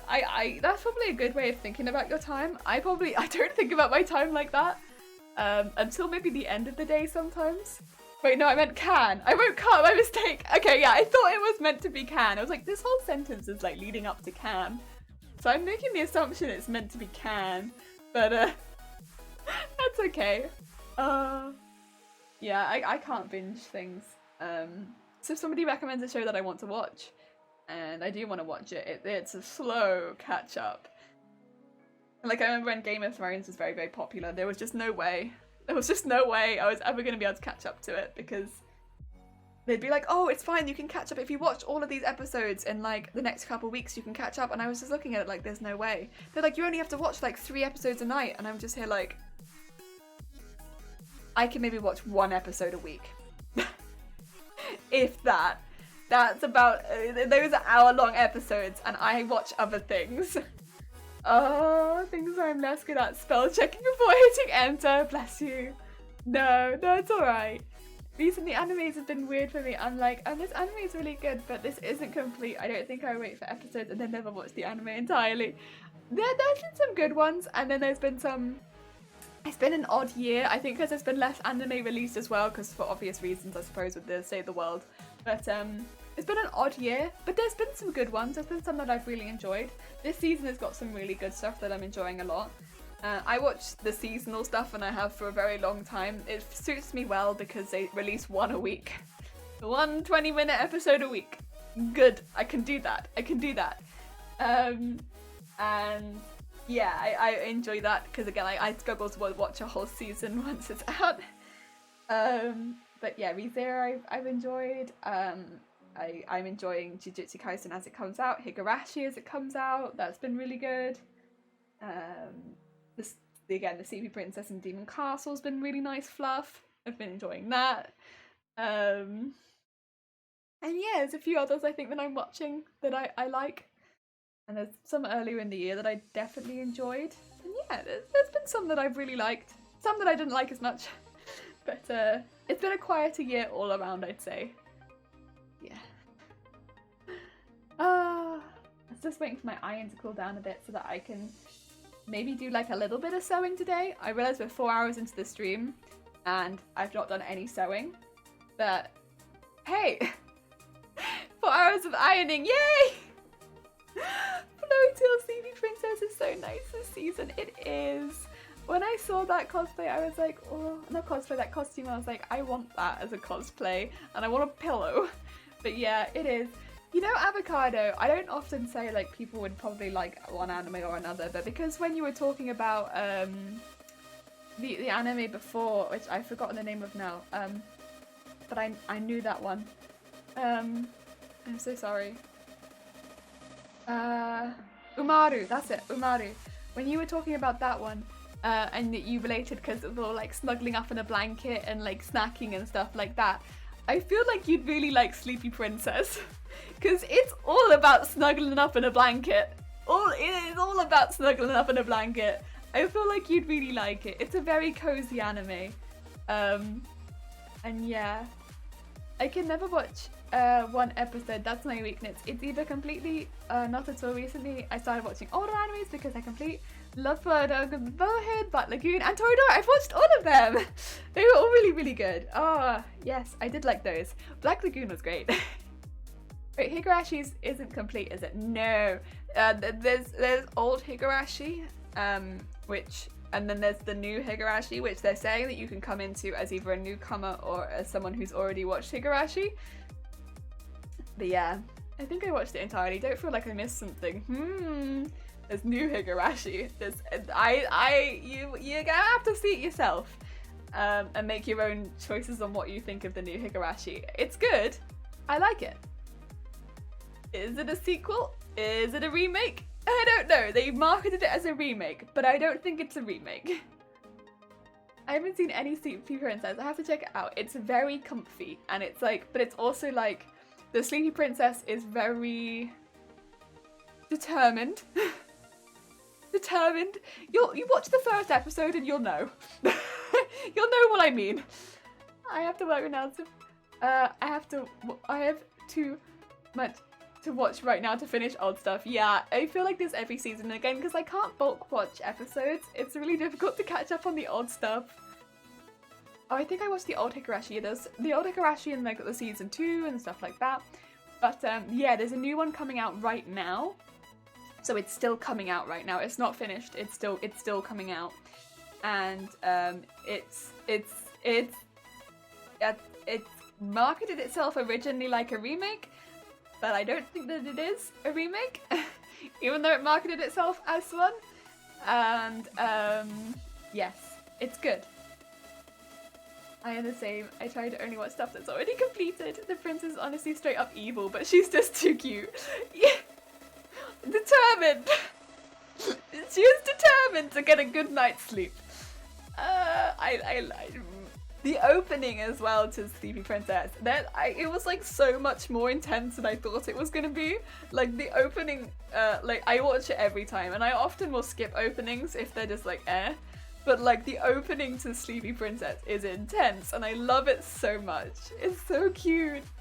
I guess the new Higurashi is like a remaster, but a fresh look maybe. Pandakawa, I don't want to spoil anything, because if you've seen the original Higurashi, I'm going to spoil absolutely nothing for you. But I would recommend that you watch it and make that decision for yourself. And obviously don't post any spoilers in chat, please. Or I will just have to, yeah, delete them. But, yeah. Because it is that kind of anime. But, yes. I would recommend watching it because I don't want to say anything. This is the first Higurashi I watch, and honestly I'm so confused what's going on. Yeah, that's kind of how Higurashi is. That's how it be. Why does that sound like me? Avocado, I honestly think you should watch the first episode. When you said you like the elements that you liked of Amaru, I'm just like...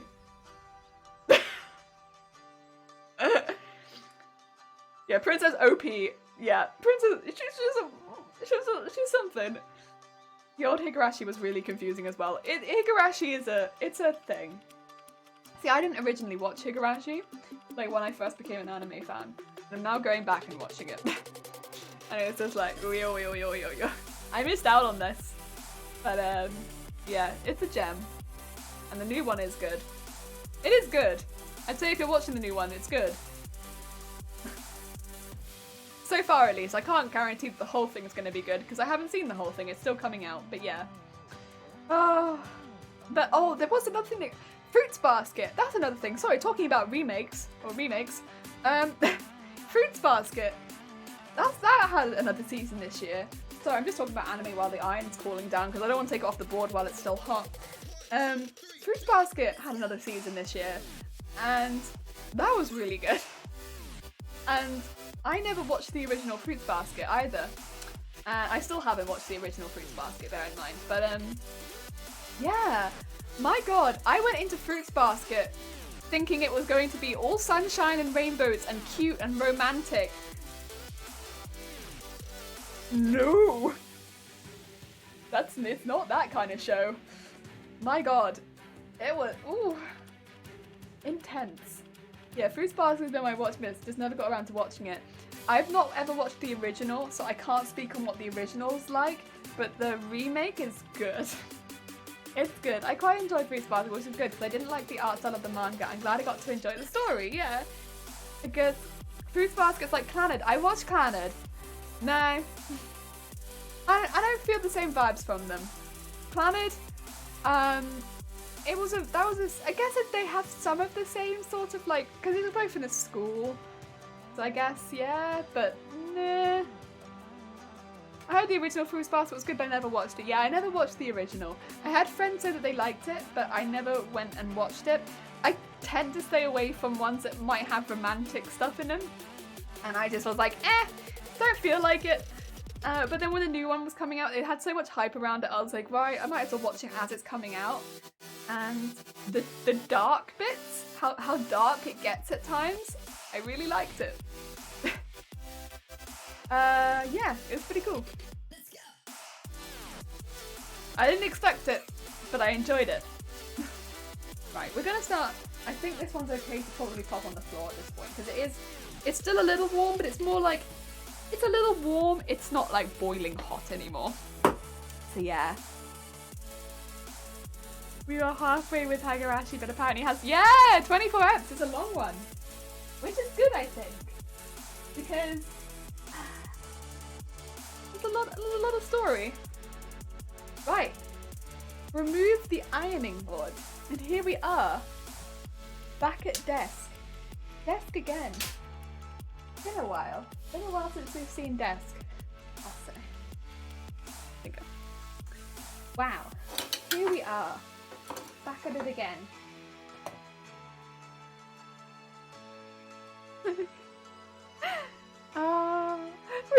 Mopsy and I'm a huge romantic. See, I in animes and stuff like that, I stay away from romance. I'm just like, like, don't give me that stuff. I don't want it. I don't want romance in my anime. Ick. So I like stay away from it a lot of the time. There's so many, like, that's probably the genre where I'm like least familiar with. I've watched some good ones. I probably watch the more popular ones a lot of the time. But like when it comes into like the more niche ones, that's gonna be where I'm the most lacking in knowledge. Found it's a high school anime on the server, the topics they touched on are tearful, and yeah, I'd say that that's more of a tearjerker. Whereas, yeah, Fruits Basket is not so much that. It's different. It's a different vibe. It's a different vibe. But I don't want to give too much away. It's just a different vibe. But it's good. It's definitely good. Right, I'm just going to do a running stitch up the top of this now, which is...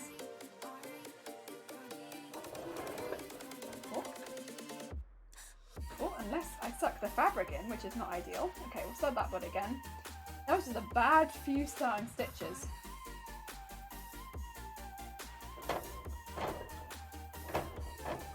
Why are you struggling so much? It should just be... I don't know why it's struggling that much. It should just be going through a few layers of lining fabric. What the heck? Is it the pin? Like, are you blunt?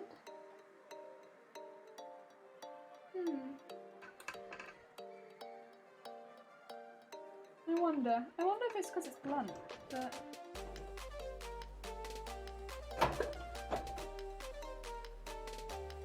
Yeah, it really doesn't like doing this.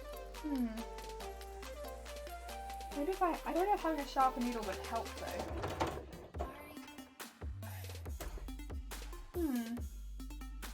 Oh, it really doesn't like stitching this. Right, what can I do to make this easier? Because it will do it, it just really doesn't like it, and I don't really want to have to take it out of the machine every pleat.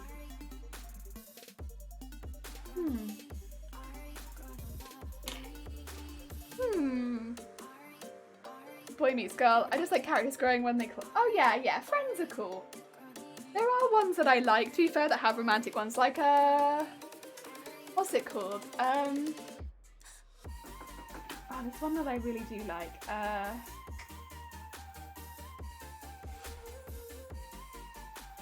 can't remember what it's called, but they swap bodies. And I can't remember what it's called, but I really like that one. It's damn it, what's it called? I remember watching that one and being like, I really like that one. And that was proper good. Oh, Kokoro Connect. Kokoro Connect, that's what I liked. I really remember liking Kokoro Connect. That was one that I remember watching and being like, funny as heck. Oh. I remember giggling to that one. Oh, Sunkoi! Gotta go buy sewing beginnings. Happy crafting. Thank you so much, Sunkoi, for joining me on my ironing adventures. I hope the rest of your day goes well. See, it really doesn't want to go through it. I can't help but wonder if the needle is blunt. If that's the case, could I sharpen the needle? I have more needles as a thing. I feel like I have better needles than this. These are quite the intense needles. Any better needles in here? Anywhere? It doesn't look like we do, or if we do, I've hidden them from myself. Which honestly sounds about right that I would have hidden them from me. There's some thread. No. Yeah, because I only have leather needles right now, which is quite a thick needle for going through this, but it's not going to be a very thick needle when going through all of that and this. I do wonder, my needle, it doesn't think it could be blunt, because I've only put it on recently.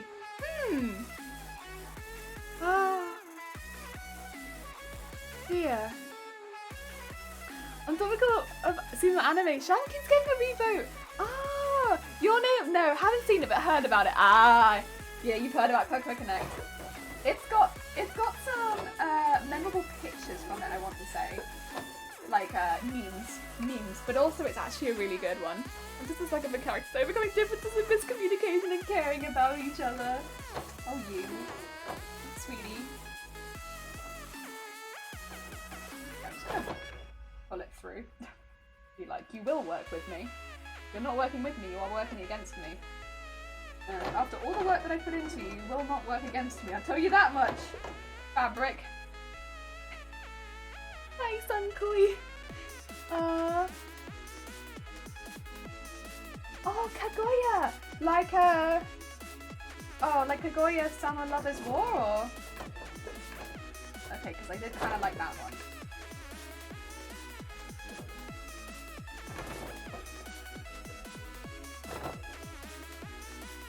No, the anime, Kaguya Summer Lovers War. Yeah, Kaguya Summer Lovers War. That one I did kind of like, okay? I did kind of like that one. But, that's because the comedy was good that I liked that one. It was very funny, and yes. Like, yes. And I like that one for the same reason, like, there's a manga called Spy X Family. I don't know if anyone reads manga here, but there's a manga called Spy X Family, and I kind of like them for the same reason. And it's because of the style of comedy in it, right? And that's kind of why I like both of them. Really funny. So it's like that sort of like funny miscommunications. Why won't you go through?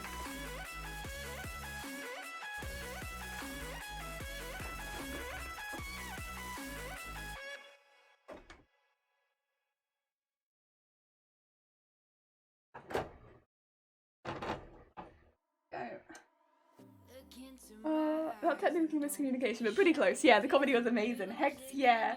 No, not as a top 10, but definitely enjoy it. Spy X Family! Yeah, for those who don't know, Spy X Family, it's like a really, really cute, like, manga series. And you have, like, it's centered around this family. The father is a spy. The mother is, like, a hired assassin. And the daughter, really young daughter, can read minds. And oh my god, it's so funny. And because of circumstance, none of them are related, but they all have to live together in a house. And so they all sort of have to, they all kind of like, you know, living together under a house, like she's pretending to be his wife and they've adopted the daughter. And it's just all the stupid circumstance that goes together when you have a spy, an assassin, and a telepath living together, but none of them know. Well, the telepath does, but she's like 6, and the assassin doesn't know that he's with this assassin doesn't know that she's with a spy, and the spy doesn't know that he's married to an assassin, And the telepath daughter knows everything, but she's 6. And it's just hilarious. It's so funny, and it's just like they're like, it's very sweet. It's very wholesome and very cute, but also very funny. Very funny as well. Funny, cute, wholesome, sweet. I love it. I love it so much. I'm reading it on I think it's Shonen Jump, because you can pay like a little bit a month and read everything basically on, well, not everything, but a lot of stuff on Shonen Jump. So I'm reading it on that. But oh, it's good. You can read it through Manga Plus. Oh, fair enough. The daughter was first, wasn't she? Oh yeah, the daughter was first, and then they adopted the wife. They're in an agreement, but yes. It's so cute and so sweet and wholesome, but also it's so funny because they're all quite dark people. Well, this like the spy is quite a dark person, and then the wife is an assassin. So it's like quite, but then it's really sweet. It's really wholesome. I'm really personally excited about the way the house has it when that comes out. I really love the manga so much. Ooh! I haven't read that one. I'd love to find a new manga.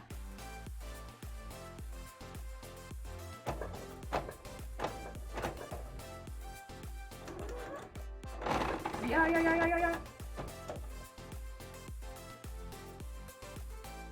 Slowly getting there with this, by the way. It's a slow process because apparently this lining fabric is just heckin' thick.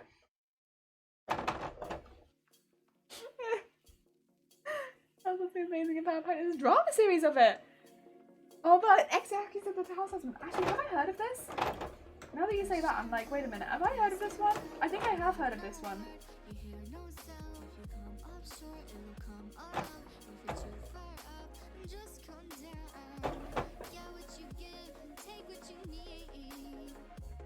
We're nearly there also. Yep. Also, just thought I'd check the bobbin because this would be a really bad time for the bobbin to betray me. Like a really bad time for the bobbin to betray me. Because this is difficult.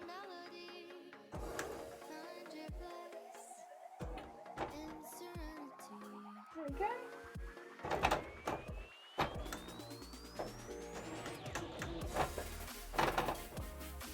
One out.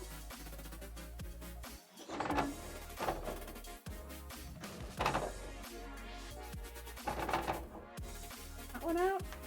Oh yeah. Really funny, I like it a lot. Oh, it sounds really good. It sounds like right up my alley, to be fair.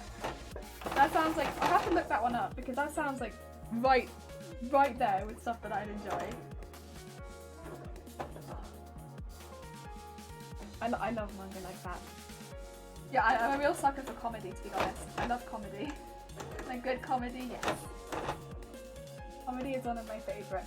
It does also come hand in hand with romance quite often, but if that's like the main premise of a comedy, quite often I don't like it. Some of them I don't mind so much, like Kokoro Connect and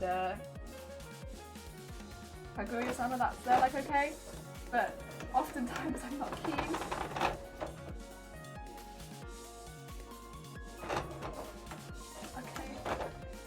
This is a painful sew, but we've got it. There we go. We did it. We did it. Okay. That is a pleat trim. Oh my god. And that's gonna go over the bust. And so like come out like this. It's so tricky. So tricky. What's the funniest animes anyone's seen? Any recommendations? Oh, funny animes. What's like had me really giggling recently? I mean, the Sea Princess had me giggle a bit recently. I wouldn't say it's the funniest, but it did have me giggle.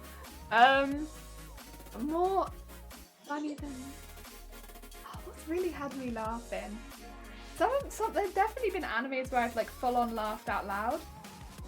I'd have to have a look at my anime list because I'll be honest, I've like watched over 500 anime at this point, and you know, it all kind of blends together. I don't remember what I've watched anymore. And I know that's not going to be a lot for a lot of people, but it's way too many for my memory. I've forgotten what makes me laugh. Right. This one's gonna go. That's good. I'm gonna pin that one onto the mannequin because that one goes there. Yeah, same, but the names keep bubbling up. Oh, that's fair, that's fair. You have a better memory than I. And I'm also gonna need that one short piece that I made. It's somewhere around here. That's a long piece. That's a long piece. These ones. Long. Oh. Maybe shorter. Oh. Or maybe this one. That's the short piece. Yes, this is the one that I wanted. This is the bias tape for this. And I will also need one of these to go around the bust. Oh. Is Monogatari. Ah! Not sure if because she's also a romantic. I've heard good things about the Monogatari series, to be fair. But I haven't actually seen it. I haven't actually seen the Monogatari series. I've heard good things, but I've not seen it.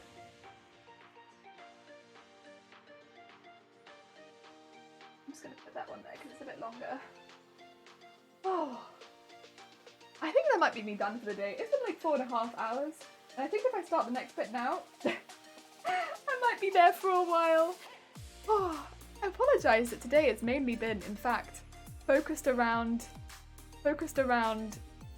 ironing. So apologies for that.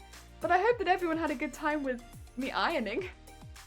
I mean, I had a good time ironing, to be quite fair. I've had a lovely time ironing. Like, it's been pretty good. It's been pretty good. I've had a good time. Oh, dear. Sometimes it be like this. You know, let's do a slightly different raid today, because we've been really, really chatty. Let's raid somebody else who is a bit more chatty. Because, yeah, I would like to raid the chattier people today. Normally we raid crafty people. Today I think I'm gonna raid chatty people. Move around, raid different people. I'm also in shadow a lot. I've either been like bright light or shadow. This is what I get for wearing like a black top, I suppose. Oh dear. Oh, it's fun hangout. Yeah, it's a fun hangout. Fun ironing and fun. I found the bridge. Fair enough. Ah, dear. Right.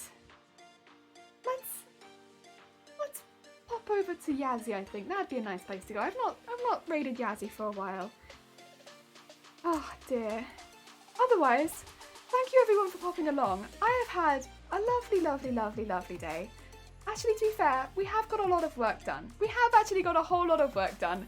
And I'll be using all of these for a very long time. Because we have so much of this to use now. So this will be going over the whole cosplay. It's a bit of prep work, but it's definitely worth it. Oh, Lotta, thank you so much. I hope you also have a lovely, lovely evening. Get some good food, get some good snacks. I will also be getting good foods and snacks. And Pandakawa, thank you. And yes, thank you Avocado. And Gone, all the hearts. If you would like some raid messages, here are your raid messages. As I'm getting a little bit better at remembering to actually put them in the chat these days. For a long time, I was pretty bad at it, but I'm getting a little better now. So yeah, otherwise, I hope you have a really, really lovely day. Oh, dating loads of high school boys. Oh, and Nichijo, yeah, on the same sort of route. Nichijo's a good one. And Zay, thank you. Otherwise, yes, enjoy the rest of your day. I'll see you all soon. Take care. Yeah, I'll be back tomorrow for Spooky Stream.